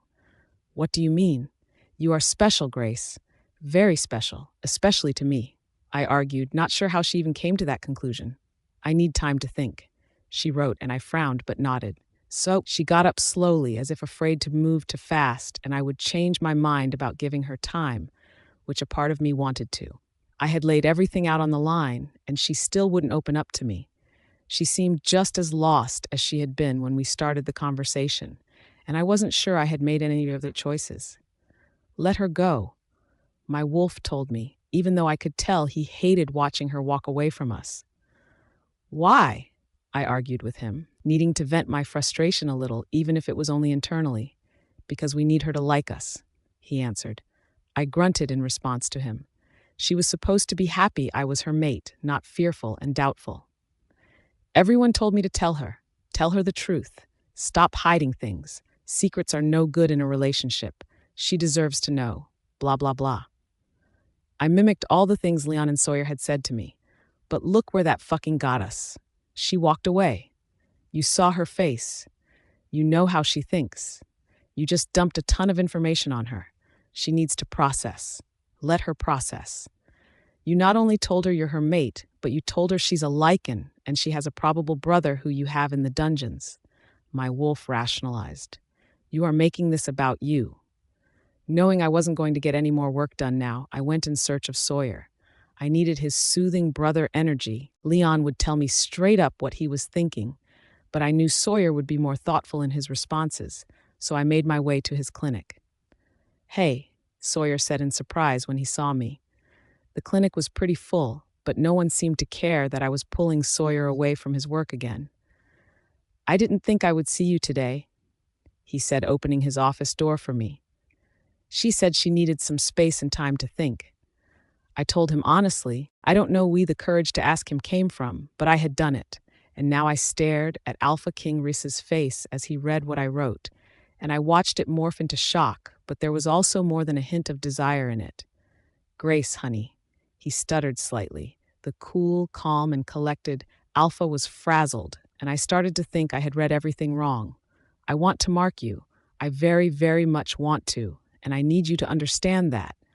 But I knew there was a but coming, but I wanted to know the why. If I was really his mate, he would mark me, no hesitation. I had been right.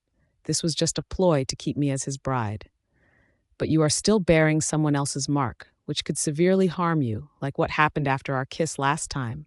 I have been so careful not to go too far. I won't risk you, Grace. I froze. He was worried about me after what happened last time. There had been a distance since then, while also a new closeness that I hadn't understood until this moment. He had been trying to protect me. Please, I tried again.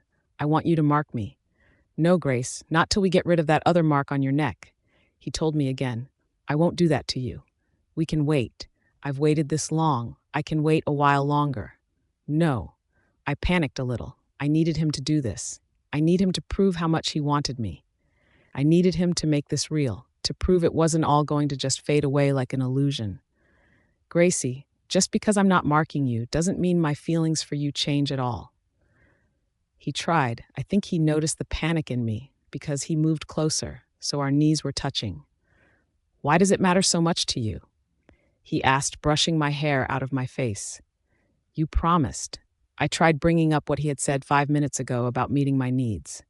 This is a need. Then I drew the down arrow again, and a person standing. But I don't understand, he frowned. I promised to protect you and take care of you, not harm you, and that's what I would be doing. I thought for a moment. I didn't know how to explain to him my thoughts. I considered talking out loud for the first time in a long time, but I thought against it. I didn't know how to spell many things, so communicating beyond the basics was getting harder. No one had ever cared this much about my thoughts before. Was I being gullible? That's why I needed him to mark me. So I knew the truth. I needed to know the truth, that he was serious about us. Your mark will no more his mark. You're the Alpha King, I wrote after a long moment. But we don't know that for sure, he argued. It will. I can take the pain. I insisted, scribbling my response before he was even done. But I don't want you to take the pain. He raised his voice in frustration. It will take away the old mark. You are powerful, most powerful. I can do this. Trust me. He was silent for a long moment. I could see his want and longing trying to persuade the logical side of his brain that was telling him this was a bad idea. He wanted this, and that was almost enough for me. Almost. But I need the illogical side to win, because I would either die of pain and filled with false promises that I believed, or question everything, never fully believing my mate. If that's what he really was. It will hurt, Grace. It will hurt a lot. He said after a long moment, as if that would change my mind. I know, I wrote back. But I can do it. I had endured so much in my life. A little more pain for something that could be amazing seemed worth something. This pain seemed worth something. Okay? He finally relented. I know you keep saying that the pain will be okay, but you also need to know that when we both bear each other's marks, you will go into the heat. And I'm not sure anyone has ever told you about the heat, since you know very little about wolf culture. But it will cause a strong desire for sexual activity. I hesitated for a moment. Was I ready for that? What would it be like? Would I lose complete control over myself? Despite my inner turmoil over this new revelation, I nodded, telling him I understood. I will be with you the entire time, Grace. And for the first time, I realized how my heart fluttered every single time he said my name. The way it rolled off his tongue in such a simple manner, but only he said it that way. Like I was everything to him. You won't face anything alone. You will never face anything alone again. I smiled at him, and he touched my face gently. I laid back on the bed, propped up a little on the pillows, and he climbed on top of me, placed one of his knees on each side, resting next to my hips. Are you ready for this, baby? He asked, his voice husky with desire, and I could see his pupils change with desire, his wolf coming forward. I nodded and lifted my chin so he'd have better access. Then let's do this. He smiled, one of those really rare wrist smiles. He leaned in, his canine teeth coming forward, but I didn't want to look at them. I tried not to move as they sunk them into my skin. I immediately began to feel pain, but I wasn't sure if it was from his teeth, the mark, or something completely different, and writhed in agony as it intensified. Alpha King Rhys must have noticed because he started to pull away, but I grabbed his head and pulled him deeper into me. I cried out in pain, unable to help it anymore, but I kept Rhys firmly in place.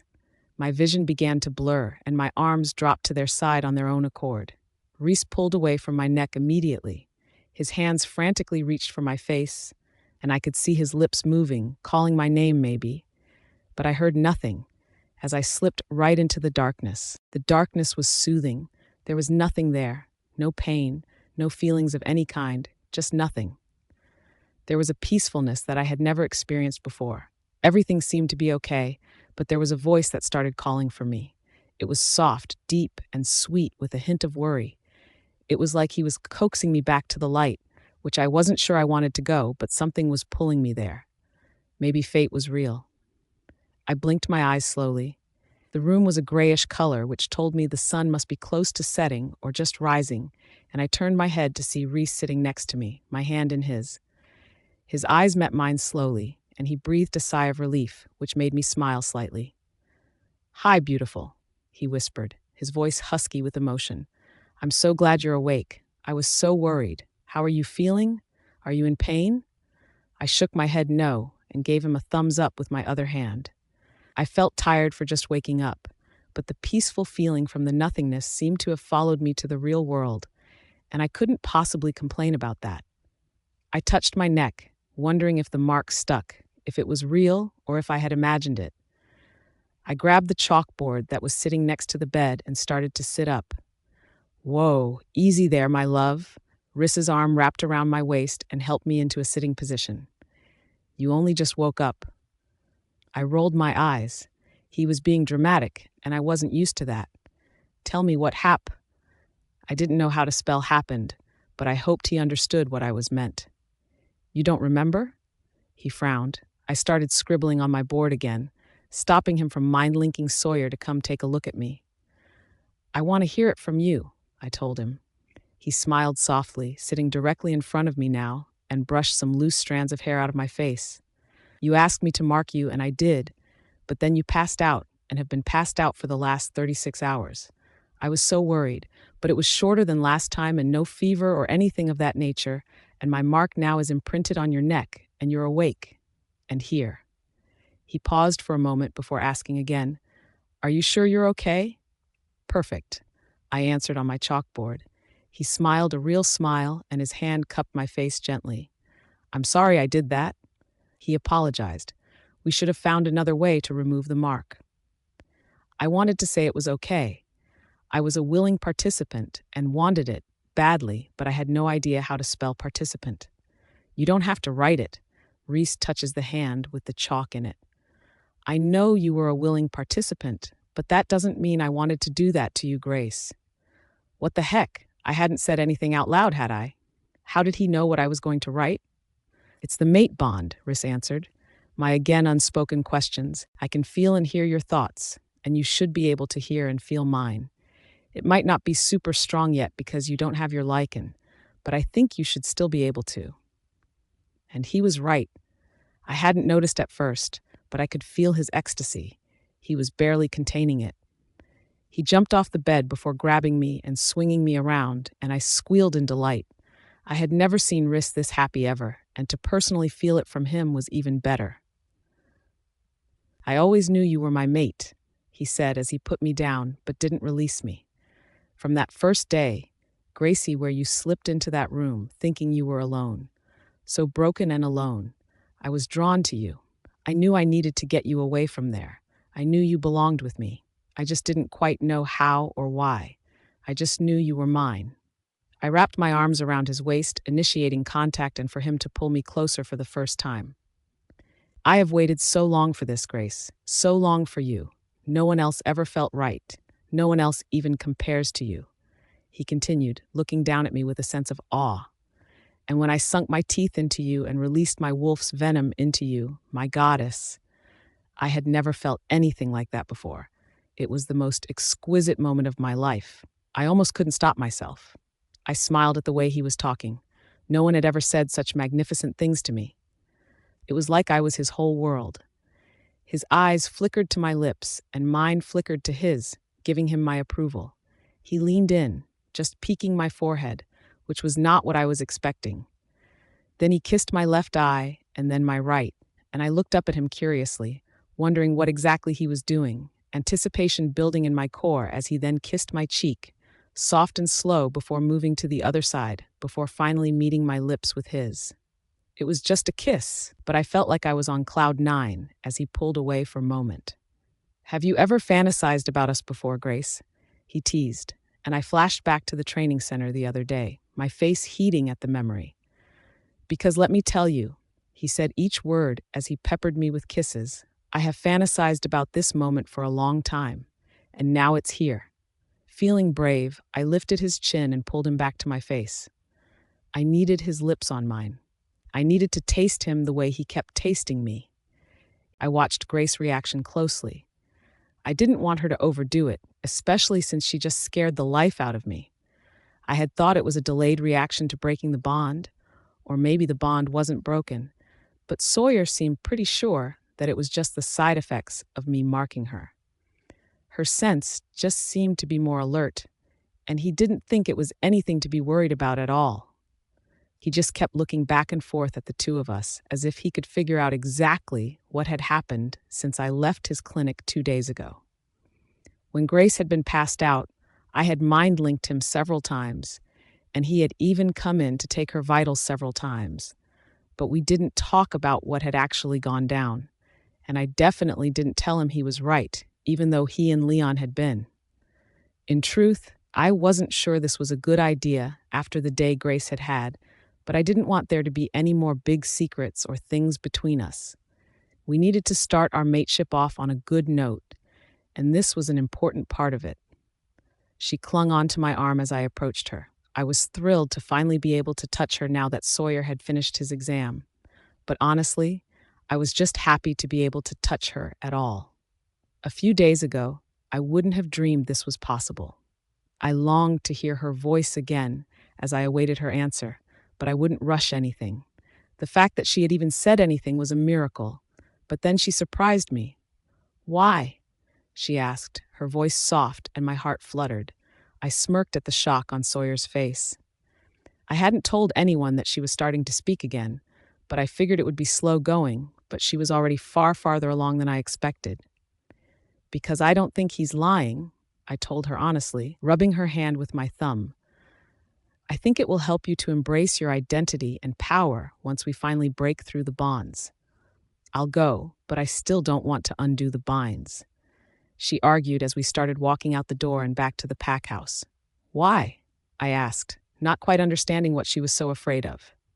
"Well, unbinding will hurt, probably even more than marking. I don't understand why you are trying so hard to turn me into a monster." There was a bit of hysteria in her voice now, and I felt a little bad for pushing. "Gracie, honey, just because you're different doesn't make you a monster. But I would feel this way about you even if you were a monster." She didn't say anything, but her grip on my hand tightened. "Grace?"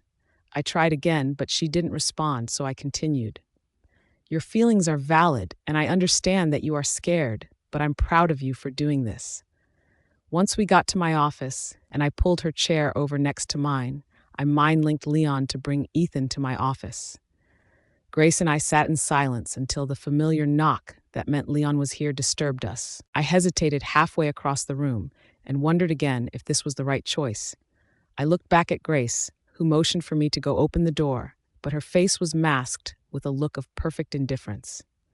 "Thank you for meeting with us," I said, not opening the door all the way yet. I wanted to know what Ethan thought exactly. I had told Leon not to tell him anything. "As if I had a choice," Ethan huffed as I opened the door fully, revealing Grace. "Grace," he whispered in surprise too low for her to hear. In this moment, I could see bits of Grace in his mannerisms and her in his. I hadn't quite realized how similar they both were, but now they were both here and both nervous, and it was obvious that they were related.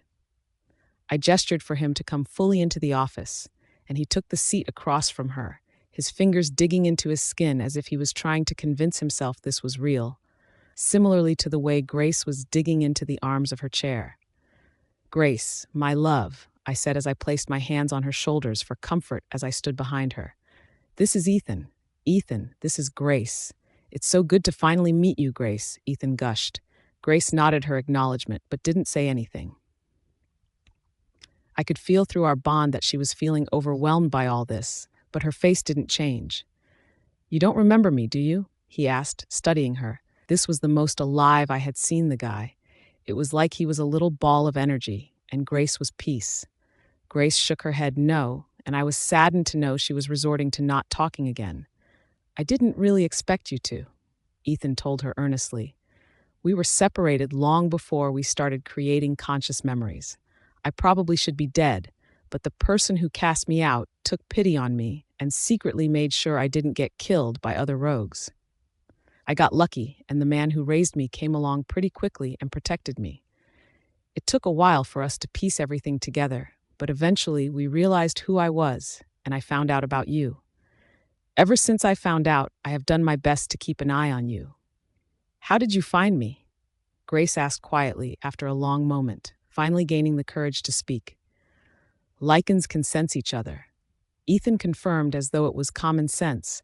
"And because you and I are twins, I can feel you pretty strongly, and to prove it, I know you were just newly marked by Alpha King Rhys." Grace immediately shifted my hand on her shoulder to try and subtly cover her mark. I tapped into our bond and realized that she felt exposed and anxious by how much Ethan seemed to know about her. "You don't need to hide it, Grace," Ethan teased, not missing what had just happened. "I already know." "That's enough." Leon intervened before I had even thought about it. You are here to answer the Luna's questions, and that is it. Another peep out of you that isn't relevant, I will take you straight back to the dungeons. I was just trying to bond with my sister, Ethan protested, curling into himself a little, the same way Grace was trying to do at the very same time. This isn't the time for bonding. We haven't decided what to do with you yet, I said coolly. You were brought here to give us information on lichens. We had never heard of lichens until one attacked my pack a couple weeks ago, and then we found you. There's next to information out there. I can't find a single book that mentions them, so I want to know exactly what we want, and then we might spare your life, though it truthfully isn't my decision. Ethan's face fell even more, but he shrugged, trying to act like he didn't care that much. What do you want to know? I could tell he was trying to keep his voice casual. Start with where they came from, I commanded, and what they are. Ethan nodded, and I could tell he was trying to decide where to start with his story. He had mentioned several things in the dungeon, but I wanted to know if his story stayed the same or if he changed anything. This was for Grace, but it was also a test on my end. Well, lichens, like werewolves, are children of the moon goddess, he answered after some thought. They are half werewolf, half human, hence the different form. We were created by werewolves and humans, marking and mating each other during the full moon. Is that why your form is bipedal? I asked, wondering why I had never even heard a legend about lichens if they came from werewolves. Yes, I believe so, Ethan answered. Honestly, there's a lot of lore about how we got our form, but to me, that makes the most sense. If you lived with rogues, Grace asked, drawing out her thoughts, how did you learn about lichens? Lichens aren't super common, Ethan answered easily, but they aren't super rare either. Most lichen packs try to live a normal life in the human world or pass themselves off as werewolves for safety purposes. It made sense, kind of. They were half-breeds, stuck not really fitting into either world quite perfectly. Is that better or worse than what the werewolves do? Grace asked, and I could tell she was feeling a bit more comfortable with the situation. I don't think you can compare the two. Lichens were hunted a long time ago because people saw us as mutts. We got the best of humans and werewolves, in my opinion, but not everyone saw it that way. They thought we shouldn't exist, that we're causing chaos among the humans, and it caused all sorts of problems for lichens, causing almost every pack to change in one way or another to protect themselves. So they live in packs like werewolves?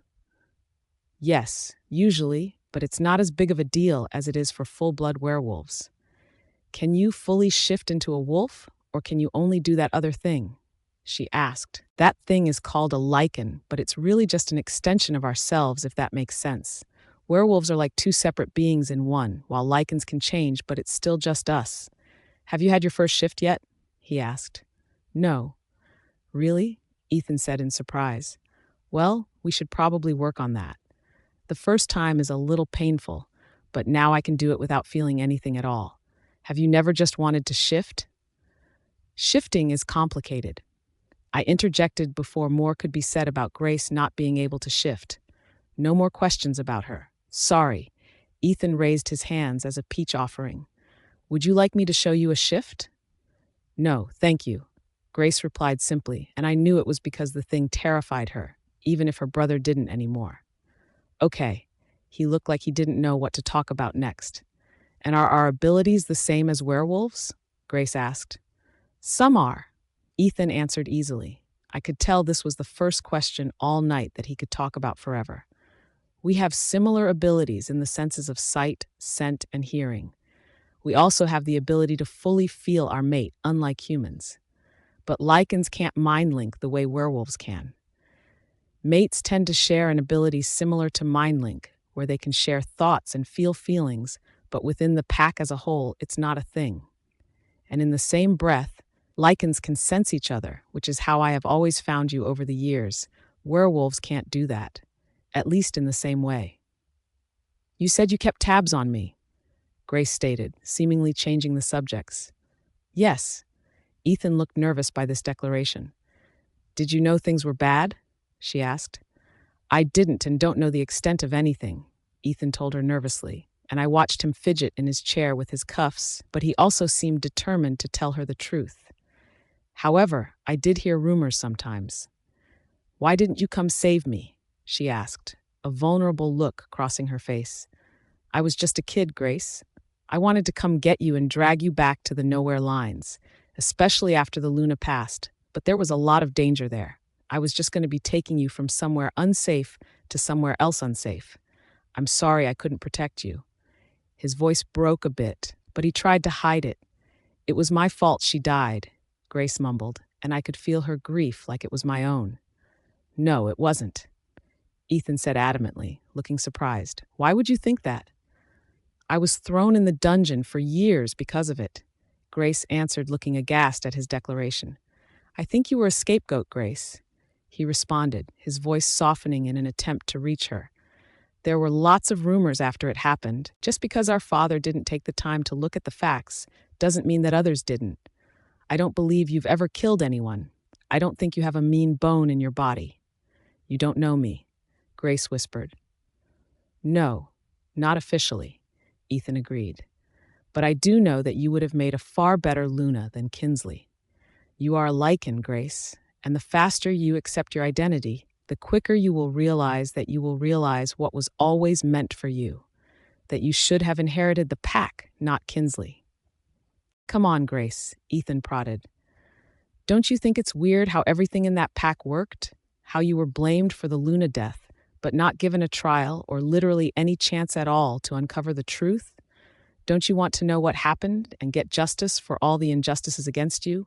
To prove your own innocence and take back what's rightfully—" "That's enough," my mate cut him off angrily. "You are not here to regain control of a pack you don't even remember living in.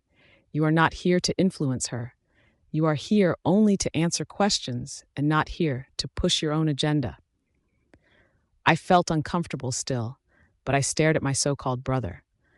I remembered the day the Luna died. It was one of the worst days of my life, and it was ingrained in my brain so clearly. I hadn't even seen the Luna that day before being dragged away, thrown in the dungeon, and accused of murder by my own father. I was so confused at what was going on, but Ethan was sort of right. It hadn't made any sense then, and it didn't make any sense now. Everything felt out of control and confusing. I didn't know what to think, what to believe. "Sorry," Ethan responded, shrinking back a little. "I just wanted—" "I don't care what you wanted," Rhys cut him off, anger dripping from his voice. "I would have done everything I could to get my sister out of that situation, instead of gathering bits and pieces of information as it was convenient." "Well, that's easy to say when you have all the resources you do," Ethan bit back angrily. "You forget that I was also only 14 when the Luna died. I was a rogue kid, and I had a little help, but I was not in a good place either." "She wasn't safe there," Rhys bellowed. I touched his hand with my own in an attempt to calm him, the way he kept attempting to calm me. "And she wouldn't have been safe if I took her away." I'll give Ethan props. Rhys's aura was strong right now, and he wasn't backing down. "I told you already. I did what I could. I did have an informant in the pack. He attempted to get in contact with Grace several times and was never successful. Then he was killed shortly after the Luna. I also did try to approach Grace several times, and every time I was unsuccessful. When she was younger, she played outside a lot, and I was 7 the first time I tried. However, once the Luna died, it was impossible. She never left the house, and despite multiple attempts, I could never get in. He had tried to get to me. I wasn't sure whether I was happy to know he tried or creeped out, but it was nice to know either way he tried. "Okay, we are getting nowhere." Rhys shook his head in exasperation. "He's annoying me. Leon, take him back to the dungeon. Now, please." Ethan looked saddened by the news, but I was grateful. I didn't know how to feel about everything, and I had no real reason to believe the stranger in front of me, even if a part of me wanted to. A part of me wanted to believe that without me knowing, somebody cared about me and tried, even if it didn't work out. The door shut, and I turned my chair around to look at my mate, who hadn't moved from behind me. It was crazy that he went from being the Alpha King in my head to just Rhys. He was just my Rhys, and I was glad he was here. "I'm sorry, Gracie," he let out an exasperated sigh. I thought he would help empower you and reassure you, and he did was make it worse and make you feel guilty. I gave him a small smile. He looks like my father a bit, I told him, thinking back on everything I remembered, especially his eyes, but I don't remember him at all. And nobody ever mentioned to me that I had a brother, a twin, but I guess that doesn't mean much because they really didn't talk to me anyway. When I saw him, Rhys touched my face gently. I thought his eyes looked like yours, so it's funny that you mention your father, but I think yours are far prettier. I don't know what to believe, I confessed. That's okay, Rhys told me. You don't have to make any choices right now. I just thought you should meet him, but I'm not sure that was the right choice based on how that went. I could feel the guilt rolling off him. It could have been worse. I shrugged as I stood up. He let out a little chuckle, taking me by surprise, and then pulled me into him. You never cease to amaze me, Grace, he said in awe. I promise that I will hunt down every single person who has ever hurt you. They will pay for what they've done. His fingers traced my sides as I looked up at him, making me shiver. I didn't know what to believe about anything. I had always believed that everything was my fault, even though I couldn't remember doing anything. I had always believed I deserved their poor treatment of me. I was the bastard child after all. But Alpha King Rhys here had changed everything for me, and I couldn't help but feel comforted just simply by being with him. I was glad he had been here for me to confront my maybe brother. My eyes flicked to his lips, and knowing exactly what I wanted, he leaned in. His springtime scent filled my senses. His lips met mine, soft and slow, and feeling brave, I deepened the kiss. His tongue asked for entrance into my mouth, and I made way for it. I might not know much, but I did know that I was exactly where I was supposed to be. Rhys pushed me gently, backing me up until my butt hit the desk. In one fluid motion, he lifted me so I was sitting on it, without ever even breaking the kiss.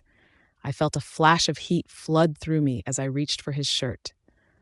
An abrupt, forceful knocking startled us both, and Rhys jumped back, pulling his shirt back into place. He glared at the door, but the knocking didn't stop. He ran a frustrated hand through his hair as he gave me an apologetic look and walked to the door. What do you want? He growled when he opened the door. Sorry to interrupt whatever work was clearly being done here, Sawyer said breathlessly with a slight smirk before turning serious again. But there's someone here to see you. Tell them to go away. Rhys snapped at him. I don't think that's going to work, Rhys, Sawyer retorted, and I wondered what exactly was going on. It's Allison. Allison? I couldn't see Rhys's face, but I could hear the bewilderment and anger in his tone. What is she doing here? I don't know, but she won't leave till she sees you. She's downstairs in the meeting room. At least that's where I left her, Sawyer answered. I don't understand, I interrupted, jumping off the desk. Who is Allison? I watched Rhys take a deep breath, and I could feel the amount of effort it was taking for him to keep his voice calm to talk to me. She is one of my ex-fiancés, he answered, not meeting my eyes, and I found myself upset with that. I have to go deal with this. I'll see you in a bit, okay?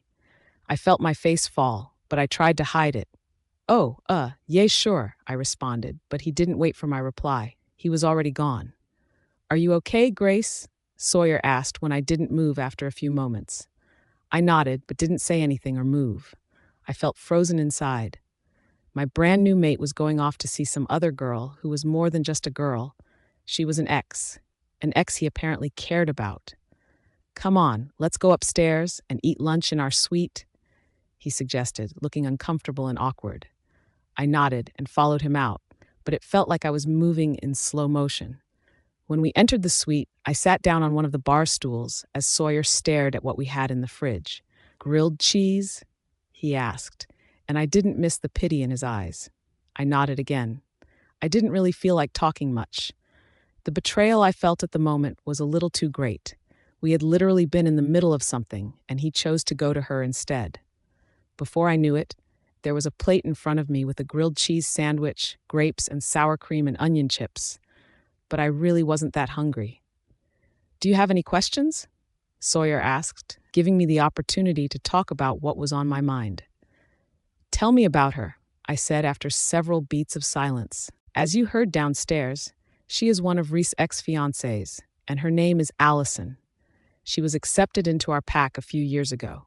She fell in love with him almost immediately and began doing crazy things for him.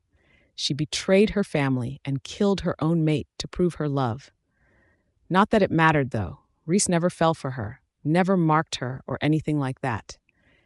He just let her live, which personally I think was a mistake that is coming back to bite him in the butt.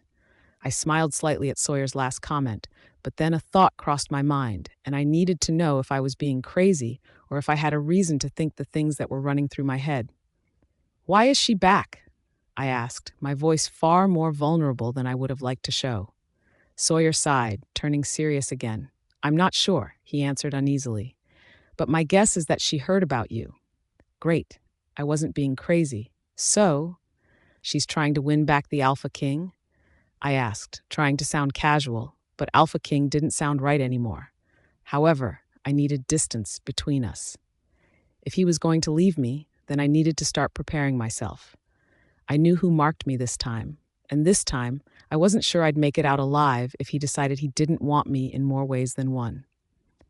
"That would be my guess," Sawyer answered with a frown as he stared at me. "But that's not what she said when she showed up.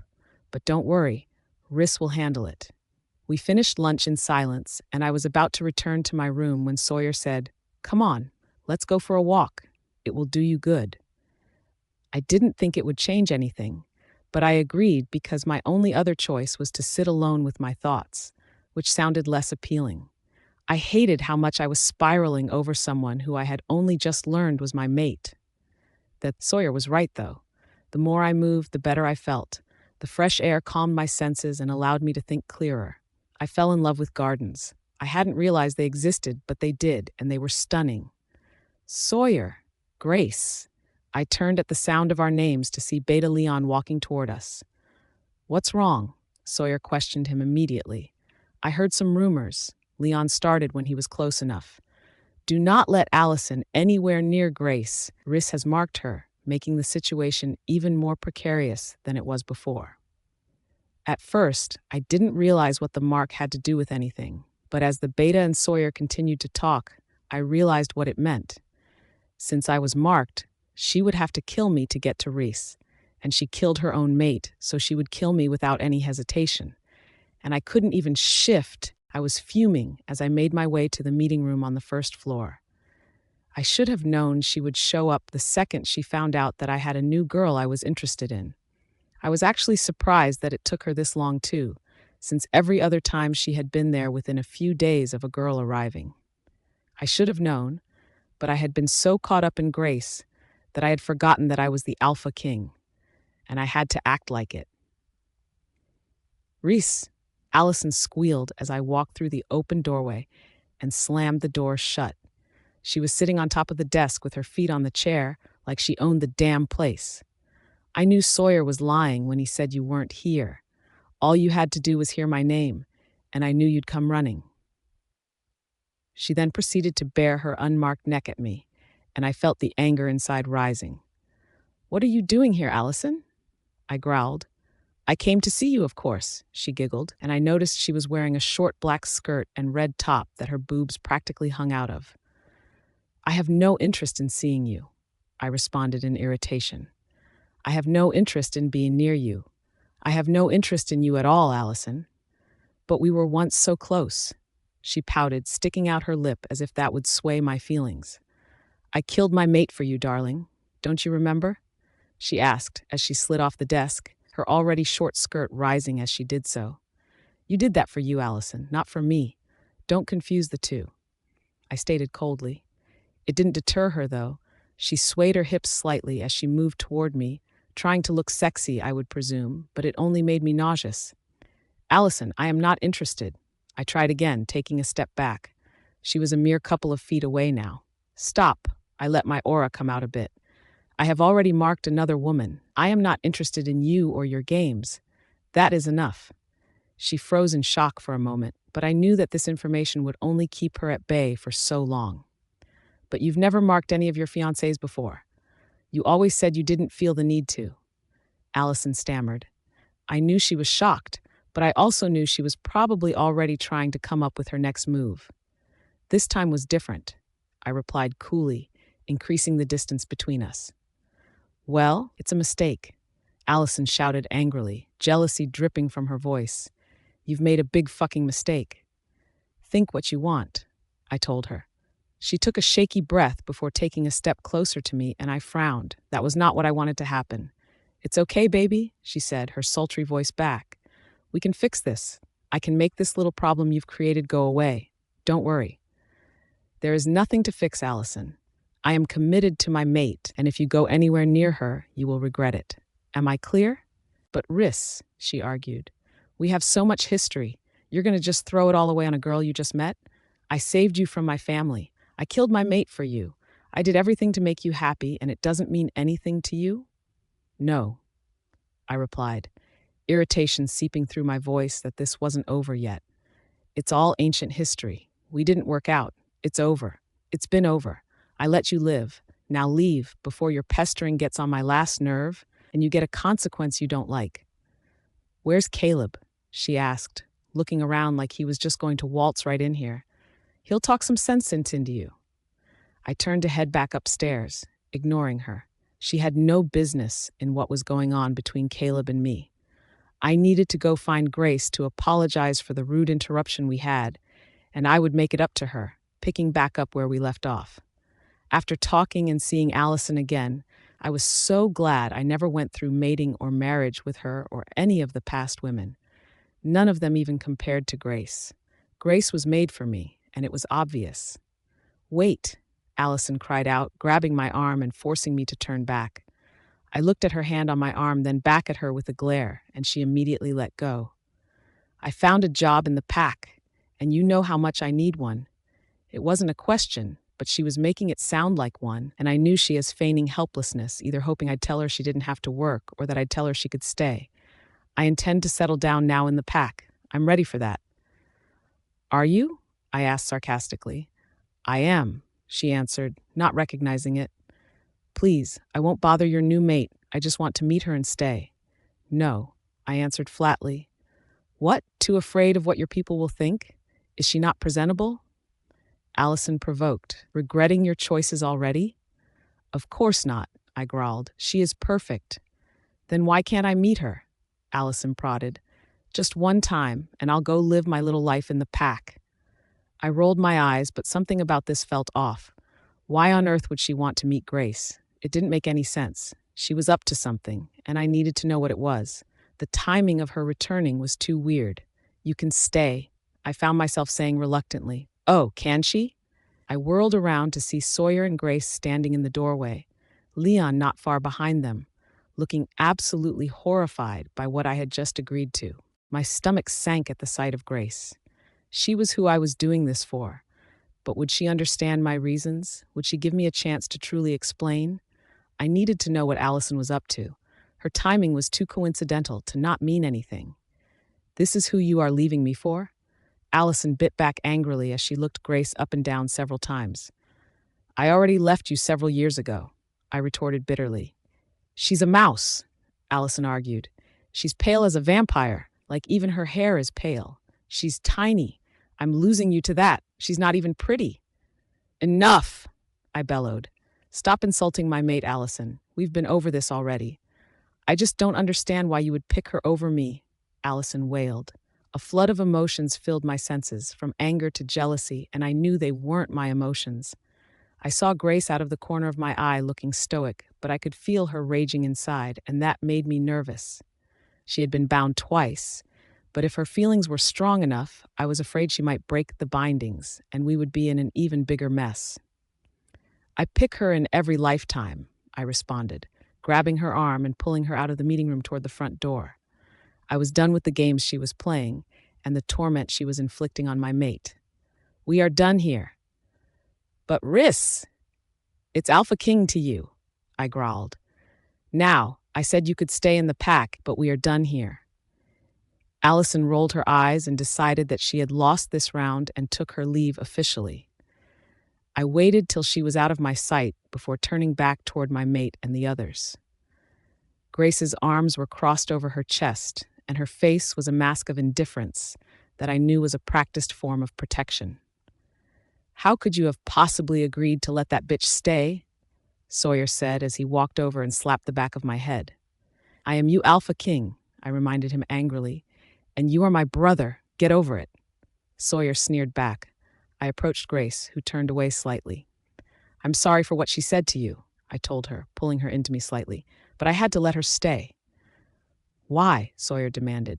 She's a lunatic who is only going to cause trouble. She is, I conceded, but she's up to something, and I have to know what it is.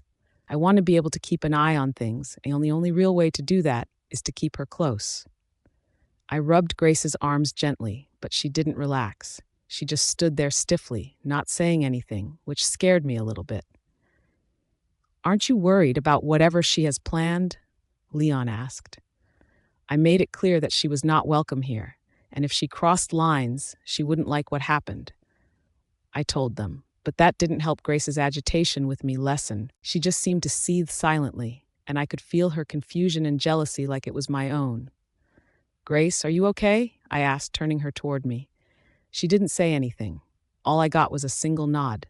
I don't believe you, I whispered in her ear. She didn't react to me at all, so I mind-linked Sawyer. I knew if I suggested she go calm down somewhere, it would not be taken well. But if Sawyer could help, I could talk to Leon about what was going on and come up with solutions. Come on, Grace, let's go finish our walk, Sawyer suggested. She nodded and pulled away from me, and I reluctantly let her go. As soon as the door shut, I turned to Leon, knowing he would know what had happened since Sawyer came and got me. What does she know? Sawyer told her everything he knows about Allison. She never reacted to any of it. He told her that she betrayed her family and killed her own mate, and she said nothing. It's quite concerning. She's not reacting, I told him. She's just doing it internally, and I'm afraid she'll break the binding that keep her from shifting. Isn't that what we want? Leon questioned. Not like that, I answered.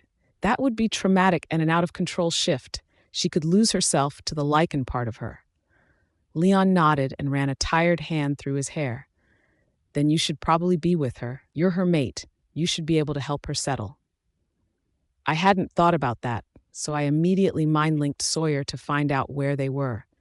He said that she had asked for space and was in garden. He wasn't far from her in case she needed something, but he was honoring her request. I told him he could leave, and I made my way there without another moment's hesitation. I had no idea how to make it right to her, but I also knew I had to try. She was sitting on the ground with her eyes closed as I approached. Go away, Sawyer, she said when she heard my footsteps. It's me, my love, I said gently, sitting down next to her. She looked at me, but she didn't smile the way she usually did. Do you want to talk about it? I asked her after a few moments of silence. There's nothing to say, she whispered. I beg to differ, my love, I responded.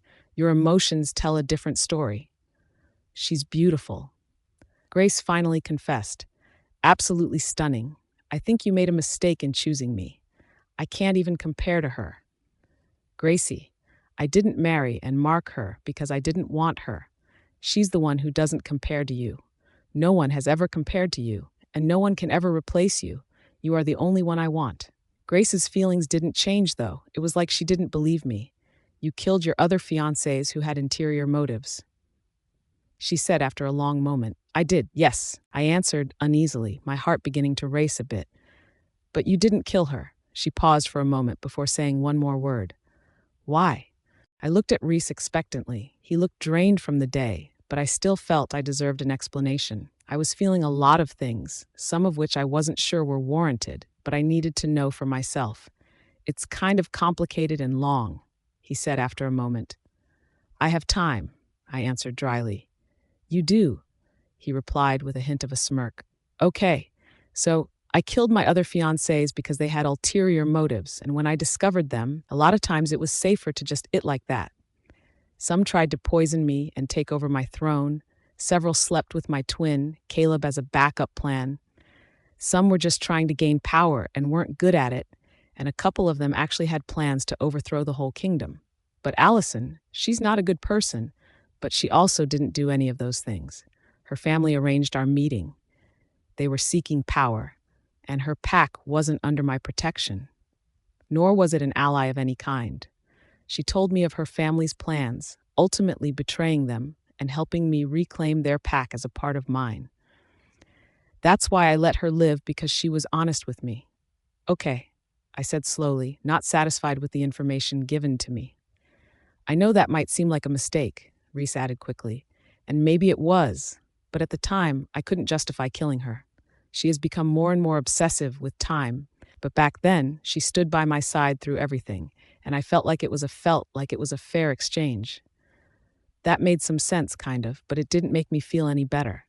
Did you ever love her? I asked hesitantly, not sure I wanted to know the answer. The Alpha King surprised me by smiling at the question, and I felt confused till I heard the hint of laughter in his voice. No, Gracie. No, I never loved her. She might love me, though I think her illusion of love is a bit twisted, but I have never had any feelings toward her romantically, and I will never reciprocate those feelings she has. She isn't the one I want. Then why is she here? I asked, but the question was barely above a whisper. That is something that I should have warned you about, and I'm really sorry. Everything has just happened so fast, and I just didn't think about it. He paused, pulling me in closer to him. Every time I have brought someone home after her, she has shown up. Usually she tries to intimidate them and let me know that she's still around. And if her head, she's the better option, no matter who they are. I have warned her that she is not to come near you, Grace, and that if she tries anything again, I will not be so lenient. You are the most important thing in the world to me, Grace. If she tries anything, there will be hell to pay for her. Do you think that will actually keep her at bay? I asked. She seemed like she really loved him, and if it was me on the outside, I don't know what I wouldn't do to prove my love. I was already struggling with that aspect, and I wasn't even on the outside. Honestly, I nodded. Yes, I needed him to be honest with me, not just now though, but always. No, he answered, lifting me so that I was sitting on his lap facing him. I don't think it will keep her at bay. I think she will disregard everything I have told her and probably make a mess of things. But then we will at least know what's going on, instead of being blind to whatever she ends up planning. I shrugged. I didn't think his plan was going to go the way he was thinking it would, but I wasn't going to be the one to tell him that. Until we know what's going on with her, Grace, just promise me you'll be careful, and let me know if you have any problems, okay? I nodded, but doubt had sort of settled in soul. Would he believe my word against hers if anything did happen? Or would I be in trouble and accused of lying? I felt overwhelmed by everything that was happening. A new mate who had an ex-fiancé who may or may not be planning to kill me. You still feel like you're in turmoil, the Alpha King said with a frown. I don't know what to say, I told him honestly. What are you afraid of? He asked, his hand cupping my face, his thumb tracing my jawline. That you'll realize how pathetic I am and chose her. I answered honestly. He froze for a moment before saying, Gracie, you are not pathetic. You are literally one of the strongest people I have ever met. I have chosen you. We have always been destined for each other. That's why none of my other relationships have ever worked out. I wasn't meant for them. I was meant for you, and only you. The words sounded nice, but I wasn't sure I believed them, even though I wanted to. I gave him a small smile as I'm trying to believe in us offering, even though I wasn't exactly sure where I stood with everything. It's going to be okay, Gracie, he said softly as he rested his forehead on mine. I promise. And in that moment, I chose to believe in his promise as we sat there on the ground in the garden, just breathing each other in. After a few minutes of silence, Rhys' phone buzzed, and he pulled it out of his pocket and read whatever it said. Perfect, he said aloud, but I don't think he was talking to me as he texted whoever it was back. He then slid his phone back into his pocket and smiled at me. Come on, he said, nudging me with his knee to get up. Where are we going? I asked as I brushed the dirt off me, then took the hand he was offering me. I found you a mentor, and we're going to meet him. We walked in silence down a pathway I had never seen before. I mean, that wasn't saying much because I had rarely left the pack house other than to go to the clinic, but it made me a little uneasy, especially because I kept thinking that Allison was going to just jump out from behind a tree and try to kill me. Rhys didn't seem to be worried, though. He seemed quite the opposite, in fact. I knew he seemed to consider the conversation we had been having to be over, but I still had so many questions and thoughts. I was just processing it all. But to him it seemed that we had reached an understanding, but I wasn't so sure we had. A little cottage came into view as followed the path around a curve. There were actually several houses, I realized after a moment. Each seemed to have a large amount of space for themselves, and they were all fairly hidden by trees, except for the first one that stuck out like a sore thumb, and it looked like it was starting to fall apart. Rhys knocked on the door, and I just looked around. I didn't love that we were so deep in the woods at a stranger's house, especially because it was relatively shabby. I mean, I was sure Rhys knew whoever this was, but I didn't, and that made me super anxious. The door opened, and a man who looked to be about middle age appeared. "Alpha King Rhys," the man exclaimed joyfully. "It's good to see you, son. And this must be Grace. It's a pleasure to meet you, dear. I'm Arlo. Please come in." I let Rhys enter first, and he tugged me through the door with him. There was something about this place that I didn't like very much, but I couldn't put my finger on it. The house was just as chaotic inside as it was outside. Everywhere I turned, all I saw was clutter and disorganization, but Arlo was giving me no reason to really think anything was wrong, so I pushed it away. I knew it was probably just because of the day I was having, making my anxiety skyrocket. "Grace," Rhys called out, bringing my attention back to him and Arlo. "Arlo is one of the best tutors we have in the kingdom. He is knowledgeable on all fronts, and I trust him to keep you safe and teach you everything you want." I nodded, not knowing what to say. Arlo seemed nice enough, but I didn't love that I was just being passed off like I was a child. "I will help you to become the best Luna you can be." Arlo smiled at me and gestured for me to sit at the table. It was then that I realized he had it all set up, just for me, so I took a sit, hesitantly. "Let's start with this," Arlo said as he handed me a book before taking a seat across from me. "I want to get a baseline of where you're at, so that we don't move too quickly or put you too in over your head. Does that make sense?" I nodded, but the book was already over my head. I knew I couldn't read it if he asked. "First, I want you to just tell me what words you know off of any page you chose," he told me. "Then we will pick some new practice words for you to focus on." I nodded and began the process. Arlo wrote down everything I said. And then we picked several sight words that maybe second graders would have practiced themselves. I practiced writing them, spelling them, and saying them aloud. My pronunciations weren't always correct, apparently, because I didn't talk much before, so I needed to relearn some things I had once known. My writing was clumsy, my reading was terrible, and my math was non-existent. We sat in long stretches of silence as I worked. Every now and again, he made corrections, and Rhys sat in the corner on his phone, not saying anything. "Okay, I have to take care of something," Rhys said as he stood abruptly, startling both me and Arlo. "I'll be back." I nodded, but I felt myself begin to panic a bit. It wasn't that Rhys was being helpful, but I liked knowing he was close. I didn't want to be alone with anyone really on a normal basis, let alone with someone I had just met. "It's okay." Arlo smiled at me as he got up and went into the kitchen. "I don't bite." I smiled nervously, but I found it hard to focus now that Rhys wasn't here. I was slowing down tremendously in my work. I knew that probably wouldn't fly around here, and I didn't want to get in trouble. "Here, Grace." Arlo smiled as he sat a mug down next to me. "I made tea to help you relax. Tea always makes me feel better when I'm nervous."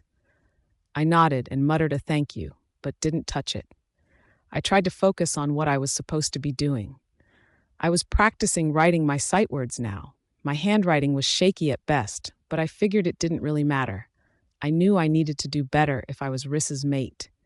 He would want a Luna who could work alongside him, not someone who relied on him for literally everything, which was how I felt right now. "Okay, let me see," Arlo said, and I jumped at the sound of his voice. He was standing behind me, and I hadn't even realized he had gotten up from his chair and moved. I felt my anxiety spike as I realized how close he was to me. He leaned over my shoulder to see my work, and I froze. He's just trying to see my work, I told myself, but I hated how close he was to me. I hated that I was alone with him, and I was pretty certain that I might hate Rhys for leaving me alone with this random stranger who was convinced he could teach me. I took a deep breath and leaned out of my chair as far as I could before eventually just getting up and putting a little space between us. "Oh," Arlo said in surprise when he looked up and realized I had moved. "I'm sorry, Grace. I wasn't thinking about how close I was to you." He then took several steps back, which allowed me to retake my seat, even though I didn't really want to. "That's okay," I mumbled. He gave me a smile and gestured to my untouched tea. "I promise the tea's not poisoned," he laughed a little. I tried to smile back, but my heart was racing. Kinsley had claimed the tea wasn't poisoned too, but it most definitely was. I had no way of knowing it was poisoned then, and no way of knowing it now. I'm sure it wasn't, but I wouldn't be drinking anything till Rhys came back, and even that was questionable. Arlo moved to the other side of the table and retook his seat. He then reached across the table for my papers, which I handed to him, careful not to touch him. "Very good, Grace," he beamed after looking over my work. "These are nearly perfect. You must be very bright." He handed back my papers, and we moved on to the next subject, which was math. Arlo said that we were only going to learn the basics for math, and I found it to be my hardest subject so far, but Arlo worked with me patiently till I understood the very basics. "Let's practice some conversation, okay? Give your mind and hand a little break," he said after a while. "Okay," I said slowly, wondering what he really meant by that. "So, Rhys was telling me that your wolf is bound. Do you have any idea why?" he asked, looking at me curiously.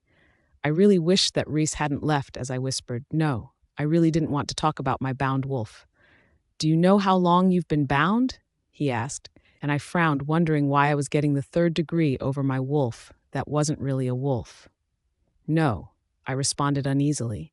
I didn't know how he knew about my wolf or lichen, but I didn't like it. I couldn't figure out why he would be asking about it. It's not like that was a normal conversation starter with others.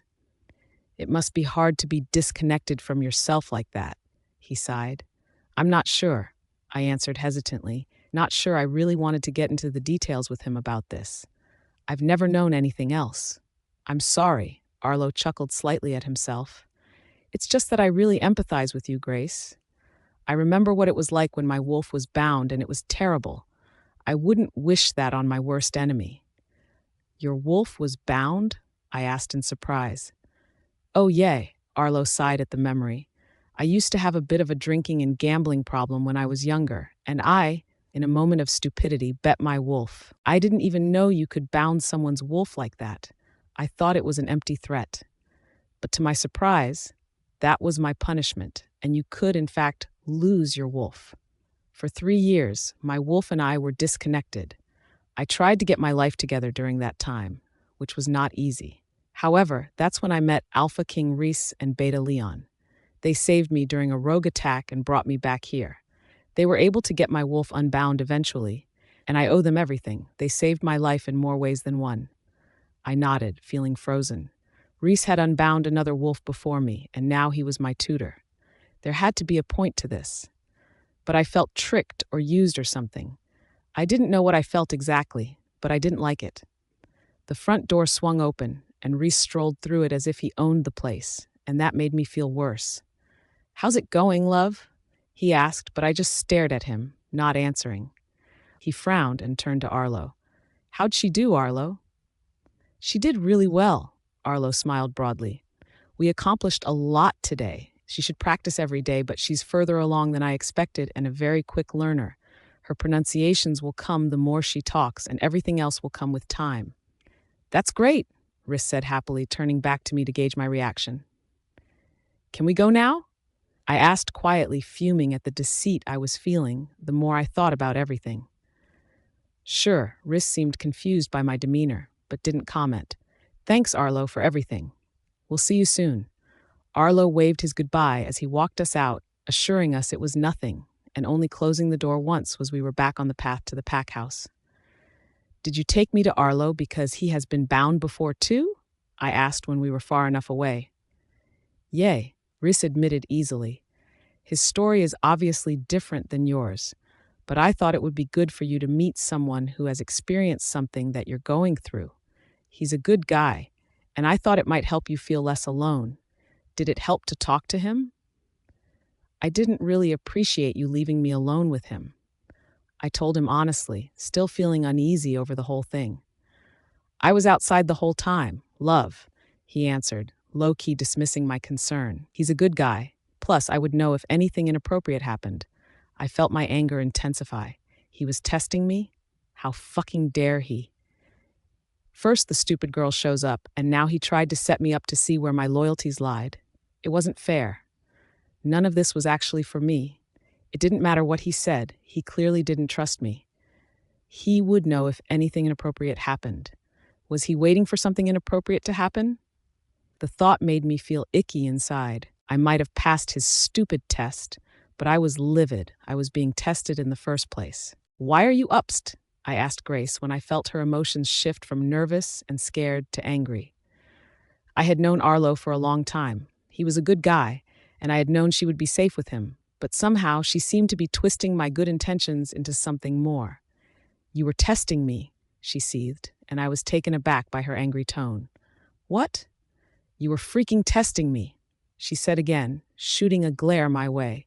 You would know if anything inappropriate happened, blah, blah, blah. It didn't matter that you knew I was uncomfortable and didn't want to be there in the first place, and then you freaking left me. I thought you weren't supposed to do that crap to your mate. Whoa, whoa, whoa. I grabbed her arm gently, stopping her from walking any farther. There was no test. I was not testing you.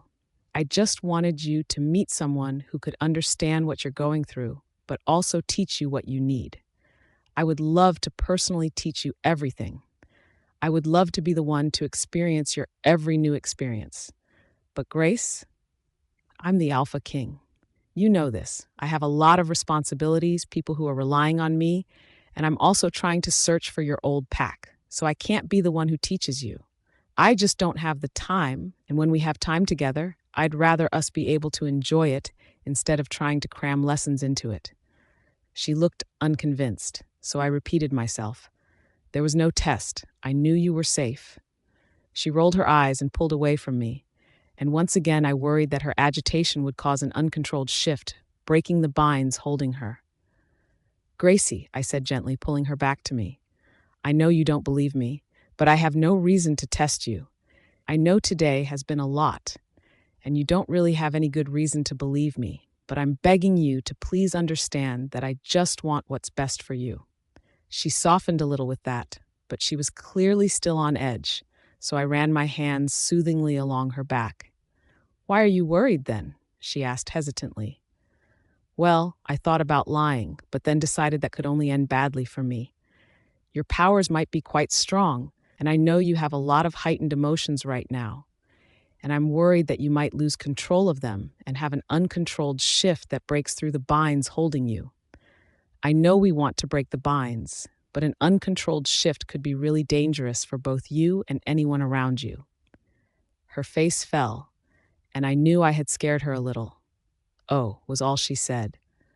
I'm not saying it will happen, love. I just think it's something we need to be aware of as a possibility. I rubbed small circles into her back, and she seemed to deflate, all the fight she was feeling leaving her. But I wasn't sure it was any better. I didn't like the feeling of defeat that was coming from her now, or the pure anxiety. It's going to be okay, Gracie, I said gently. She blinked quickly, and I realized she was trying not to cry. We are going to get through this together. She didn't say anything, but I knew she was trying her best. Come on, I told her gently, pulling her slightly up the path again. It's getting late. How about I have dinner brought up to our room, and you take a nice long bath to help calm your nerves? She nodded, and I wrapped my arm around her as tightly as I could.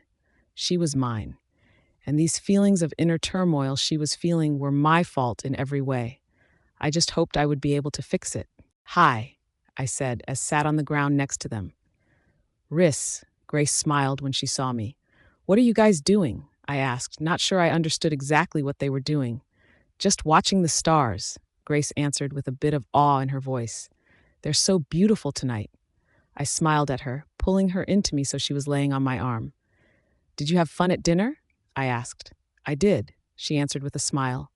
I met some new people, and I was glad that both Alana and Sawyer were there because that made it less scary. I'm glad, my love, I told her, running my hand through her hair. I loved how long it was and how she never stopped me from touching it. Rhys? Sawyer seemed hesitant as he spoke. Yes? I got a call from Caleb today, Sawyer said, and I could tell he was nervous to tell me. He just wanted to let us know he was safe. I sighed. I didn't want to think about my other brother. A part of me felt bad for the way everything had gone down, but the other part of me just wished he would have heeded my warnings. I'm glad to hear it, I said carefully. You know I didn't want to do it, Sawyer, but I have my reasons for it. I know, Sawyer answered, but there was a sadness in his voice that made me feel for him. I just miss him. Me too, I responded honestly. We laid there in silence for a while. I knew that Grace was still upset over some of the things that had happened today, but we didn't talk about it.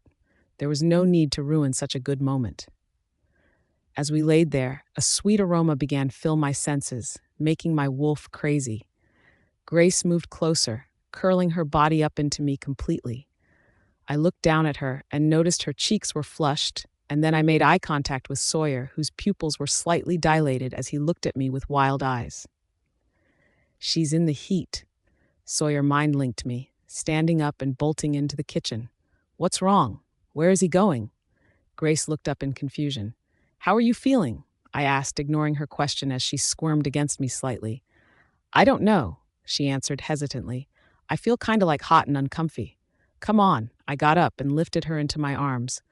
Let's go to our room. I think you're starting your heat. She whimpered in my arms, and I could feel both her nerves and her desire rolling off of her in waves. I prayed to the moon goddess that nobody would be in our path as I all but ran to our room. I didn't need unmated males swarming my girl.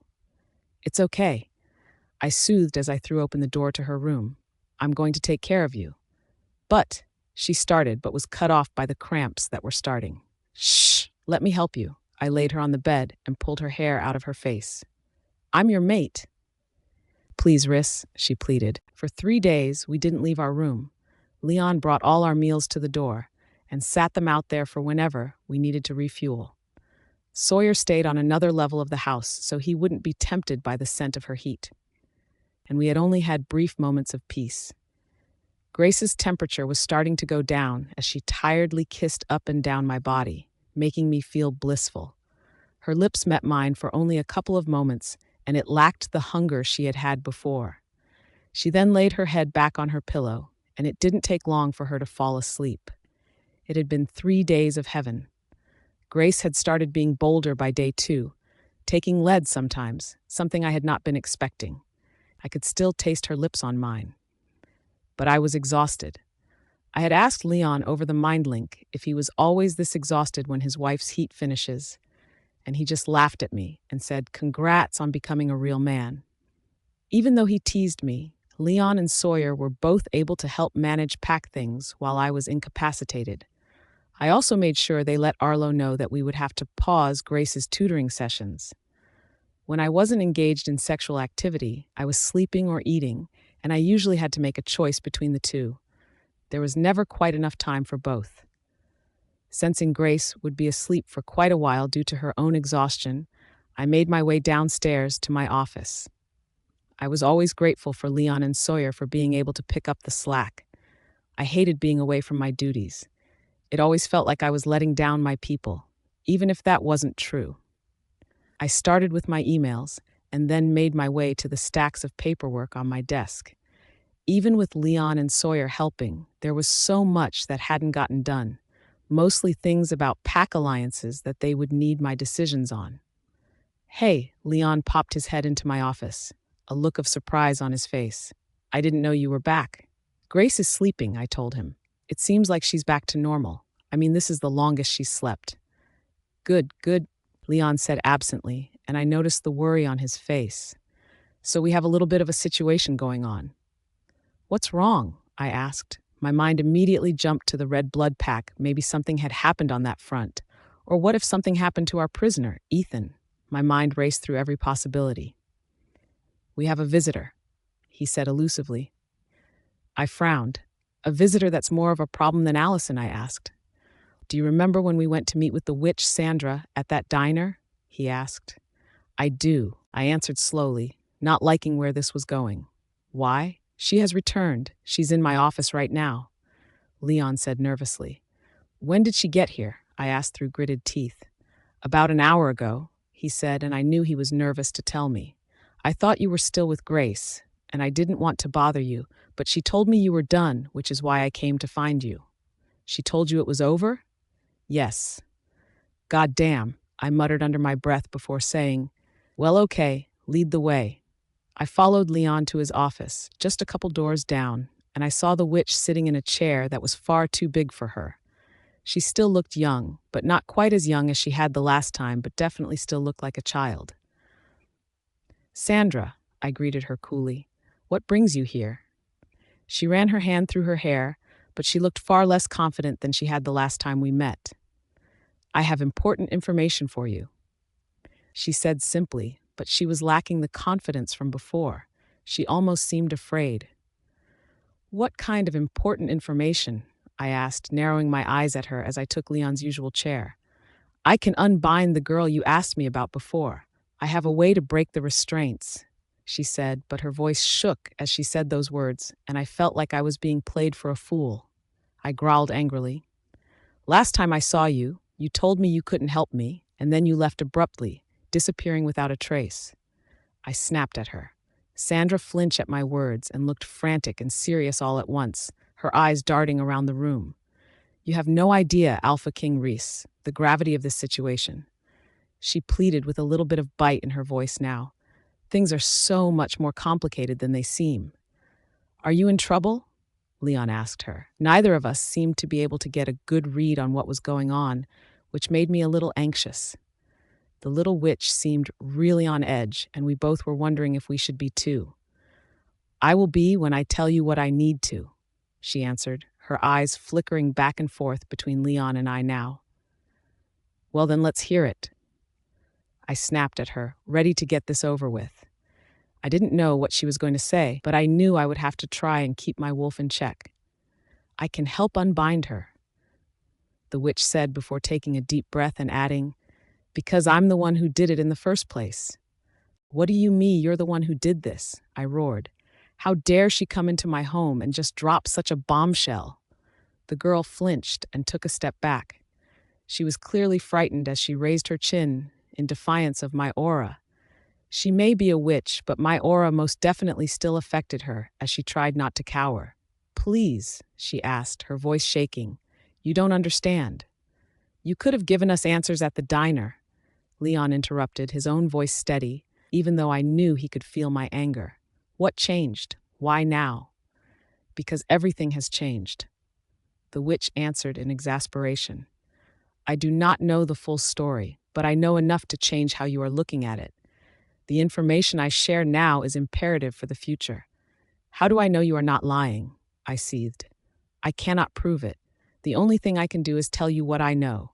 What you chose to believe or not to believe is not up to me, but I beg you to hear me now." "I'm listening," I said through gritted teeth, leaning against Leon's desk. If I wanted any truth, I had to be careful, and that was infuriating when it came to Grace. "The girl, I didn't know she was who you were talking about when I heard the rumors of what you were looking for. Grace has been an unusual case since her birth. I was told that she shifted on the day of her birth." "But that's impossible," I interrupted, sneaking a look at Leon, who was nodding his head in agreement with me. "Shifting that early, that young, it's not possible. A baby can't consciously choose that." "Nobody said she chose to shift," Alpha King Rhys, the witch stated coldly. "I probably wouldn't have believed it either, but I was called upon shortly after her birth to bind her for the first time." "First time?" Leon interrupted again. "Also, aren't you too young to have been there when Grace was a child?" "Will you let me tell my story?" The witch snapped in irritation. "And I am much older than I appear. I can change my appearance at will, and this is my will." To look like a 13-year-old girl? Leon frowned. That's it. If you don't want to hear what I have to say or have my help, then I will just simply see myself out. No. I grabbed the small witch's arm as she tried to scurry from the room. You will tell your story, and we will ask questions as needed. Now continue. The small witch had courage. I had to give her that, as she glared angrily at me before finally continuing. As I was saying, I wouldn't have believed it either, but shortly after her birth, Luann, the Alpha's mistress, found me and asked for her to bound. At first, I refused. I am not in the habit of binding young children. I tried to argue that whatever they thought they saw, it was not worth changing the course of the baby's life. But then she shifted for me. The small baby that couldn't even hold her head up yet shifted right before my eyes. I wouldn't have believed it if I didn't see it for myself. Sandra paused, taking a deep breath. Then Luann made a very convincing argument that the girl was a danger to herself and everyone around her if she was going to shift uncontrollably, and I agreed. But Grace would never hurt anyone, I argued. Not purposefully, but she couldn't control her shifts. That there was no way. I thought it would be safer for everyone for her to be bound. If I knew what I know now, I'm not sure I would have done it, but if I hadn't done it, then someone else would have. Someone else did eventually. She muttered the last part more to herself than to Leon and I, but she forgot that she was in a room of werewolves. What do you mean by that?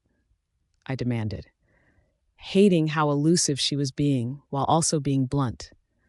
The girl has been bound a total of 3 times. At least that's how many I am aware of. I am responsible for 2 of the bindings. The girl held immense power, and 1 binding was not enough to hold her.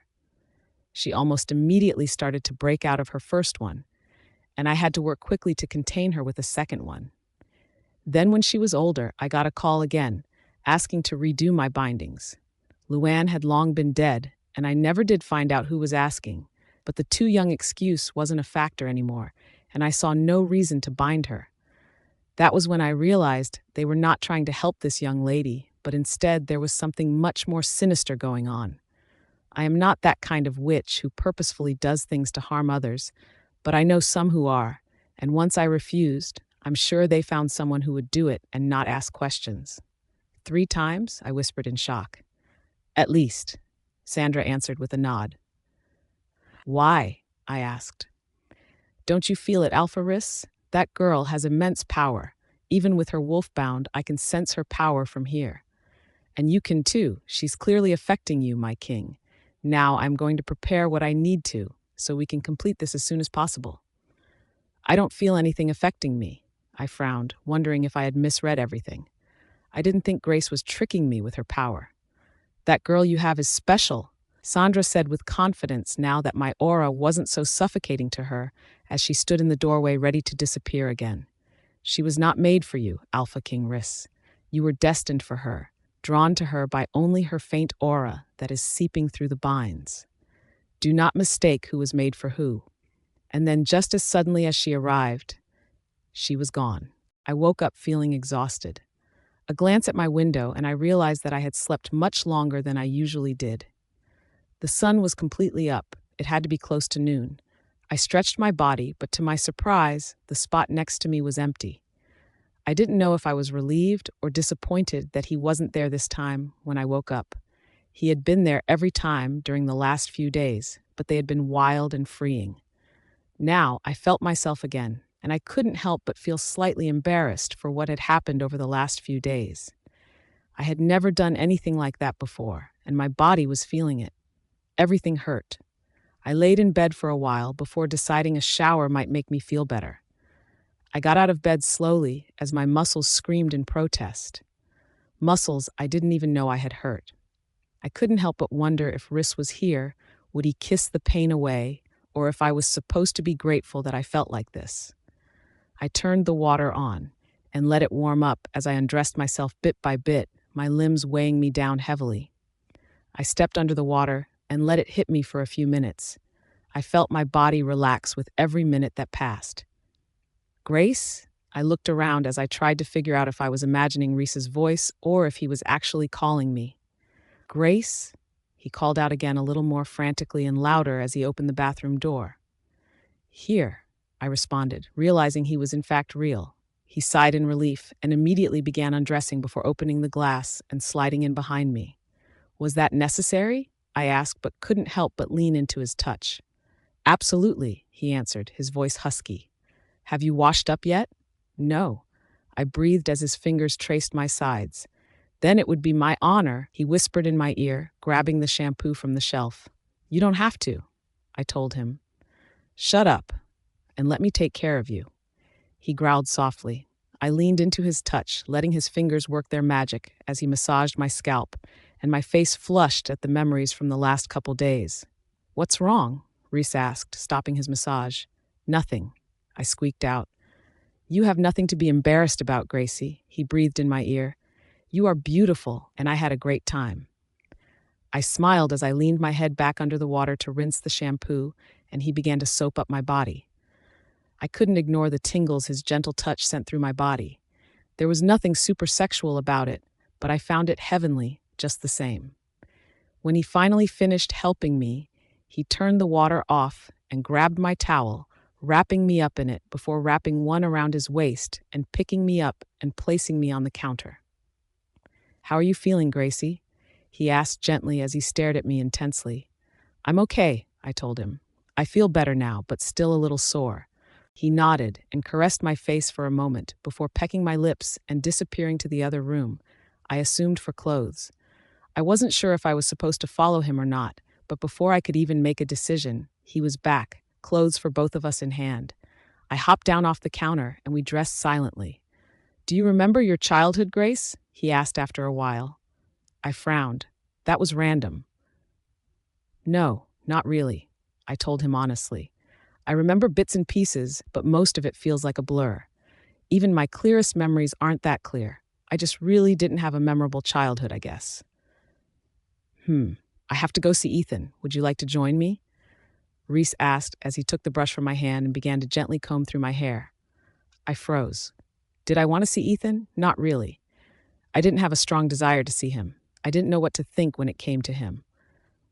All I felt was confused. But the way Rhys was looking at me in the mirror told me he wanted my answer to be yes, so yes, it would have to be. I mean, after all, he had catered to my needs for the last few days. I could do this for him. I nodded, and Rhys reached out his hand, and I took it graciously as we began our journey to the dungeons. The dungeons here, at least the ones I had seen, were much nicer than the ones in Blood Moon Pack. Each cell tended to have the necessities and were clean. They also weren't quite as cold as the ones I was used to, but I still didn't want to spend any more time than I had to down there. Ethan was asleep when we got there. For a moment, I just stared at him. He did look vaguely familiar, but what were the odds we were really twins? What were the odds that both Rhys and I both had a twin, and yet we were made for each other? They couldn't possibly be very high. Rise and shine, Rhys sneered as he rattled the cell bars as he entered, pulling me in behind him as a guard rushed to bring us each a chair. I did have to admit, Ethan looked healthier now. I was glad Rhys was keeping his promise to me that he wasn't hurting him. To what do I owe this pleasure? Ethan asked sleepily, but as soon as his eyes met mine, he sat up, immediately more alert. I have more questions, Rhys grumbled as we sat. Okay, what do you know about witches? Rhys questioned, his voice carefully controlled. Witches? Ethan frowned. Yes, witches. I know they exist, but not much more than that.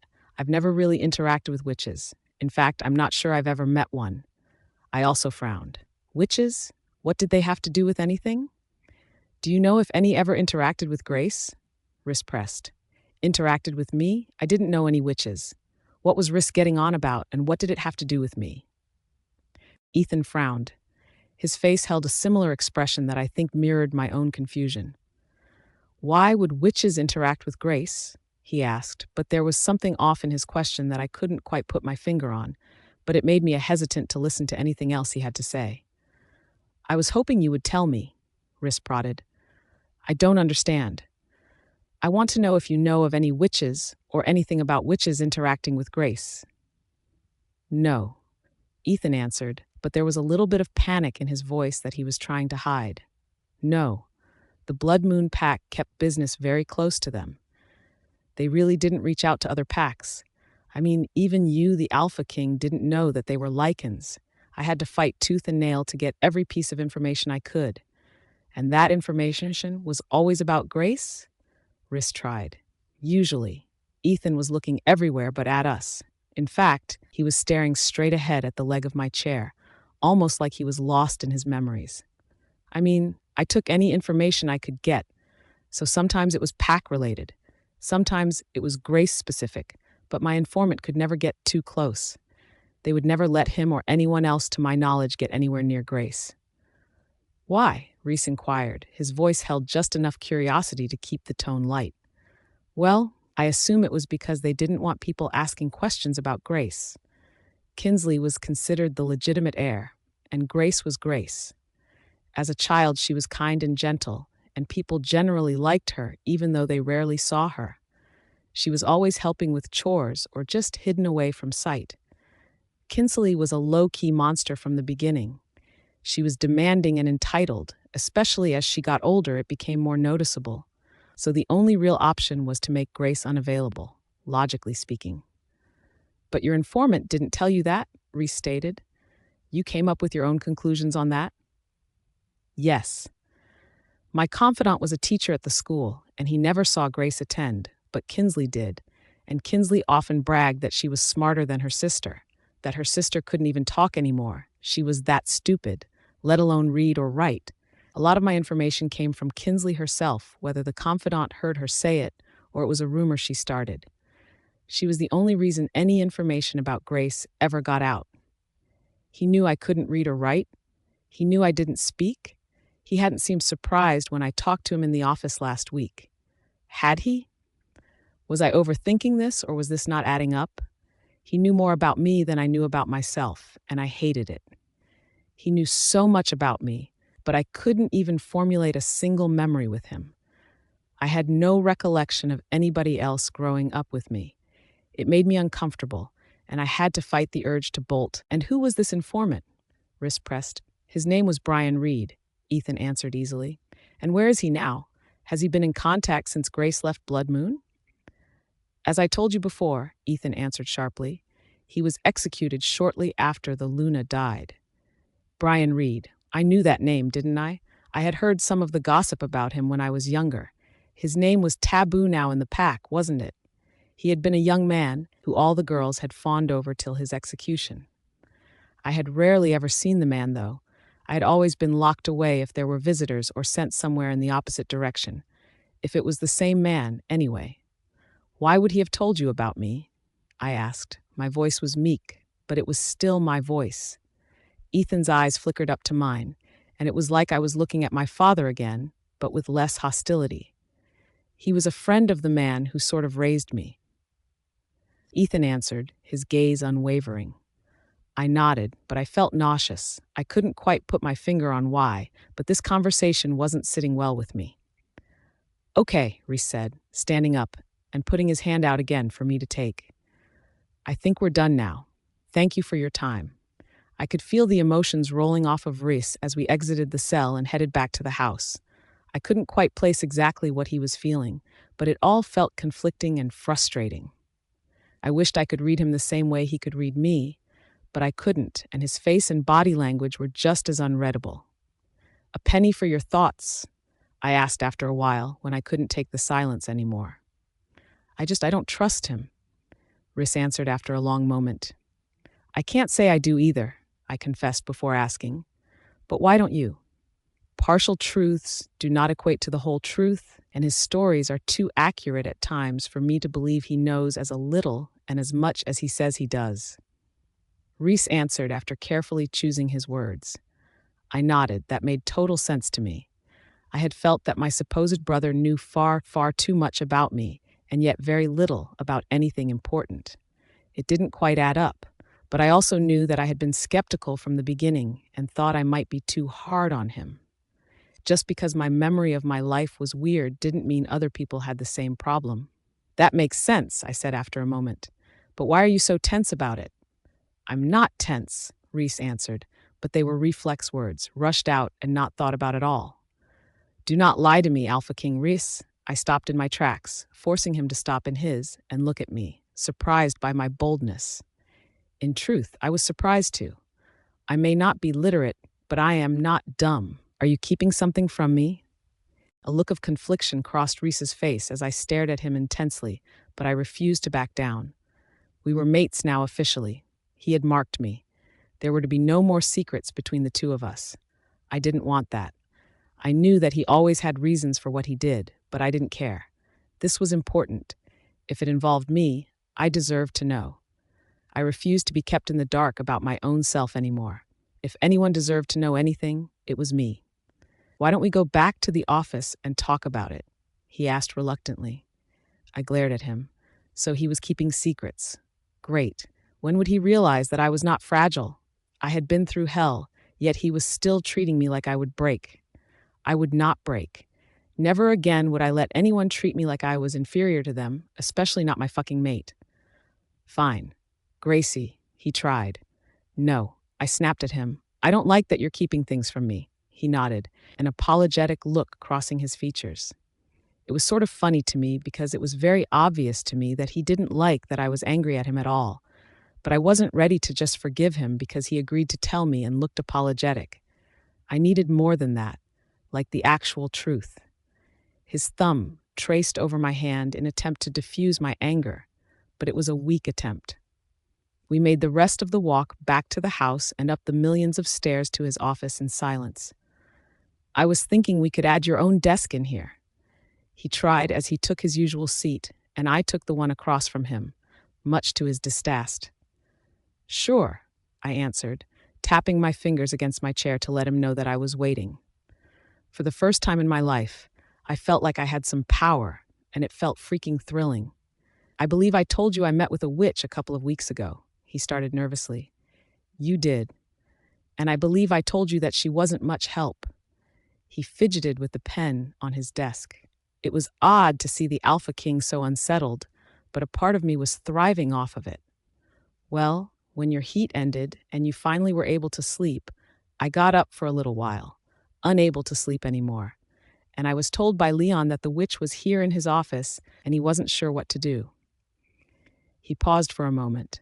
I obviously have been trying to track her down since she had disappeared so suddenly before, but I had had no luck, and then just as suddenly she was in my pack, in my own fucking house. Okay, I said slowly, remembering how Rhys had just asked Ethan about witches just a few minutes ago. I felt bad for losing my temper. It seemed this information had only been discovered a few hours ago, and I had been asleep. He might have been just waiting for a good time to tell me, and I hadn't really given him the chance. And what did she say? She said a lot. So the witch who I met with is one of the people who bound you. She says she did it twice at your mother, Luann's, discretion. She was told that you were able to shift since birth, and that it was to protect you, since you couldn't hold your head up, let alone control your shifts. I've never heard of anyone ever being able to shift from birth. I've never heard of anyone under the age of 5 ever being able to shift. And I thought maybe this was common among lichens, but since it frightened your mom enough to call a witch, I'm leaning toward that it is not common. I leaned away from Rhys and back into my chair. My own mother was the reason I had been bound. She didn't trust her own kid to figure it out eventually. Was I that horrible of a child? Was that why I couldn't remember much? The witch, Sandra, believes that you have powerful alpha energy that far surpasses that of your sister, Kinsley. Most of the time, if you're going to bind someone like that, it only ever takes once. However, you needed a second binding almost immediately after the first was placed. She said you had started breaking out of it, so she bound you again. Rhys took a deep breath, his eyes never leaving mine before continuing.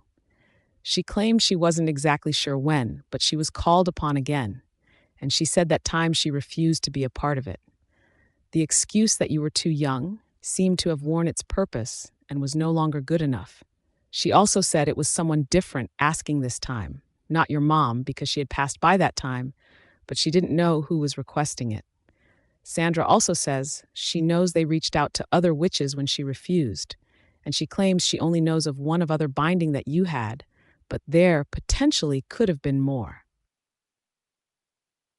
I sucked in a sharp breath, trying to stop the rage that was coursing through my soul at these revelations. Did I ever hurt anyone when I shifted? I asked, hoping the answer was yes, so that I could understand why they did it. Not to my knowledge, love, Rhys responded gently. Then why would they do that to me, my own mother? I think your energy is more powerful than Kinsley's, and it worried people. Your mother wasn't alive for all those bindings, so I'd like to think the first time she might have really done it to protect you. But my guess is that once certain people realized your power, they did everything they could to contain it by any means necessary. And that's probably why they all hurt me too, I said sadly. I couldn't shake the hurt I felt. I mean, my own freaking mother. How could she hurt her baby like that? Didn't she love me, her own daughter? Didn't anyone care how much damage this would all cause? I would assume they were afraid of your power and therefore made you a target, yes, Rhys answered hesitantly. Anger surged through me again, overriding the sadness again. How dare they? I was just a child, and they took advantage of my abilities and made me weak. They didn't care who they destroyed if it gave them power. I stood up and slammed my fists into Rhys's desk. I want to take them all down, and I hope they all die miserable deaths in the near future. I looked at Grace in surprise. I had never seen her this angry before. In fact, I don't think I had ever seen her angry at all. If I had, it was nothing compared to this. Her blue eyes didn't hide her emotions at all. The rage burning in them both worried and excited me. It was almost thrilling to see Grace in such a different light. Don't worry, my love, I told her as I moved to crouch in front of her, my hand caressing her face gently. I will make them pay. We will make them pay for ever daring to mess with you. I'm serious, Rhys, she stated, pushing me away a little. It's not fair. They ruined my life. Everything could have been different. I could have been different. They didn't have to treat me like they did. I didn't deserve that. I know, love. I tried again, pulling her into me this time. That's why we're going to get you unbound, and we are going to keep biding our time till we have all our pieces together, and then we are going to go on the attack, and anyone who has ever messed with you mentally or physically, they are going to pay. I promise. She closed her eyes, but her tension didn't ease. She still felt stiff in my arms, and I didn't like it, nor did I really know how to help her. It's just not fair. She sighed, deflating. I know, you didn't deserve anything that's happened to you. I ran my fingers through her hair, combed through it as gently as I could. I pecked her forehead just as a knock at the door startled both of us apart. I pulled her back to me and called out to the knocker to come in. Hey, am I interrupting? Sawyer asked, looking hesitantly between myself and Grace. No, we were just talking, I answered. Why? What's up? Arlo and I were heading to the city for supplies, and we were wondering if Grace would like to join us? Sawyer asked, hesitantly, his eyes flickering to mine just for a moment. I forced myself not to tense. This was a big moment for Grace, and I needed to respect that. I don't know. A little frown graced her face, and I pecked her forehead again. I've hardly been outside. I can't remember ever going to a city before. Well, this would be a good opportunity then, I encouraged, even though I didn't love the idea. Arlo and Sawyer will both be there and will be able to protect you if anything goddess forbids happened. What's the city like? She asked, her voice small as she contemplated my words. Well, it's busy, Sawyer answered easily, leaning back against the doorframe. I had to fight not to roll my eyes at his attempt to look casual. And a little chaotic, but it's nothing crazy. There are just more cars and more people everywhere, and everything is just a little bit bigger. She nodded, thoughtfully, before turning back toward me. Her big blue eyes met mine, but I could see the worry in them. What do you think? Is it safe to go to? She asked. I smiled at her and brushed a loose strand of hair from her face. I couldn't help it. I had already answered both of those questions, but she had been too surprised to really hear them. It's neutral territory, about as safe as you can be outside the pack, and Sawyer and Arlo will both be there if anything was to happen. I repeated my earlier answer, but I can't make the decision for you, love. It'll be fun. Sawyer coaxed, and if you want to leave at any time because you feel uncomfortable, We will leave, no questions asked. Are you sure it's okay for me to go?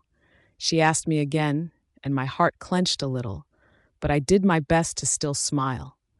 I didn't want her out of my sight for even a second these days, but that wasn't sustainable or necessary. She had spent her whole life cooped up. I couldn't do the same just because it made me feel better, and as much as I wanted to go with her, I had work to do still. I'm sure, I told her. Go and have fun. I want to hear all about it when you get back.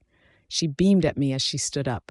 To my surprise, she pecked my lips before turning back towards Sawyer and off to places she had never been before. I knew Sawyer and Arlo would take care of her, but I worried. I tried to get some work done for a good half hour after my door shut behind them, but all I did was stare at my computer screen. The next thing I knew, I was mind-linking Leon to come to my office. I knew I wouldn't be able to get anything done until I put my mind at ease over letting her go without me. You called? Leon smirked as he entered my office. Shut up, I growled at him. Rumor has it that you let Arlo and Sawyer take Grace to the city. Leon cut straight to the chase, telling me that he had already guessed why I had called him. Tell me I didn't make a mistake in letting her out of my sight, I said, getting up to pour us both a glass of whiskey. This was the perfect opportunity for her to get some new experiences in a controlled way. If she is going to be Luna, she cannot be in awe over everything every time.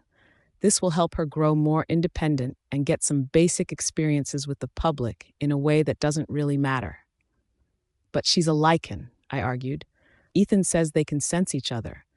What if her old pack senses her out of my territory and thinks she's fair game? What if she doesn't know to look both ways before crossing a street? We've never talked about safety things. Leon sighed. Do you want me to catch up to them and keep an eye of things? I sucked in a breath. Yes, that was exactly what I wanted. Was it dishonorable on my end to not trust my mate and my gamma, my own brother? Was I being overreactive? I knew the answer even as the words left my mouth, but I said them anyway. Yes, but be discreet. Don't let them see you, and I want updates every few minutes. I want to know where they are at all times, and if you sense any trouble, you tell me, and you get her out of there. I left the office with Sawyer and headed straight back to my room. I wanted to change into one of my cuter outfits and do something with my hair if I was going to go out into the real world. I knew it didn't really matter how I looked, but I was the Alpha King's mate now. I didn't want to unintentionally embarrass him on my first real outing. Sawyer patiently waited till I was ready, and then we headed down to meet Arlo by the car. The car still scared me a bit, but I wasn't going anywhere that was a threat to me. Rhys wouldn't have allowed that, so I tried to breathe as I stepped into it. However, I couldn't stop myself from bouncing with anxiety and excitement as we neared the city. The only time I could remember going to anything that even resembled a city was when I was probably about 8 when my dad took me for ice cream. It was my only real memory of anything, and even it was blurry. Are you excited? Arlo asked as the streets began to get more crowded and the building quintupled in size, forcing me to look up if I wanted to see them in full. I don't know, I answered nervously. I had a feeling in the pit of my stomach that I shouldn't have come, but I knew that was just my anxiety talking. The city is one of my favorite places, Arlo told me with a smile as he met my eyes through the rearview mirror. I grew up not far from here, so I came all the time. Why? I asked with a frown. There were so many people and so many streets and so many things. I couldn't really understand why anyone would want to come here. It was something to do. Arlo laughed as we pulled into a parking garage. The city was big and exciting, and as a young pup, there was so much to do here and so much to see, and me and my friends found all sorts of trouble in the area. I smiled, imagining a younger Arlo running down the streets of the city with his friends. It must have been nice to have a normal life, a normal childhood. So why are we here? I asked. Well, the pack needs some supplies, Sawyer answered, getting out of the car and opening my door for me. We like to be self-sufficient the best we can, so we own several businesses in the area, which we will check in on, and I need some medical stuff that I can only pick up here. I nodded, feeling immediately overwhelmed. The cars around us were all parked, and if I felt this terrified in a parking garage, then I was not looking forward to how terrifying the street was going to be. "Just stay close," Sawyer said as he offered me his arm, which I took gratefully. "The city is as safe as a city can be, but it does still have dangers. If you want to leave at any time, just say the word and we'll go. But if you see anything you want, feel free to grab it. This is Rhys's card." He handed me a little black card that I had never seen before. "I had never had money before. It will buy you literally whatever you want, and there is no spending limit." "No limit?" "No limit," Sawyer smiled. "So whatever you want to get, it's yours." "That's sweet, but I can't spend Rhys's money," I argued. "It's your money now, too?" Sawyer laughed as we made our way to the street. I stared at Kinsley in shock. A large part of me wanted to run, but a part of me knew it would be fruitless. If Kinsley was here, then there were probably others, and she was almost positively faster than me. Plus, I couldn't leave Arlo. I didn't know him very well, but I felt the strong need to protect him, at least in whatever way I could. It probably wouldn't be much, but I got him into this mess. The least I could do was not abandon him. "Miss me?" Kinsley flashed me her sadistic smile as she stepped over Arlo toward me. "There really is no reason to scream. No one is coming to save you." "What are you doing here, Kinsley?" I asked, fighting to keep my voice from shaking. She shook her finger at me, and I took a step back. "It's Luna Kinsley to you, bitch. Now that you're speaking again, I did not miss the sound of your annoying ass voice. Respectfully, I am not a part of your pack anymore," I answered as I took a step back. Kinsley laughed coldly. "You will always be a part of our pack, Grace. We've missed you." She was so insincere it almost hurt. "Alpha Adrian can't for your return." A chill ran down my spine at the mention of Alpha Adrian. I would rather die here this afternoon than return to what I had lived with for all those years ago before. I didn't want to be the punching bag of the pack again. I couldn't go back to that. I looked around for a weapon of any sort. We were surrounded by paperback books, but they wouldn't do much damage. They would only buy time, and I was too weak to be able to break apart a shelf quick enough to make it a weapon. I wish I had spent more time training with Rhys. Maybe then I would know how to get out of here.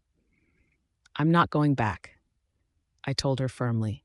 "You say that like you have a choice." "I do," I said boldly. "And I'm telling you that I am not going back." Kinsley rolled her eyes and took another step toward me. "Letting you go with the Alpha King has made you forget your place," she said coldly. "You have become bold after all this time, but don't worry, we'll fix that right up." I stared into her blue eyes that looked so much like mine, refusing to back down. If I was going down, I was going to go down swinging. The longer I stared into her eyes, though, the more I saw Ethan in them. The more I saw my father. Kinsley had never really looked like either of her parents except for her eyes. The eyes that all three of us kids seemed to share. The difference was her eyes were the coldest, and I hated staring into them. "Good girl." She patted my cheek when I didn't respond, and she took my silence as a victory. "Now we are going to walk out of this store and get into the red car down the street without a whole scene." No, I wouldn't be going with her. In here, I was at least alone with her. At least it didn't feel like there were any other people in the bookstore. Out there, though, I didn't know who would be waiting for me, and I didn't really want to find out. Out of the corner of my eye, I saw Arlo start to stir. I wondered if she had managed to drug him, or if she had caught him completely off guard in a fight. Both weren't good options, but maybe one was better than the other. If he was stirring, then maybe he would be able to help. I just had to buy some time. I also tried to send my emotions to Rhys. I didn't quite know how to do it, or if it would work this far away, but it was worth a try. I had never wanted to mind-link anyone as bad I wanted to right now. "Kinsley," I tried. "If you do anything to me, I am the Alpha King's mate. He will retaliate against you." "You are no one's mate," Kinsley shrieked before trying to calm herself and saying in a calmer voice, "The Alpha King has had a whole slew of mates before you. He moved on from them the same way he will move on from you." "He marked me, Kinsley," I told her, but my voice was small and my confidence was waning. What if Arlo didn't wake up in time? "I'm different than those other girls. He will care." You ruin everything, Kinsley screeched. You will pay for everything you have done, and I can promise you that you will wish you had never been born. Tyrer, everything then happened so fast, I barely had time to process any of it. Kinsley lunged at me as I stumbled backward into a shelf.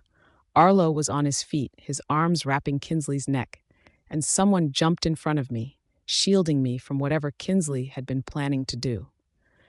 You might want to cooperate if you want to live a little longer, a familiar voice called out, immediately putting me at ease.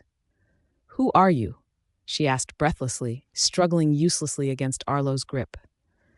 Arlo looked a little pale, but otherwise unharmed, which I was glad to see. Beta Leon, from the Alpha King's pack, Leon answered, looking over his shoulder at me to make sure I was okay. I gave him a small nod, grateful he arrived when he did. And you will be coming back with us for questioning. I was only chatting with my dear sister. Kinsley tried to play the innocent card, but neither Arlo or Leon were falling for it. Yay, tell me all about it when we get to the dungeon. Leon brushed her off. Do you even know who I am? Kinsley argued, even though she was in no position to. My husband, Alpha Adrian of the Blood Moon Pack, will not stand for this. You are messing with the wrong pack. Go ahead, Leon smirked. Show us why we shouldn't mess with you. Break out of his hold. Shift into the monster you think you are. Kinsley seemed to hesitate, and I felt myself waver slightly. If she was Lycan, she could have shifted and destroyed the three of us without us even having a chance. But instead, her eyes kept flickering to mine. She couldn't shift without revealing that she wasn't Lycan, or revealing that she was, and either way, it was lose-lose for her. And the way her eyes kept flickering to me, I realized it was probably the former. Come on, Grace, she pleaded. Tell them it was all in just good fun. I didn't mean any harm. I shook my head no, my mind reeling. Ethan had said that we were twins. Ethan looked like Dad. Ethan was abandoned. I was bound. Kinsley wasn't Lycan. Ethan and I supposedly were Lycan. Blood Moon Pack was Lycan. Something wasn't adding up, and I felt stuck. But whatever it was, Kinsley seemed to have known it this whole time. I felt sick to my stomach. Grace, I'm your sister, Kinsley shouted. Tell these buffoons that this was a misunderstanding and have them let me go. I told you already, I'm not going back, I said steadily, my nails pressing so deep into my own skin I was sure it was going to leave marks. Don't be ridiculous, Kinsley tried to sneer at me, but it honestly just looked pathetic since Arlo had such a tight grip on her. As if anyone would want you. Watch your mouth, girl, Arlo warned, squeezing her a little tighter, her face paling a little. Just because your pack didn't value Grace doesn't mean our pack doesn't.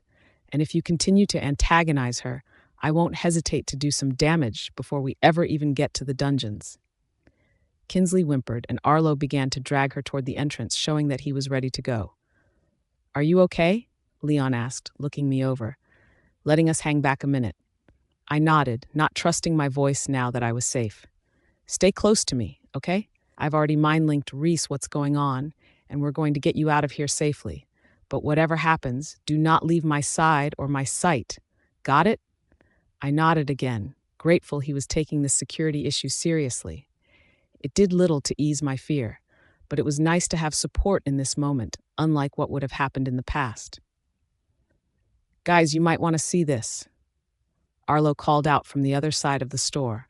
Leo put his arm around me protectively, and we began to move quickly through the shelves. What's wrong?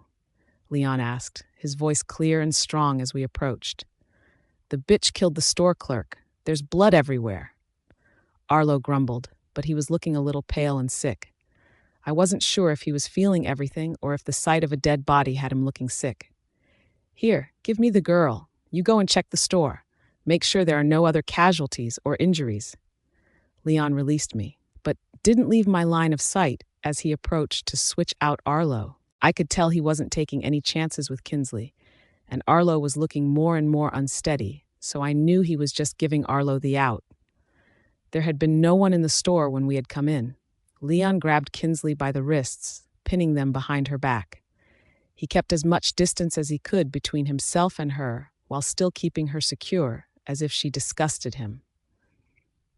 Arlo did a quick sweep of the inside of the store before giving the all clear, and we headed toward the front door. Arlo, you're going to stay and make sure this place is cleaned up and explain what's going on when the cleanup crew gets here. And I am going to take Grace and Kinsley back to the pack. But where the hell is Sawyer? He was going to continue his... Suddenly, Arlo's words were cut off, and he was pulled out of our sight as the door slammed behind him, and a rush of wind hit us. Fuck, Leon muttered and grabbed Kinsley with just one hand and me with the other. He was taking no chances of us getting separated, which I appreciated. We stepped out into the wind, and my eyes immediately landed on Arlo, who was laying on the ground looking like he was going to throw up, and Alpha Adrian was standing behind him, one foot on Arlo and one on solid ground, with a smug look on his face. Leon stopped and secured both hands on Kinsley, but not before making me grab his shirt.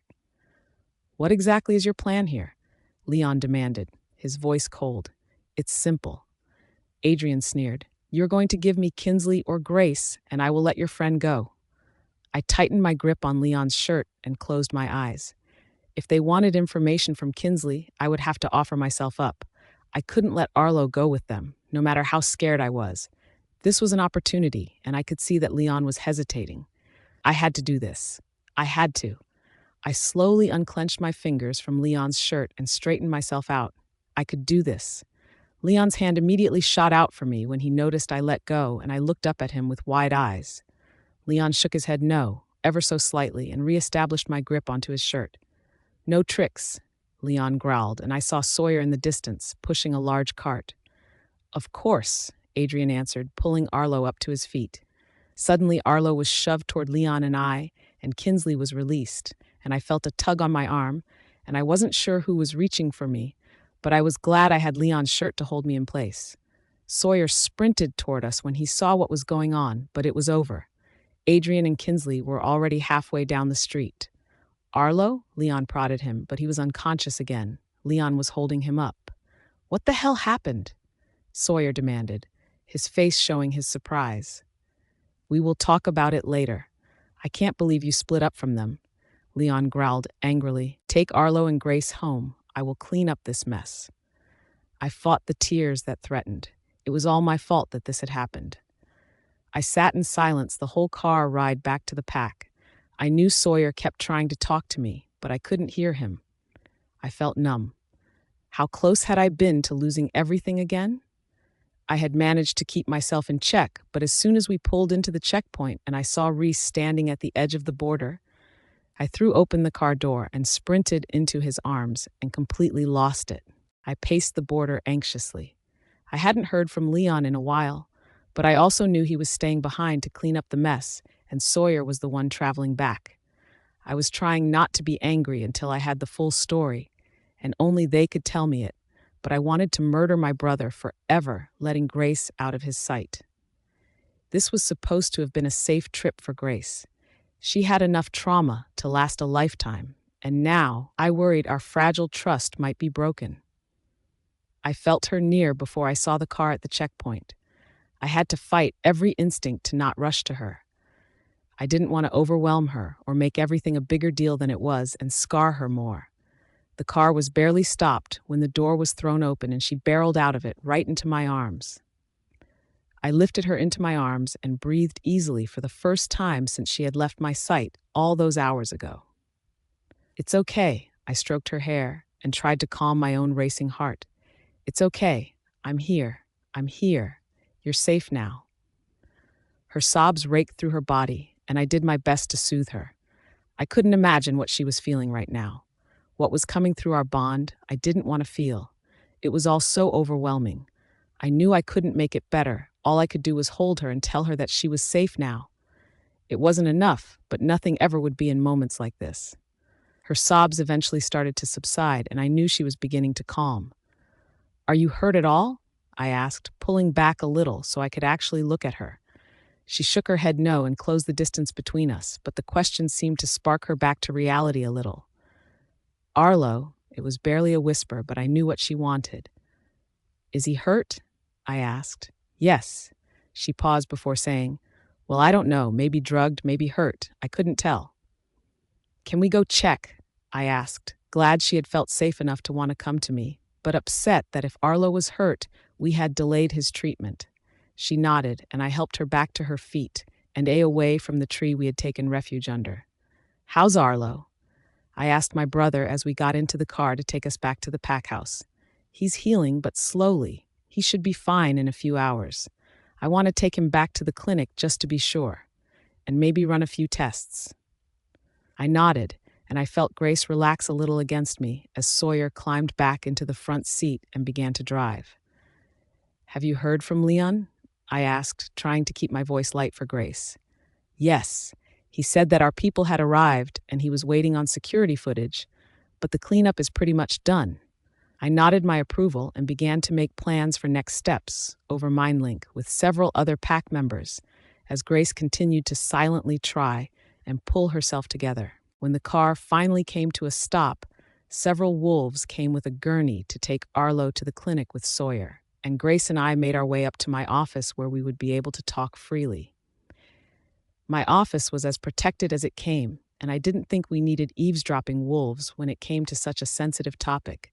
Grace sat in her usual chair, and I sat in mine, but it felt too far now. "I'm never going to the city ever again," Grace exclaimed now that it was just us, her eyes still red-rimmed from the tears. "Can you tell me what happened, my love?" I prompted. It was so busy and chaotic, I hated it from the beginning. But we were there because the pack needed stuff, so I was trying to just give myself time to adjust, but it never got better. So Arlo eventually sensed I wasn't having a good time, so he told me he knew a place that I would like, and we went to a bookstore while Sawyer finished the shopping. And I did like the bookstore better, but then all of a sudden, Arlo was gone, and when I went to find him, Kinsley was there and he was unconscious. She looked like she was going to cry again, so I moved so I was right in front of her as I leaned on my desk. I could feel the guilt she was feeling rolling off of her in waves, and I hated it. "Then what happened?" I asked, and she told me everything she remembered. How she was glad Leon showed up and how they found the clerk, and how when they went to leave, Arlo took the brunt of everything again. "It's not your fault," I told her gently. "My sister said that they couldn't wait to see me again, especially Adrian, and that makes me sure that this is my fault, though I'm not sure what she meant by that. Also, I think she proved Ethan right a bit because she refused to shift, and if she was a monster like she was supposed to be, she would have been able to get out of that situation with no trouble. I also think she's known the whole time. She just didn't seem to want me to know." She confessed all in one breath, telling me that she was starting to really process the events that had occurred. I nodded, thinking about what she was saying. Some things were really starting to add up, while others seemed to just leave me feeling more confused. Was Grace really the legitimate daughter of the last alpha of the Blood Moon Pack? Did you have any premonitions or feelings that your sister would show up? Like, did you feel any different? She frowned slightly as she thought about it, before finally saying, "No, I was just anxious as I had been the whole trip. The whole time I felt like something bad was going to happen, but I just thought I was being crazy." My mind was reeling, and a frightening thought crossed my mind as I remembered something Ethan had said before. Could Grace have unconsciously been linking with the Lycans? Ethan had said they could sense each other, and even though hers was still bound, maybe they could sense her. Finally, after debating with myself for a bit, I decided to ask her the question that was weighing heavily on my mind. I carefully crafted my question. "Do you remember how Ethan said Lycans can sense each other? And do you think maybe that's how they found you?" Grace's face immediately paled as she pondered my questions, and I watched her squirm in her chair a bit as she fought whatever battle was occurring in her head. "I don't know," she answered finally, her voice shaking. "I didn't feel anything, but I don't know how else they would have known I was there." The guilt she had been feeling intensified, and I almost immediately regretted asking my question. "Even if they did track you, it's not your fault," I told her seriously, moving to hold her as tears threatened her big blue eyes again. She couldn't stop the tears that came, and I immediately moved, pulling her into my lap and running my fingers through her hair in an attempt to soothe her. What?" I asked her to continue when she didn't. I don't know very much about the lichen things. I never imagined myself even having a wolf, let alone a monster inside of me, yet that possibility seems more and more likely. Why are you so afraid of turning into your true self? I asked, not fully understanding her fear. I don't want to be a monster, she sobbed, clutching at my shirt. I don't want to be the reason innocent people get hurt or die. Gracie, just because you are a lichen doesn't mean people will think you a monster. I tried, regretting that I asked any of my recent questions since they just seemed to just make her more and more upset. No one will love a monster. You're the Alpha King. You can't be mated to a lichen, she argued. I regretted asking my questions. I hadn't meant for her to spiral like this or question our relationship again. I reached over and held her face gently so she was looking right at me before saying, Gracie, I don't care if you are lichen or werewolf. I don't care if you are the Alpha and Luna's daughter or the mistress's. The only thing I care about is who you are as a person. And you are strong and kind and smart, and that is all I care about. She looked like she wanted to believe me, but then she shut down again. You say that now, but if we unbound me, I fear your answer will change. It won't, I kissed her forehead, attempting to reassure her, but I guess I'll just have to prove it to you over and over again that I will love you for forever. I chose you, Grace, in this lifetime and every one after. She giggled slightly into my chest, and I breathed her in. I was so incredibly grateful that she was safe and unharmed. Come on, I encouraged lightly. You've had a crazy day. Why don't you go rest? She hesitated, and I realized that she probably thought I was pushing her away again. The walk to our room was made in silence. But once we got there, I laid down next to her and began to just talk about my day till all the scary stuff happened. I wanted her to know the mundane of my life, and I wanted to know hers. I waited till she fell asleep and headed off to see Arlo. He was the first one to have run into Kinsley and Adrian. He was the one who had gotten hurt both times. I knew it was probably unlikely, but what if he was in league with them, and that's how they were ambushed? I trusted Arlo. But what if that had been a mistake? I sighed and made my way into the clinic. Sawyer was running around, clearly in the middle of something, but the receptionist was able to take me straight to Arlo. I didn't even have to ask. He was laying in the hospital bed, still looking pale, but was now alert and oriented compared to the car earlier. Hey Arlo, how you feeling? I asked, trying to keep my emotions in check. A lot better, thanks, he answered. Look, I know how it looks, but I swear to you that I had nothing to do with this. I took Grace to the bookstore because she was so overwhelmed by the crowds or the stuff and everything around. I knew the bookstore would be less crowded. I go there quite frequently. Grace was in my line of sight the whole time. I was looking for some books to help her with her reading, but I also wanted her to explore and find her own interest. I was looking at a book when I think it was Kinsley, but I didn't see a face, stabbed something into my neck.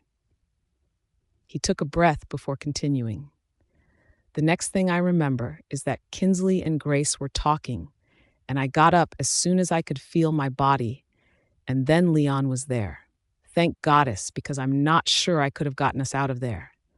I did a search of the store, and we headed out to leave, but that's when Alpha Adrian ambushed me, and I fell unconscious again, and I don't know what happened after that. The next thing I knew, I was in the car, and then I woke again here in the hospital. Thanks, I told him earnestly. His story matched Grace's, which made me feel better. I trust you. I'm just trying to figure out how they found her, especially so quickly. But take the rest of the day off and feel better. Arlo nodded, and I felt a little better after talking to him. But then the uneasiness returned, and I found myself walking the familiar steps to the dungeon. Ethan, I called out as I reached his cell. He was sitting on his cot with a book in his hand, looking well, but I didn't feel like entering the cell today. Hi, no Grace today? He asked, closing the book. No, I have a question for you. I told him seriously, and his face immediately got serious. Okay. Could Grace be consciously or unconsciously linking with her old pack? I asked after a long moment of me trying to figure out how to phrase the question. She's still bound, right? Ethan asked. Yes. Then I would say no, Ethan answered after a moment of thought. That would be nearly impossible, even for someone of her power. Tell me, Ethan, what exactly makes her so powerful? Why is she so unique that people are literally seeking her out? What does she offer that they want so freaking bad? Ethan stared at me for a long moment. I knew that I wasn't hiding my frustration with everything well, or at all, and to me he was the only one who could really give me any information, but he seemed about as lost as I was. Honestly, he started, but I could see the worry on his face with my question. I hadn't told him that Grace had had a run-in with Kinsley, but I also knew with these questions, he was starting to piece things together and was worried like I was. I don't know specifics. Everything I have gathered has been gathered second or third-hand information and a lot of digging and through books and folklore. None of it is known to be for sure true. But what do you know? I tried pleading for anything that could help me protect my Grace. Just that she must be extremely powerful for Kinsley and Adrian to go through so much trouble to neutralize her. They would have to be quite scared, I think, to go through such trouble to even maybe get their hands on her. But how did they know she was near? I asked, running my hand through my hair frustratedly. She's safe now, right? Ethan asked, ignoring my question. I debated giving him an answer, but decided that if I wanted his help, I thought it was only fair to give him some information if I expected him to help me. She's resting right now. She was lucky to get out of there unharmed. You know I'm trusting you to protect her, and you're not doing such a good job. I'm doing my best with the information I have. I snapped at him. And you are in no position to talk about protecting her, considering you got caught and are in a prison cell. Ethan glared at me, but we both knew it was the truth. He had struggled to protect her for far longer than I had even known about her existence, let alone fallen in love with her. I had to give him some credit. He had kept decent tabs on her, and he had done what he could as a child. He had been right before. There was no way he would have been able to get her out of there safely and then protected her from rogues. They seemed to keep too close of an eye on her and were going to much further lengths than I ever expected them to, so they could get her back. I think the only reason they had let me take her out of their pack was because I am the Alpha King. They didn't see a choice and used her as leverage. They never thought I would keep her. Wait. They never thought I would keep her. They probably still thought I didn't want to keep her, that I wouldn't care if they took her back. They still didn't see that she was so much more than whatever they were trying to keep hidden. I understand that Grace shouldn't be able to reach out with her lichen since she's bound. But could they reach out and sense her? I asked cautiously, unsure if I was ready for the answer. Ethan pondered the question for a moment before saying, theoretically, no. However, she is clearly a powerful lichen. Even bound, they are terrified of her and what she can do. So it would seem that some of her abilities might be, for lack of a better term, leaking through, making it so they could sense her. But since she isn't necessarily connected to that piece of herself, she couldn't sense them. My guess, though, is that they would need to be nearby to sense her, though. I left the dungeons with more questions than answers. Ethan hadn't been clear about what the legends were when I had asked him about them. He had said there were quite a few, and he didn't know which ones were true necessarily. There were things we were very clearly missing, but I couldn't seem to pinpoint what they were. The moon was at its full height as I moved to the Leon's quarters subconsciously. When I finally reached his door, I hesitated for a moment before knocking. Heather opened the door after a long couple of minutes with a sleepy look in her eyes, and I felt bad that I was pulling Leon away from his family again like I had done so often these past few weeks. But I needed him then, just like I needed him now. Alpha, you are aware that it is the middle of the night, and if you had woken our kids, we would have had a major problem, right? I smiled. Very few people talked to me like I was a normal person, but Heather never held back her thoughts. I'm sorry, Heather, but I need to see. Leon, she cut me off, rolling her eyes. Yes, I know. She waved me to follow her inside so she could wake her husband. You better be paying him overtime for all this extra work. I'm sorry about all the extra work. I apologized. Well, it's not like he really wants to be around right now anyway, she sighed, and I remembered how it was only a few weeks ago that he had found out Caleb had slept with his wife. But he can't avoid me or throw himself into work for forever. But enough about our troubles. Clearly, you have enough on your mind. Let me go wake him up. Heather, if you need to talk, you know I'm here for you, right? Thanks, but I'm fine, she said with a small, sad smile. Let me go get my husband. I stood in the family room surrounded by the life Leon had created and wondered if I was a part of the problem. Clearly, I was not as in control of my reign and my life as I had always thought. Middle of the night calls now, really? Leon called out bitterly when he walked in and grabbed his coat. Yes, I replied simply, opening the door for us to head out. It's important. It never not is, Leon sighed, leading us to my office. What's up? I don't even know where to start, I said honestly as I sat down and poured myself a drink and then another for Leon. But I guess let's start with the most concerning thing to me. I went to talk to Ethan about what was going on and how Kinsley and Adrian could have found Grace, and he offered quite a bit of information. However, I don't know what's the truth. It's like he's just giving crumbs. I mean, that sort of makes sense. He wants to be seen as useful, so we don't just get rid of him. He's being smart by keeping us on our toes. Leon defended the 21-year-old. I hated that he was right, but that did make some sense. It's what I would do in that situation, so why would I be surprised when someone else was trying the same tactic? But irrelevant, Leon waved it off. What did Ethan say to you that caused you to wake me up in the middle of the night? He told me that there is more than one way to create a lichen. You don't have to be born to lichen parents, it can be created. He said he wasn't sure which legends were true, but that there was one that tended to be spoken of the most. Oh my God, Leon stood up abruptly. I'll be right back. Leon and I walked back to the pack house in silence. I never really liked making plans about anything outside of my office, but if we hadn't gone to the garden, I fear we would have fallen asleep a long time ago. Is Grace okay after everything that happened? Leon asked when we made it the stairs where we'd separate for a while. I mean, no, not really. She was about as good as she can be, but I'm hoping that with a good night's sleep she will feel a bit better today. She's worried I won't accept her if she's a lichen, but I have no way to prove that I will until she's unbound and becomes a lichen. I told him, just keep being there and supporting her. She'll come around. Leon smiled. I'm going to go sleep for a couple of hours as long as the girls let me. Then I'll be ready to work some more. Thanks. See you later, I said. I wanted to say something about Heather, but what could I say? It was my fault I let my brother's behavior go on as long as it had. I made my way upstairs, lost in my thoughts, but also exhausted. I knew I needed to talk to Grace, but a part of me wanted to sleep for a few more hours. When I opened the door to our room, I was surprised to see Grace was awake, sitting up in our bed, wrapped in a blanket, her fingers taping anxiously on the pillow. Hi, I said in surprise.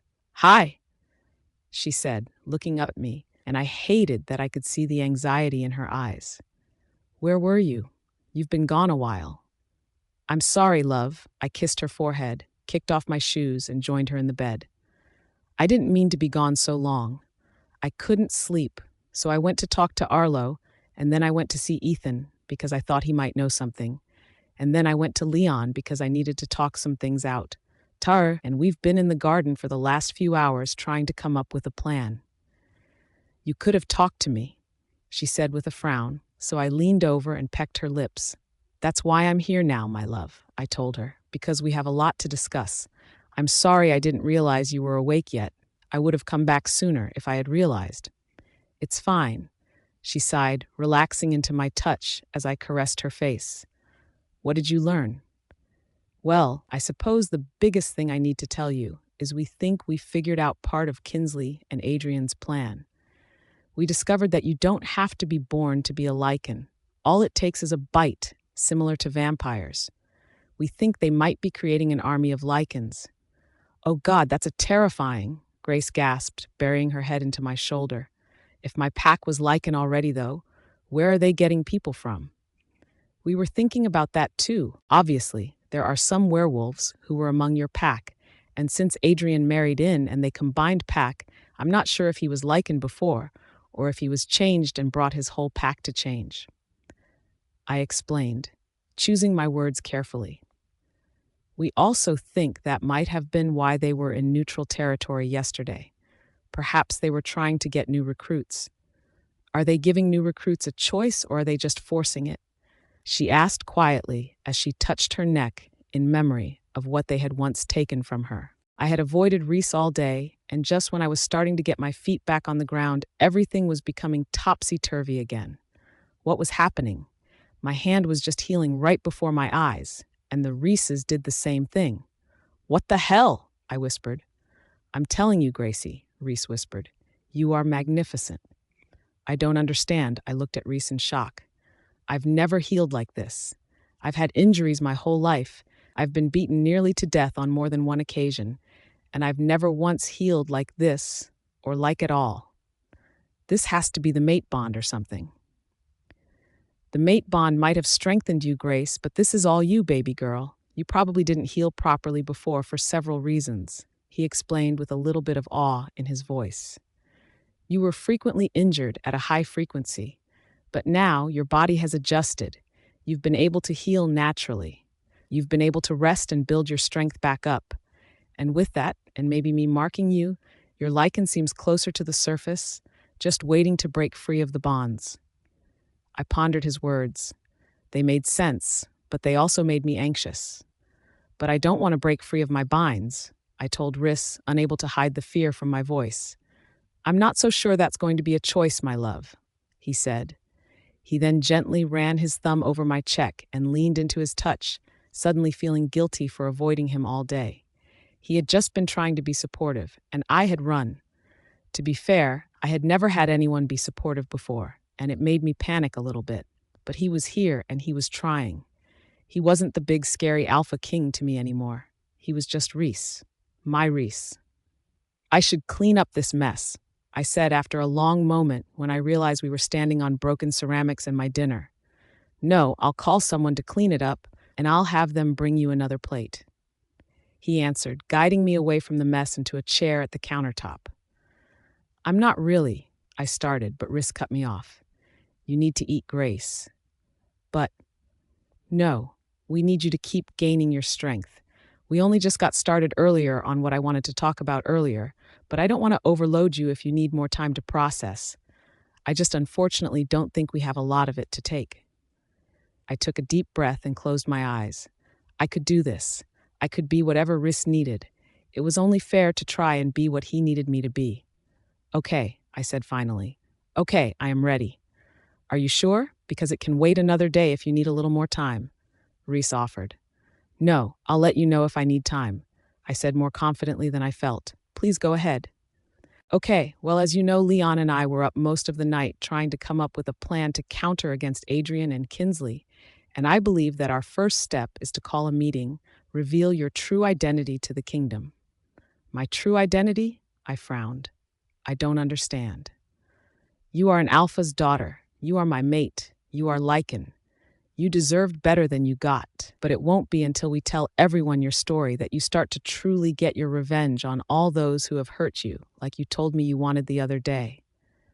I hesitated. A part of me knew he was right, but I wasn't sure I was ready for that. It was a huge step and would probably be the biggest I've taken other than maybe talking again. On the other hand, I also knew Rhys wouldn't be asking if he didn't think it was necessary. "Okay, if you think that's the best next step, let's do it." Rhys smiled and kissed my lips as one of the servant girls, Claudia, brought in a tray of food and began to clean up the mess I had made earlier. "Thank you, Grace. I will have Leon send out invites tonight for tomorrow in neutral territory."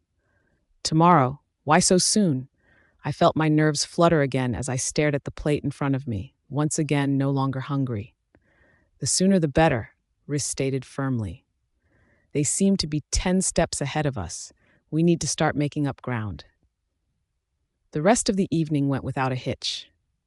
We finished dinner and fell into bed exhausted. I couldn't imagine how tired Rhys must have been after not sleeping, but I was glad to know that he would be with me all night this time. When our alarms went off, it still felt too early. Rhys arranged for Alana to come and help me get ready. And before I knew it, we were off to the same place I hated just a few days ago. Only this time, Rhys was with me. "You look like you're going to throw up, Grace." Rhys teased slightly, his face filled with amusement. "I just might," I told him, my nerves getting the better of me. "I don't think I can do this," I told him as the street started to become busier and the meeting hall closer. "I will be right there with you the whole time," he said sincerely as he took my hand in his. "Do you know what you want to do about your brother yet?" My frown deepened.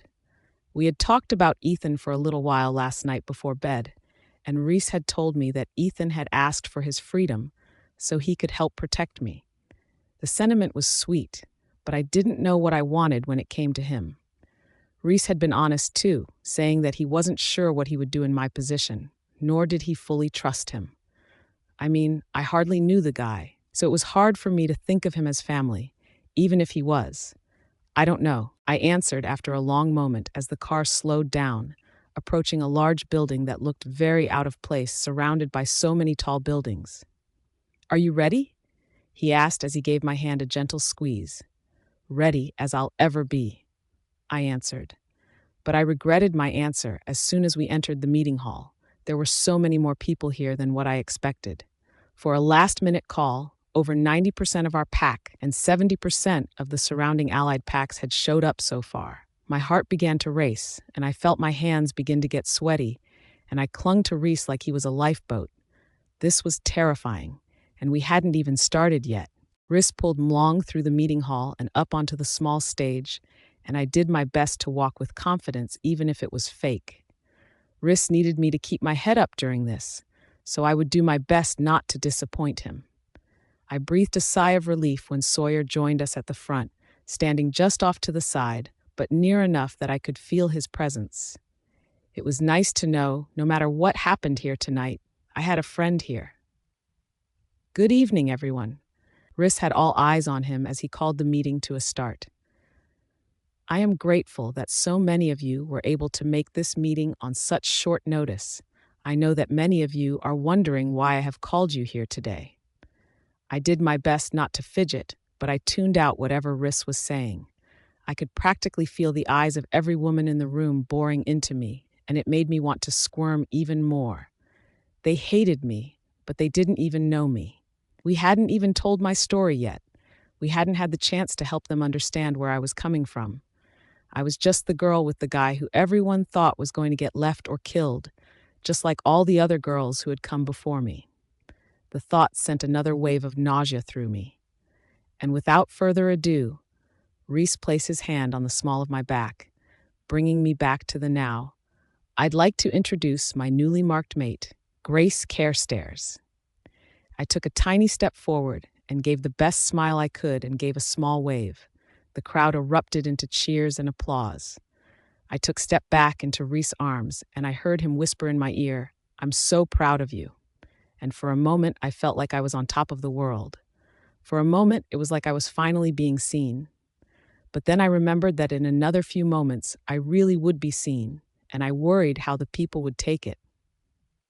"Thank you, everyone, for your encouragement. I know it's been a long time coming."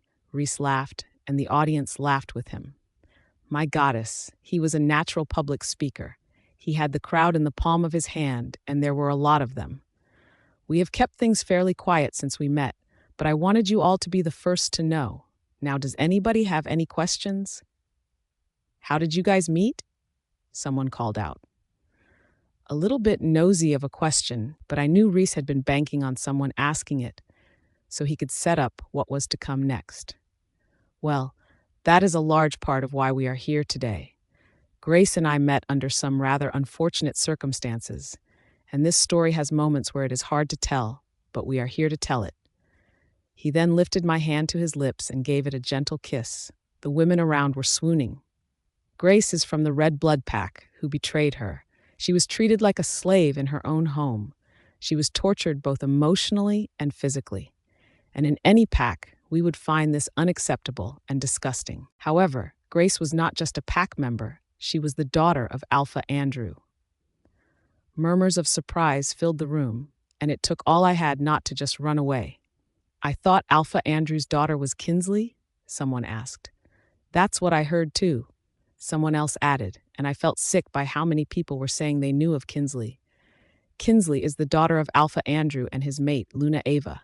However, Alpha Andrew had an affair and kept a mistress on the side. Her name was Luann, and Grace is the daughter of Luann and Alpha Andrew. Rhys explained calmly, but I didn't feel calm. This was crazy. I should have never agreed to do this. How come nobody has ever heard of Alpha Andrew having another child? Someone else shouted out. Well, Luann died shortly after Grace's birth. After that, unfortunately, Grace was not treated like the daughter of the family. She was a stain on their perfect family. Her powers were bound repeatedly, and she was enslaved by her so-called family. She was subjected to horrible conditions, daily beatings, and once I assumed she was old enough, marked against her own will by a coward that I will one day find. Rhys growled. The anger and bitterness in his voice to what had happened to me was enough to make me fall in love with him all over again. A silence fell over the crowd, and they were all waiting for Rhys to continue with bated breaths, unsure about what they were going to hear next. You should be absolutely outraged at all of this. Nobody should ever be treated like that, let alone by your own family. She may not have been their heir, but she deserved better. Grace has been able to overcome so much, and I got lucky that I visited when I did, and she walked in that room I was in. I was able to get her out, and she has been working on healing outside of the public eye, and we kindly request you allow her to continue. But there is something else you should know. The Red Blood Pack, despite what the pretend are not werewolves, they are a creature called lichen. And I think that it is important for you to know that Grace is also a lichen. There was a murmur among the crowd again, but this time the looks I was getting were more sympathetic and sadder, instead of outright cold. Rhys gave my hand a squeeze, and I had to fight back the tears that flooded my eyes when Beta, Leon, and Arlo stepped forward in support. A lichen? I've never heard of that. Me either. I began to feel nauseous again as Rhys explained the short version of what we knew about lichens, which sadly wasn't really a ton. That sounds terrifying, someone called out. How do we know she's not a threat to the kingdom? I assure you there is nothing to be concerned about, Rhys responded coolly. I would never bring a mate into my pack or the kingdom who was going to harm my people or do damage to the pack in any way. And anyone who questions my decision, I will not tolerate dissent. The crowd seemed to hear Rhys's words and took them seriously. No one else dared to question him about me and my place here, at least not now anyway. I was touched by how quickly he came to my defense and how absolute he had been with his words. He made me want to learn everything even quicker, so that I could become the absolute best Luna. Rhys nodded to me before continuing. I am grateful to have Grace by my side and cannot wait to see what good she does for this kingdom. In honor of my recent mating, we will celebrate by having a pack hunt in 2 days. The crowd cheered again, but I still felt apprehensive. This was now, but what if when they learned what was happening in the Blood Moon pack, they turned on me? I wasn't them, but would others be able to see that? Instead of sinking in these feelings, though, I smiled and waved at the crowd as Rhys led me back to the car, his hand on the small of my back, tucking me in close to him, which I appreciated. Being with Rhys made it easier to face just about everything. I just had to block from my head that just a few streets away, I had been nearly kidnapped, witnessed a friend get her, and saw a dead body. Yeah, easy peasy to just block it from my head. Grace, why did you have to go there? I yelled at myself. Rhys opened the car door and helped me in before following behind me. I was grateful that we hadn't driven ourselves and that Sawyer was our driver. Rhys didn't trust anyone else right now, minus maybe Leon. I think that went well, Leon stated once the car was moving. I nodded. I agree. I actually expected more pushback, Rhys admitted, but I'm glad it wasn't as bad as I thought it would be. I mean, you've been around the pack for a couple months now, so a lot of people at the very least have seen you around. And I've never even considered introducing anyone to the pack before. No one ever felt right. But when it comes to you, Grace, I want to scream it from the rooftops. That would be very unlike you, I smiled at his dramatics. You make me feel like a new person. He kissed my hand gently. I promise to never abandon you, Grace. You are stuck with me for life. All I want to do is go home and rip these clothes off of you and spend the rest of the day in our room. His kisses trailed up my arm, and I felt my worries melt away a little, but I still had one foot set in reality. Don't we have things to do? I attempted to remind him. No, Rhys answered. Nothing important. I laughed because we both knew that wasn't true, but we were enjoying this moment to ourselves. Rhys? Sawyer's voice rang from the intercom system in the car, since the dark divider was up. Rhys groaned in annoyance, but he answered back. Yes? Hate to interrupt, but Allison is standing on the side of the road, waving us down. Rhys rolled his eyes, but told Sawyer to pull over just the same before getting out of the car and marching toward her. I wasn't sure if I was supposed to follow or not, but sitting in the car alone felt unsettling. What's wrong, Allison? Rhys asked, but there was a sense of boredom or lack of care in his voice that, as his mate, I appreciated. My heart hammered in my chest. Dead? I should be dead? They hated me that much that they wanted me dead? I mean, I guess much was obvious, but still. Did they know this when they did bound me? Rhys squeezed my hand and gave me a worried look. Binding someone is considered the harshest form of punishment there is for a wolf. Arlo continued. It is not something that should ever be done lightly, but this text does talk about the several times that it was done. I should have realized that it wasn't just legend when I was bound myself, but I didn't think anything of it. I felt dizzy. There was so much information coming at me so fast these days. I felt so overwhelmed. My mother really was so afraid of me that she had me bound several times. She had really risked the life of her child like that. And how old was the person who had died? If it was the harshest punishment, then they must have been old enough to have done something really bad. And I had been just a child, a baby the first 2 times. Did my mother know the risks? Or had she been so panicked that her child could shift at birth that she did the only thing she thought would protect me? But Grace is alive and overall healthy. In fact, this is the healthiest I think she's ever been, and she's been bound at least 3 times. Sawyer argued, his lips tight with disagreement. And I literally watched her heal last night when she cut herself. Rhys added, there must be more to it. She doesn't seem like she's dying. Arlo raised his hands in defense. I am just telling you what I remember reading. It's been a long time, but I still remember that part of the book pretty vividly because I found it fascinating, but I didn't read the whole section. I don't find the death of my mate fascinating, Rhys responded coldly. I didn't mean it like that. Arlo said, looking flustered. I just meant.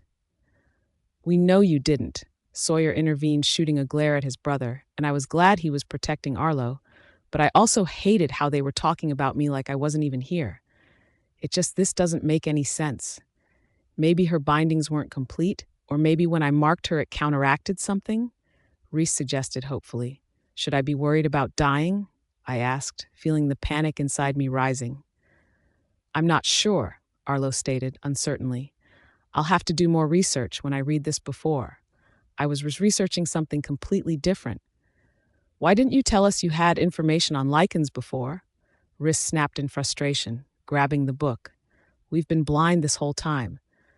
I didn't know you were needing lichen information until you revealed at the meeting today that Grace was one. Arlo defended. If I had known, I would have started to research it earlier. I always assumed that these stories were folklore legends. I didn't know there was any truth to any of them. Seriously, I could barely contain my anxiety anymore. My heart felt like it was going to beat out of my chest. Should I be worried that I am going to die? Grace. Rhys reached for me, but I pulled away. Somebody tell me I'm not going to die. I panicked. I'm afraid no one knows, Arlo said sadly, but he looked unsure of his answer. Grace, we'll figure it out. Rhys got out of his chair and moved toward me, but I didn't want him to touch me. I had come so close to death so many times. I had been tortured and beaten to within an inch of my life on more than one occasion. I had been starved and had no one to care for me. I couldn't believe I was going to die from something that had happened to me as a baby. I need some air, I exclaimed, dodging Rhys and heading straight out the door, hoping the chill of the evening would be enough to settle my brain. You! I had been so lost in my thoughts that I hadn't noticed Allison at the end of Arlo's driveway till she yelled. Great. The last thing I needed was for her to make a scene. The last several days have been enough. I didn't need this too. What? I snapped at her. You bitch. How could Rhys choose you? You are nothing. You aren't pretty. You don't talk much. Nobody knows who you are. Your last pack treated you like dirt. I don't understand how you are his mate. I have done everything for him. You are asking the wrong person. I tried to brush it off, but her words felt like she was taking a knife to my chest and digging out my heart. I don't know why he chose me, but it doesn't matter anyway. I told her as my mind returned to my potential dying. You are not worthy of the Alpha King, Allison stated as she got closer, so she was practically in my face. You are nothing. You are less than nothing, and I suggest you leave him if you know what's fucking good for you. She sneered. I didn't know what to say. Everything she said made sense. Rhys kept trying to tell me that I was powerful, that I was something more than I was allowing myself to be. But maybe that wasn't true. Maybe those things were only what he wanted me to be, and I would never be able to be that for him. Tears flooded my eyes. Allison was perfect. She was gorgeous. She was strong. She was powerful. She had no fear, and I was trying not to let her see that I was terrified of her. I knew she was trying to be intimidating, and that was her who gimmick. But just because I knew it didn't change how it made me feel, especially when she was right. I was nothing. I was nothing. A part of me hated Allison. She was infuriating to me. Here I was doubting myself, but in reality, I should be doubting her. She had no right to say those things to me. She had absolutely no right at all to even be talking to me. She had heard Rhys's warning.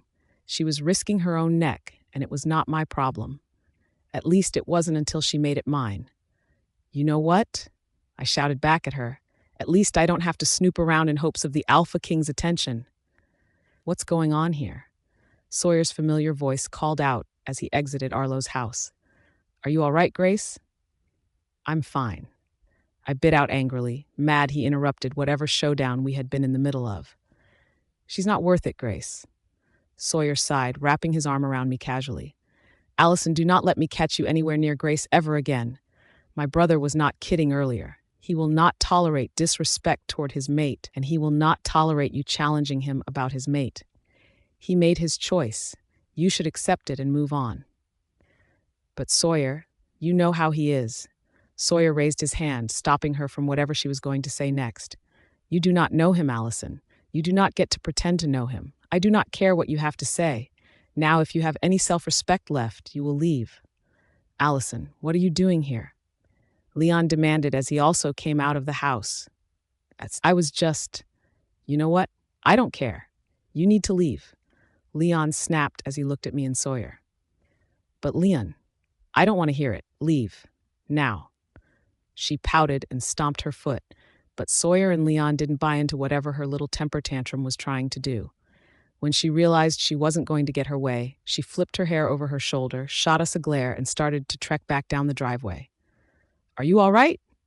Sawyer asked again now that our audience was gone. I don't know, I answered honestly, but I was glad to have him as a friend in my life. Come on, let's go back to the pack house. Maybe if we sit in the garden for a little while, you'll be able to sort your thoughts and feel better.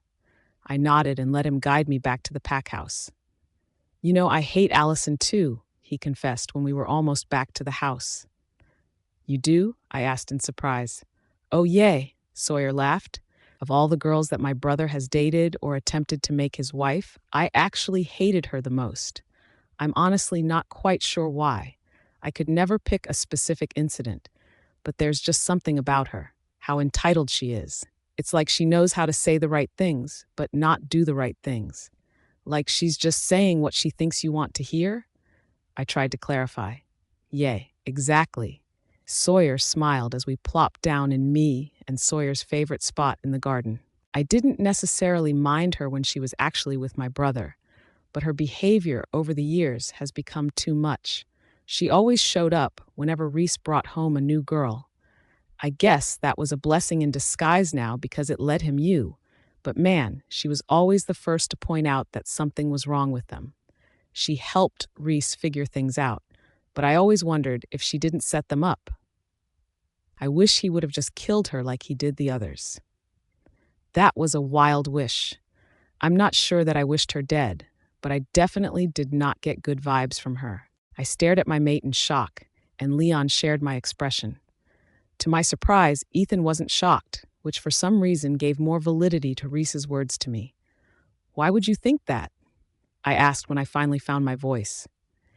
"Well, I guess I've been kind of thinking it for a while, but Kinsley and Adrian are childless and have been for a while, right?" Rhys questioned. I looked at him, not exactly sure where this was going, but I squeaked out a yes all the same. "That's what I thought." Rhys nodded to himself. "That part sort of adds up. I'm not sure Kinsley knew or was a part of completely, but we know that as much as they despised you, they also feared you. As everyone here knows, a child is crucial to securing an alpha's position. Your powers, Grace, surpass Kinsley's, and they know it. I even think Adrian may have gone as far as putting that mark I replaced on your neck there in an attempt to use you later for this purpose." I touched my neck subconsciously. Adrian and Kinsley were cruel, but would they have gone that far? Would they really have forced me to bear Adrian's kids? Deep down, I knew the answer, but I didn't want to believe it at all. "But why wait?" Leon asked with disgust in his voice, which I appreciated. "If that was their plan, Grace unfortunately has been at the perfect age for several years now. Why not take advantage of her then and start producing heirs?" I wondered the same thing. Parts of this were adding up while others weren't. "Well, my guess is Adrian tried one night, Grace fought back, and he got scared to try again," Rhys shrugged. "But I'm fairly sure at this point he's the one who forced his mark on Grace. I just need a confession. He threw his beta at us far too quickly, as if that was his plan the whole time if he ever got caught." That made sense. The day of the tea incident hadn't sat well with me then, and it still hadn't made sense to me after all this time either. It had felt like the beta was a scapegoat then, but I hadn't realized for who. "Makes sense," I grumbled, feeling a little sick from this new information. "It's just a theory." Rhys shrugged again and moved to stand behind me, gently placing his hands on my shoulders.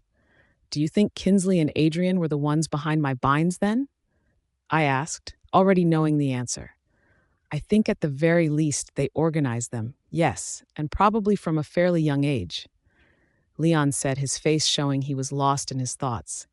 "They probably couldn't do it themselves unless they got a witch to teach them how, which I sort of doubt. Very few people, I think, would do what they were doing. And I think anyone who helped them would have a high price. But depending what Adrian and Kinsley offered them, it might be possible." I nodded and leaned back against Rhys. I didn't know what felt far-fetched and what felt real anymore. My guess is that they were both Kinsley's idea. It would be her way of trying to keep the truth from getting out and still stay in power. She valued her Luna rule more than anything. She would do anything to keep it, and a child would secure that position. Ethan added in, his voice also holding a level of disgust directed at Kinsley and Adrian. "If we're simply theorizing," Rhys added, squeezing my shoulders gently, "especially if, say, Kinsley and Adrian had more of a hand in the bindings than we originally thought. Grace, your blood connection with Kinsley might have held some good. It might have protected you somehow, like she couldn't hurt you or something along those lines. It wouldn't have been on a conscious level by either of you, but your subconscious." "That makes sense," Ethan nodded in agreement, and I found myself also agreeing. "Okay, so we have some potential motives and scenarios," Leon said slowly, "but now we have to find a way to stop whatever else they had planned, because I think we're only scratching the surface of what they're capable of." That made me freeze. I had already known they were capable of terrible things, but everything we had discussed tonight was next level. What would happen if they found me? What would they do to me? Bind me again? Use me for their own army? Force me to give them a child? I didn't want to imagine the horrors that were playing through my mind, but I needed to know. "So, I guess it's safe to assume that they will come after me again?" There was no emotion in my voice, and I knew that scared Rhys when worry flooded through our bond. but it was simply the truth, and there was nothing I could do about it. Almost guaranteed, Ethan said sadly, and my heart lurched for him. He hadn't asked for any of this either. We were both just thrown into this awful situation. I could tell how bad it hurt him to be stuck down here, while I was free, but not safe. Don't worry, Gracie. Rhys gave me a small smile as he looked down at me. I will do everything in my power to protect you. We will figure this out together. If you guys let me out, I'd be happy to help. We could set up a rotation or something for guards for Grace. Ethan tried, looking at Rhys and I hopefully. I promise I will help in any way I can. I felt my face redden, my palms go sweaty, and my heart began to hammer again when Rhys made the simple statement that put all the pressure on me. I'm not making that decision. It's up to Grace. It's up to Grack rang in my head for several long moments. I didn't want the pressure of this decision. I didn't know what the right answer was. I could release my brother and then he could help us take down Kinsley. I mean, she didn't know about him, right? He was supposed to be dead, kind of like me. I wanted to so badly trust Ethan. I had never had a true family. I didn't have a mom who would give me hugs. I didn't have a dad who told me he was proud of me.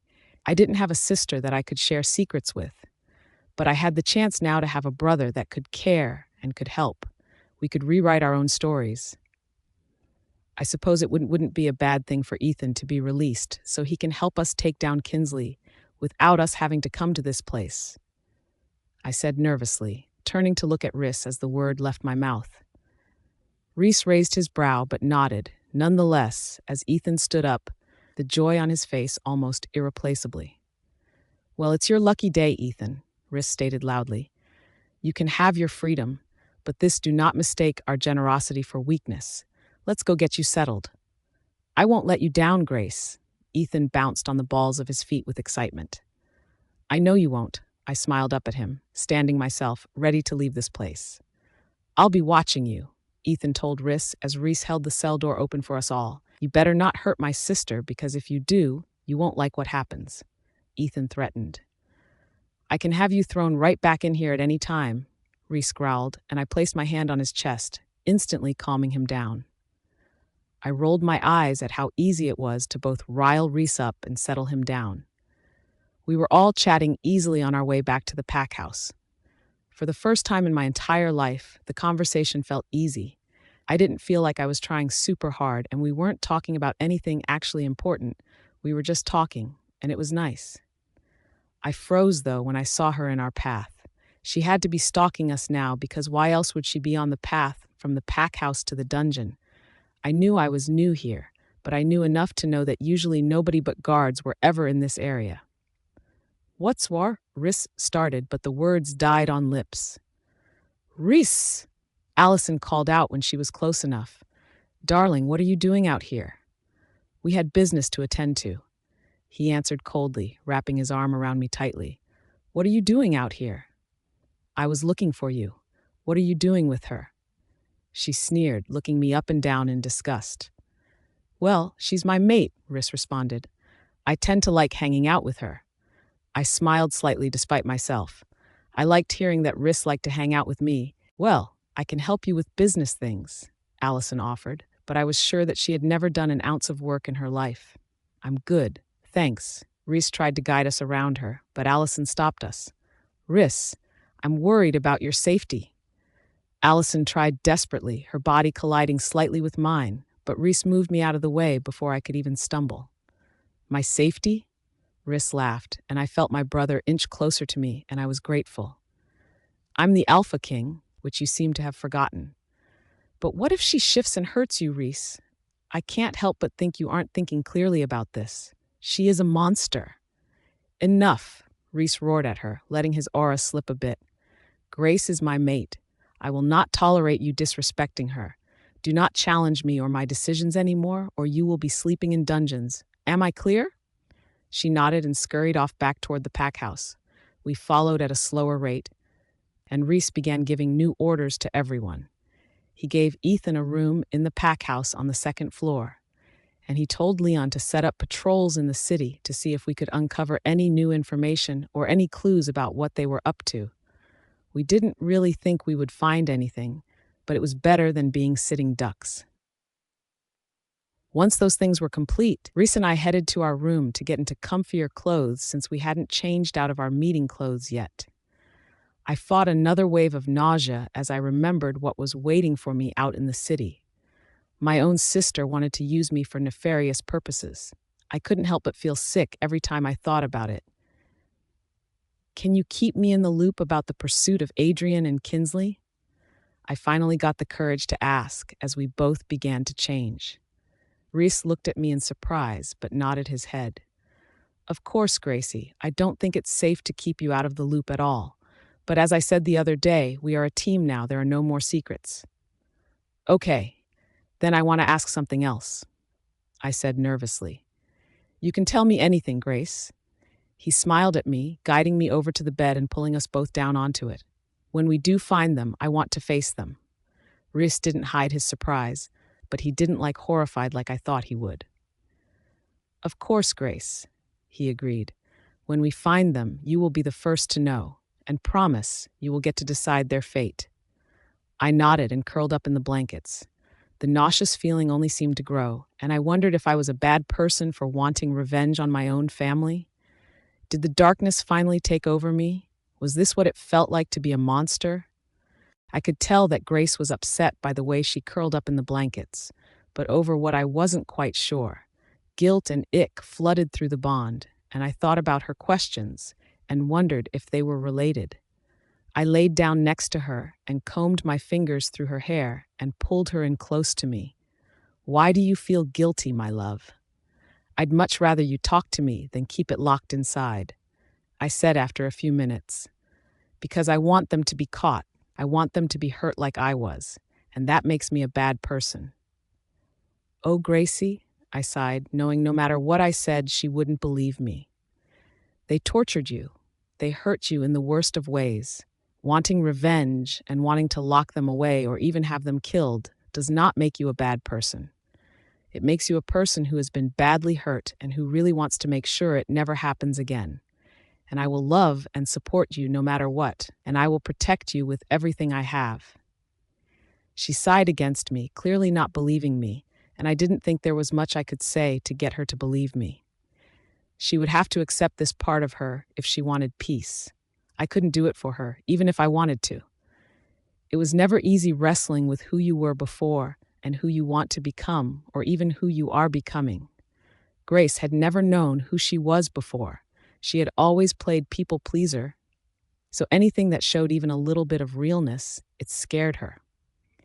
"I just don't understand how this happened," she confessed tiredly.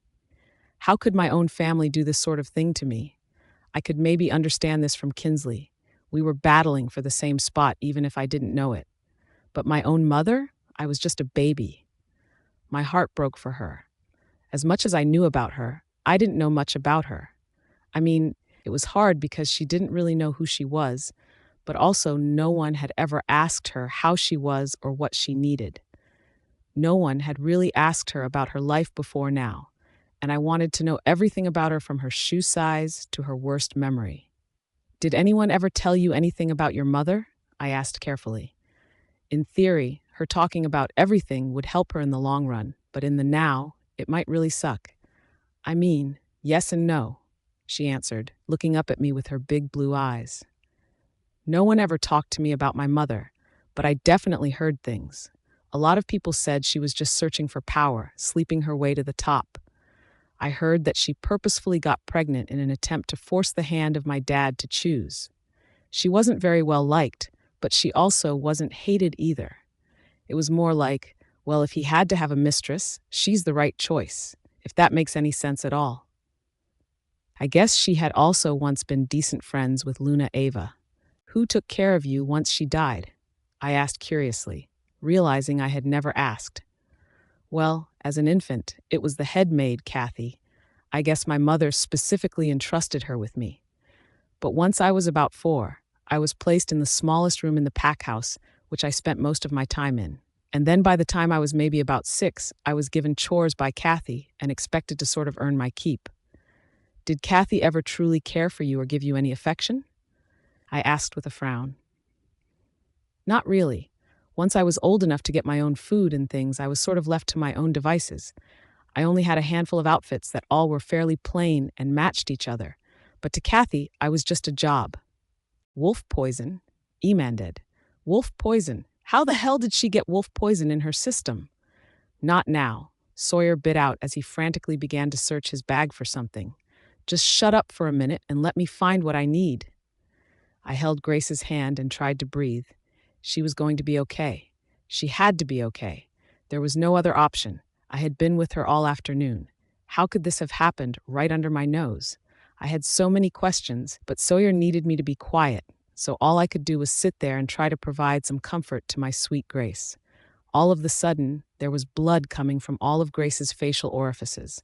Her eyes, her nose, her mouth were all pouring out blood. I grabbed a cloth and started trying to clean her up a little. But at this rate, she was going to bleed out before we could do anything. I can help, I offered in panic when he was taking too long. What are we looking for?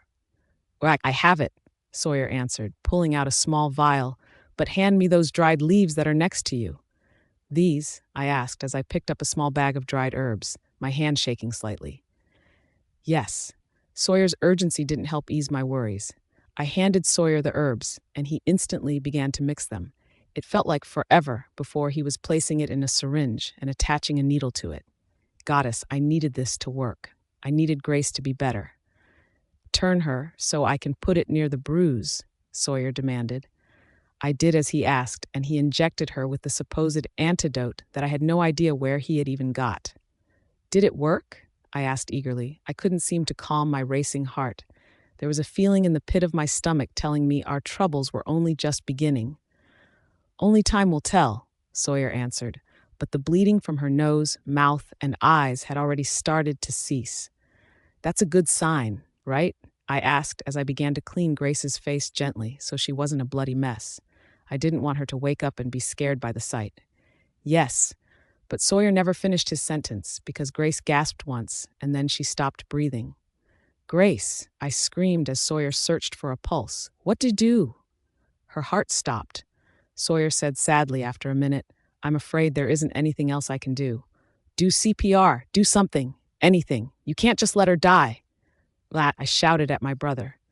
The poison has reached her heart, Rhys. CPR won't bring her back, he explained, fighting tears himself. Please, I begged him, do something. Rhys, a rattling sound came from Grace as tears filled my eyes. I wasn't a big crier. As the Alpha King, that wasn't a choice. But losing Grace I feared would destroy me, and the tears would never stop. Grace sputtered, and then another rattly breath came from her. Sawyer and I stared at her in shock. She had been dead not 30 seconds ago. Check! I shouted. But it was unnecessary. Sawyer already had his stethoscope to her chest and his fingers on her wrist checking for her pulse. And I could see her chest rising and falling ever so slightly, her breathing becoming stronger by the moment. She's stabilizing, Sawyer said after a minute of listening to her chest. Amazing, and not possible. He then began to check all her vitals and hook her up to an IV and several other machines. I rested my hand against her cheek and realized that her fever had broken as well. I was no medical expert, but I had a feeling that this was more of a miracle than anything we had done. My girl was a survivor. Grace, honey, wake up. Please wake up, I begged as Sawyer gently placed his hand on my shoulder. Let her rest. Her body has been through hell tonight, he said kindly. I think she's out of danger, but now she needs to rest. I hated that answer. I wanted her to open those pretty little blue eyes. I wanted to tell her how strong she was and how much she scared me. I wanted to hear her say my name. I loved the way she said my name. I just wanted her to be okay already. But then my thoughts took a darker turn as I began to wonder who did this to my sweet Grace. I bet Ethan did this. I growled. We literally just released him, and he's already betrayed us. I know he's the easy answer, Sawyer said calmly, as he began to clean up the mess we had made earlier when we rushed in here. But everything he got was from us, and wolf poison is very rare and even harder to obtain. He had no way of getting it while in the dungeon, and he went with Leon to search the city. I sighed, taking Grace's hand in my own and rubbing circles with my thumb in what I hoped was a calming matter. I mean, The only other person we really saw today was Allison. Would she really stoop this low to kill Grace? I asked, my voice trailing off because I knew the answer. She had betrayed her own family in an attempt to get close with me and earn my trust. She had killed her own mate. She saw Grace as a threat, and I doubted she would stop at anything to take her out. You already know my answer, Sawyer said coolly. You should have killed the bitch a long time ago. Sawyer, stay with Grace. Do not leave her side. Do not let anyone into the hospital. Do not move. Are we clear? Yes, but where are you going? Sawyer asked, looking startled. I had to set everything up. I needed more men, more help. No one messed with my family and got away with it. Sawyer knew this. But more than that, no one messed with my mate and got out alive. The answer to his question was simple. I was going hunting. I sat in my office and waited for Allison to arrive. I had asked her to meet me once I had all of my ducks in a row and my plans were secured. If this didn't lead to a confession, then I wasn't sure what would. I stared at the picture of Grace that Heather had given me earlier today. It was of her smiling in the garden, her favorite place to be. Sawyer had run into her and asked her to surprise me with it. He hadn't known that Grace was going to be nearly poisoned to death and in a coma when I received it, but I was glad to have it. It made me feel calm. I carefully placed the frame in my desk drawer. I was sure if Grace knew what I was about to do, she wouldn't necessarily be happy, but I knew she would be safer once Allison was gone. A knock on the door pulled me out of my darkening thoughts, and I yelled for them to come in. Rhys? Allison's sing-song voice called out. You asked to see me? I did. I beckoned her forward as I leaned against the desk and offered her a seat. Do you want something to drink? Sure. She looked at me slightly apprehensively as I poured us both a glass of whiskey. I had rarely ever had allowed her in my office before, even when we were dating, so I could see how this was a little unsettling to her, but I knew soon enough she would fall into my trap. I just wanted to check in with you. You had mentioned a few weeks ago that you got a new job. How is that going? I pretended to care as I set down the whiskey glasses and sat down in my chair. Oh, she gave me a fake smile as she picked up her glass. It's wonderful. I'm so glad you gave me the opportunity to stay in the pack.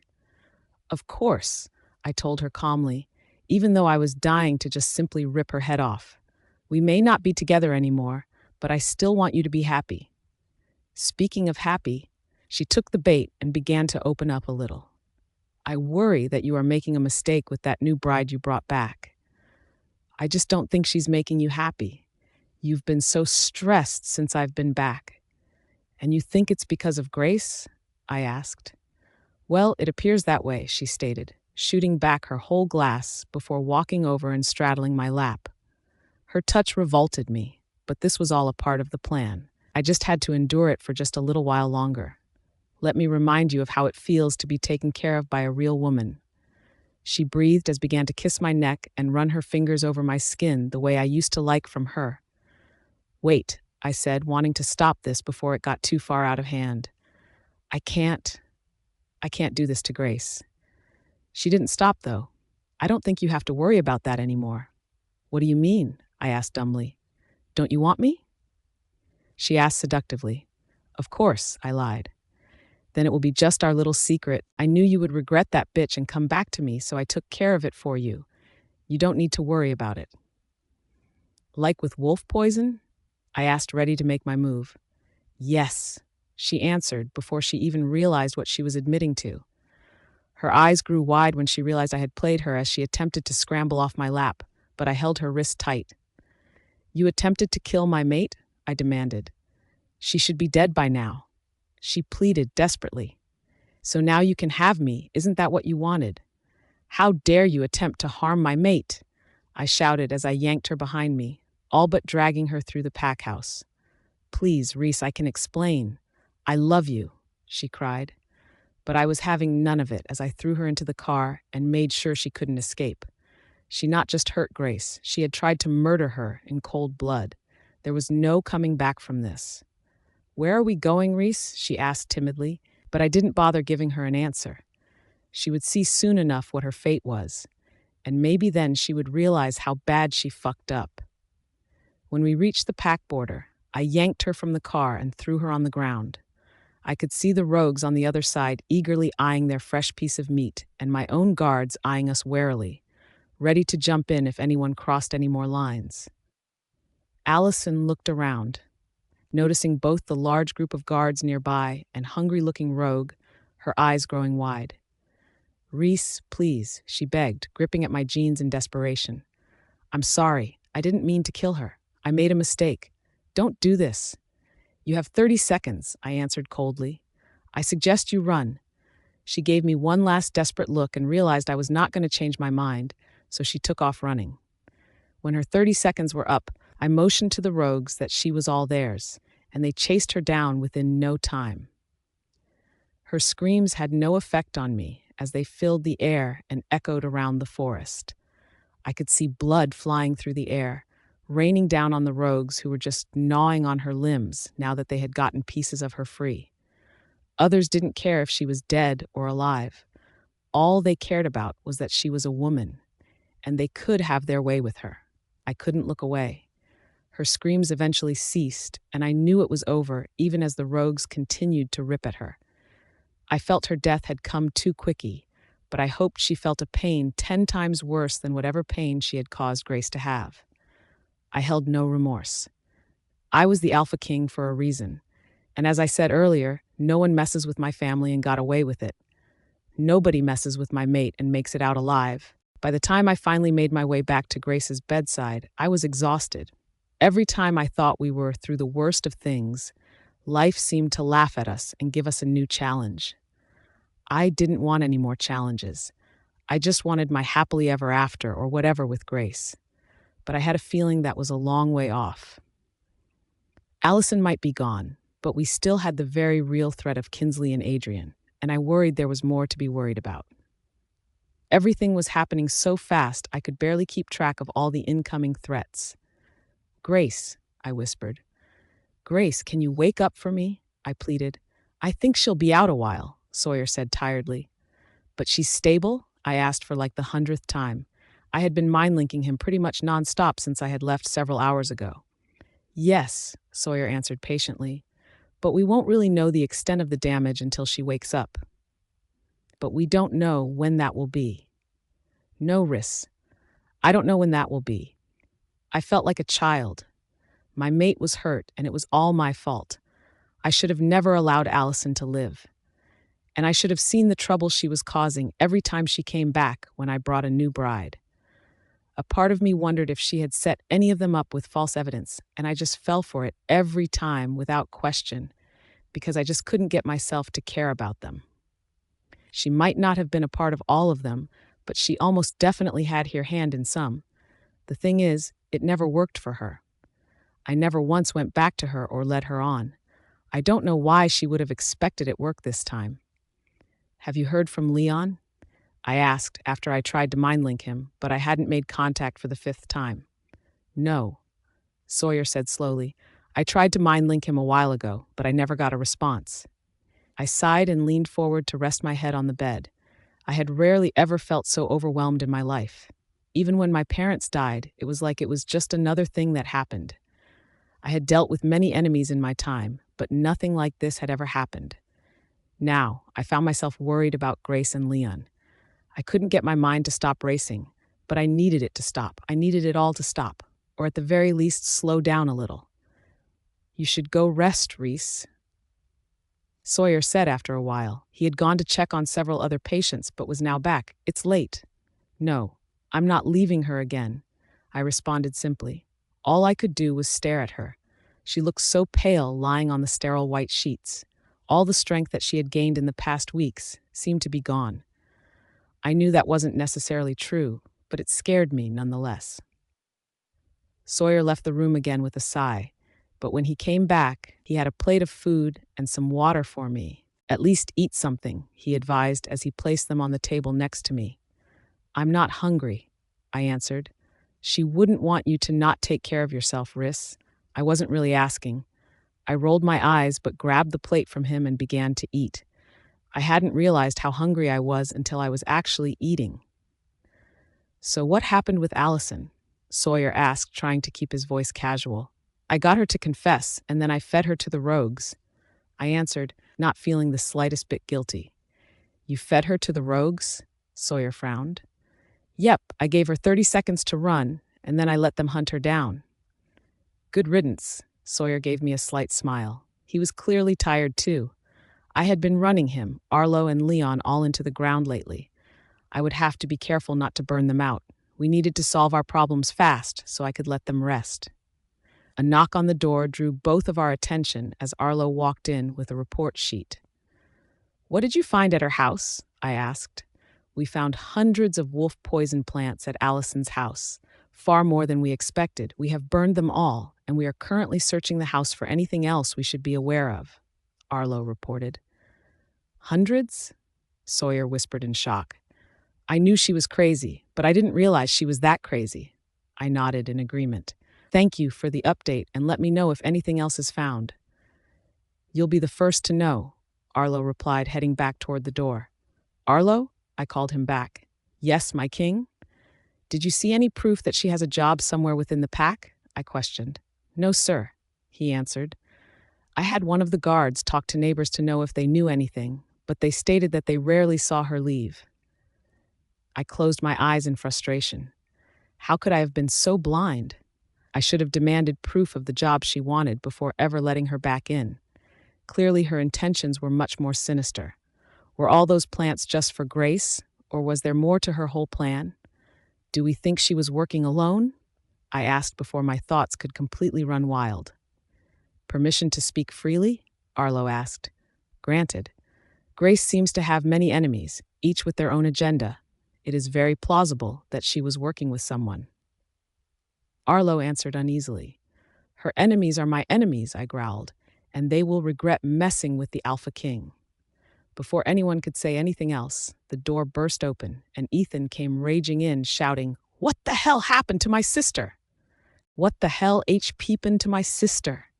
Ethan demanded angrily as he marched straight over to the bed. Sawyer stood up and got between him and I. Not that I thought Ethan was actually dumb enough to fight me, but I was still touched that my brother came to my defense. It was my ex, I said tiredly. She somehow managed to poison her with wolf poison. I assume when we left the dungeons, because as you know, we ran into her there. I don't really remember her touching Grace, but she must have. And where is your ex now? Ethan seethed. Sitting somewhere in her bathrobe as someone rubs her feet. She's dead, I answered dryly. Ethan might be Grace's brother, but I was really over his disrespect.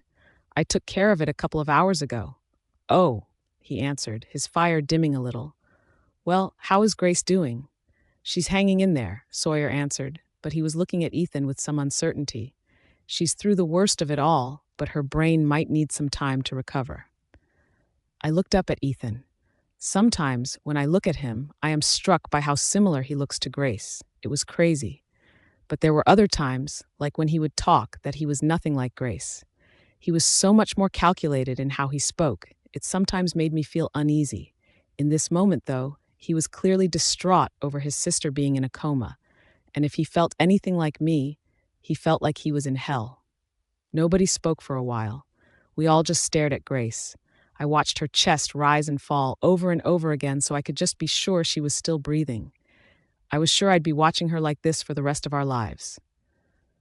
Ethan coughed, and I turned my attention back to him. His blonde hair was disheveled, and there was something red on his green shirt. Is that blood on your shirt? I demanded. Oh, yay, he answered, but his voice sounded off. We ran into trouble in the city. I narrowed my eyes at him. He should have led with that instead of doing whatever little temper tantrum he'd had when he'd come in. What kind of trouble? The city is in complete disarray. I mean, it is literally utter chaos. I talked to a lot of people, and everyone seemed to know someone who was missing. Whatever is happening is drawing human attention and scaring them terribly. Missing people? Arlo frowned. That's what they said. Ethan answered a little too casually. Do you think this is a part of their Lycan expansion project? Sawyer asked, hesitantly. I knew he was hesitant to talk in front of Ethan, but I didn't think it was fair to deliberately leave him out of a conversation that he would probably have more insight. I think it's safe to assume that, yes, I answered aloud. They're moving faster than I expected. Maybe they have a reason to be moving fast, Ethan added. I didn't like the way he said it. It was once again like he knew something more, but was just leaving us breadcrumbs to follow. Like what? I asked. I don't know, Ethan attempted to look thoughtful. Maybe they need a full moon? There's one coming up. Or maybe they just a set amount of people for their next plan. I nodded and gave it some thought. It was possible. It seemed sort of panicked to me, though. It didn't really seem like it was thought out super well. Was it one of those things where they were trying to draw attention to one thing so they could do something else completely? Did they need a full moon to maybe activate the new lichens? There had to be something we were missing. Sawyer stood up and began to check Grace's vitals again. Blood pressure, 105/73. SpO2 99, pulse 80, all normal. She was just unconscious, so I could breathe again. Hey, Sawyer, Arlo started breaking the silence again. Where did you get an antidote for the wolf poison? It's incredibly rare, isn't it? Like even rarer than wolf poison itself? I looked up curiously. I hadn't thought about that, but Arlo made a good point. How did Sawyer just happen to have a vial of the antidote? I actually only got it recently. It is extremely rare, Sawyer agreed with slight chuckle, but honestly, it was easier to get than I expected.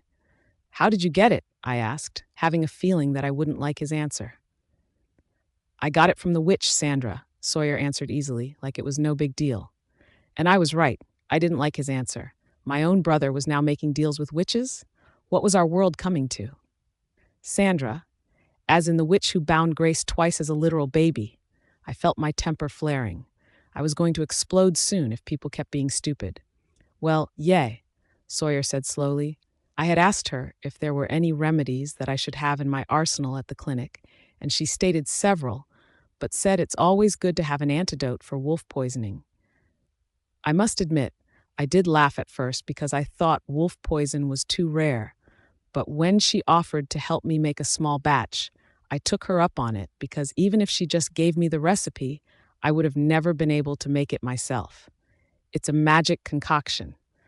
So she did the hard part, and the herbs I had you hand me, Rhys, are to be added in when you want to activate it, so it will last longer. Again, you got help from the woman who bound my mate twice as a baby? It was to benefit the whole pack, Sawyer exclaimed in frustration. We don't usually interact with witches. I want to take advantage of the situation. On a normal day, I might have accepted his answer, but on a day like today, there was no chance in hell I was going to let that slide.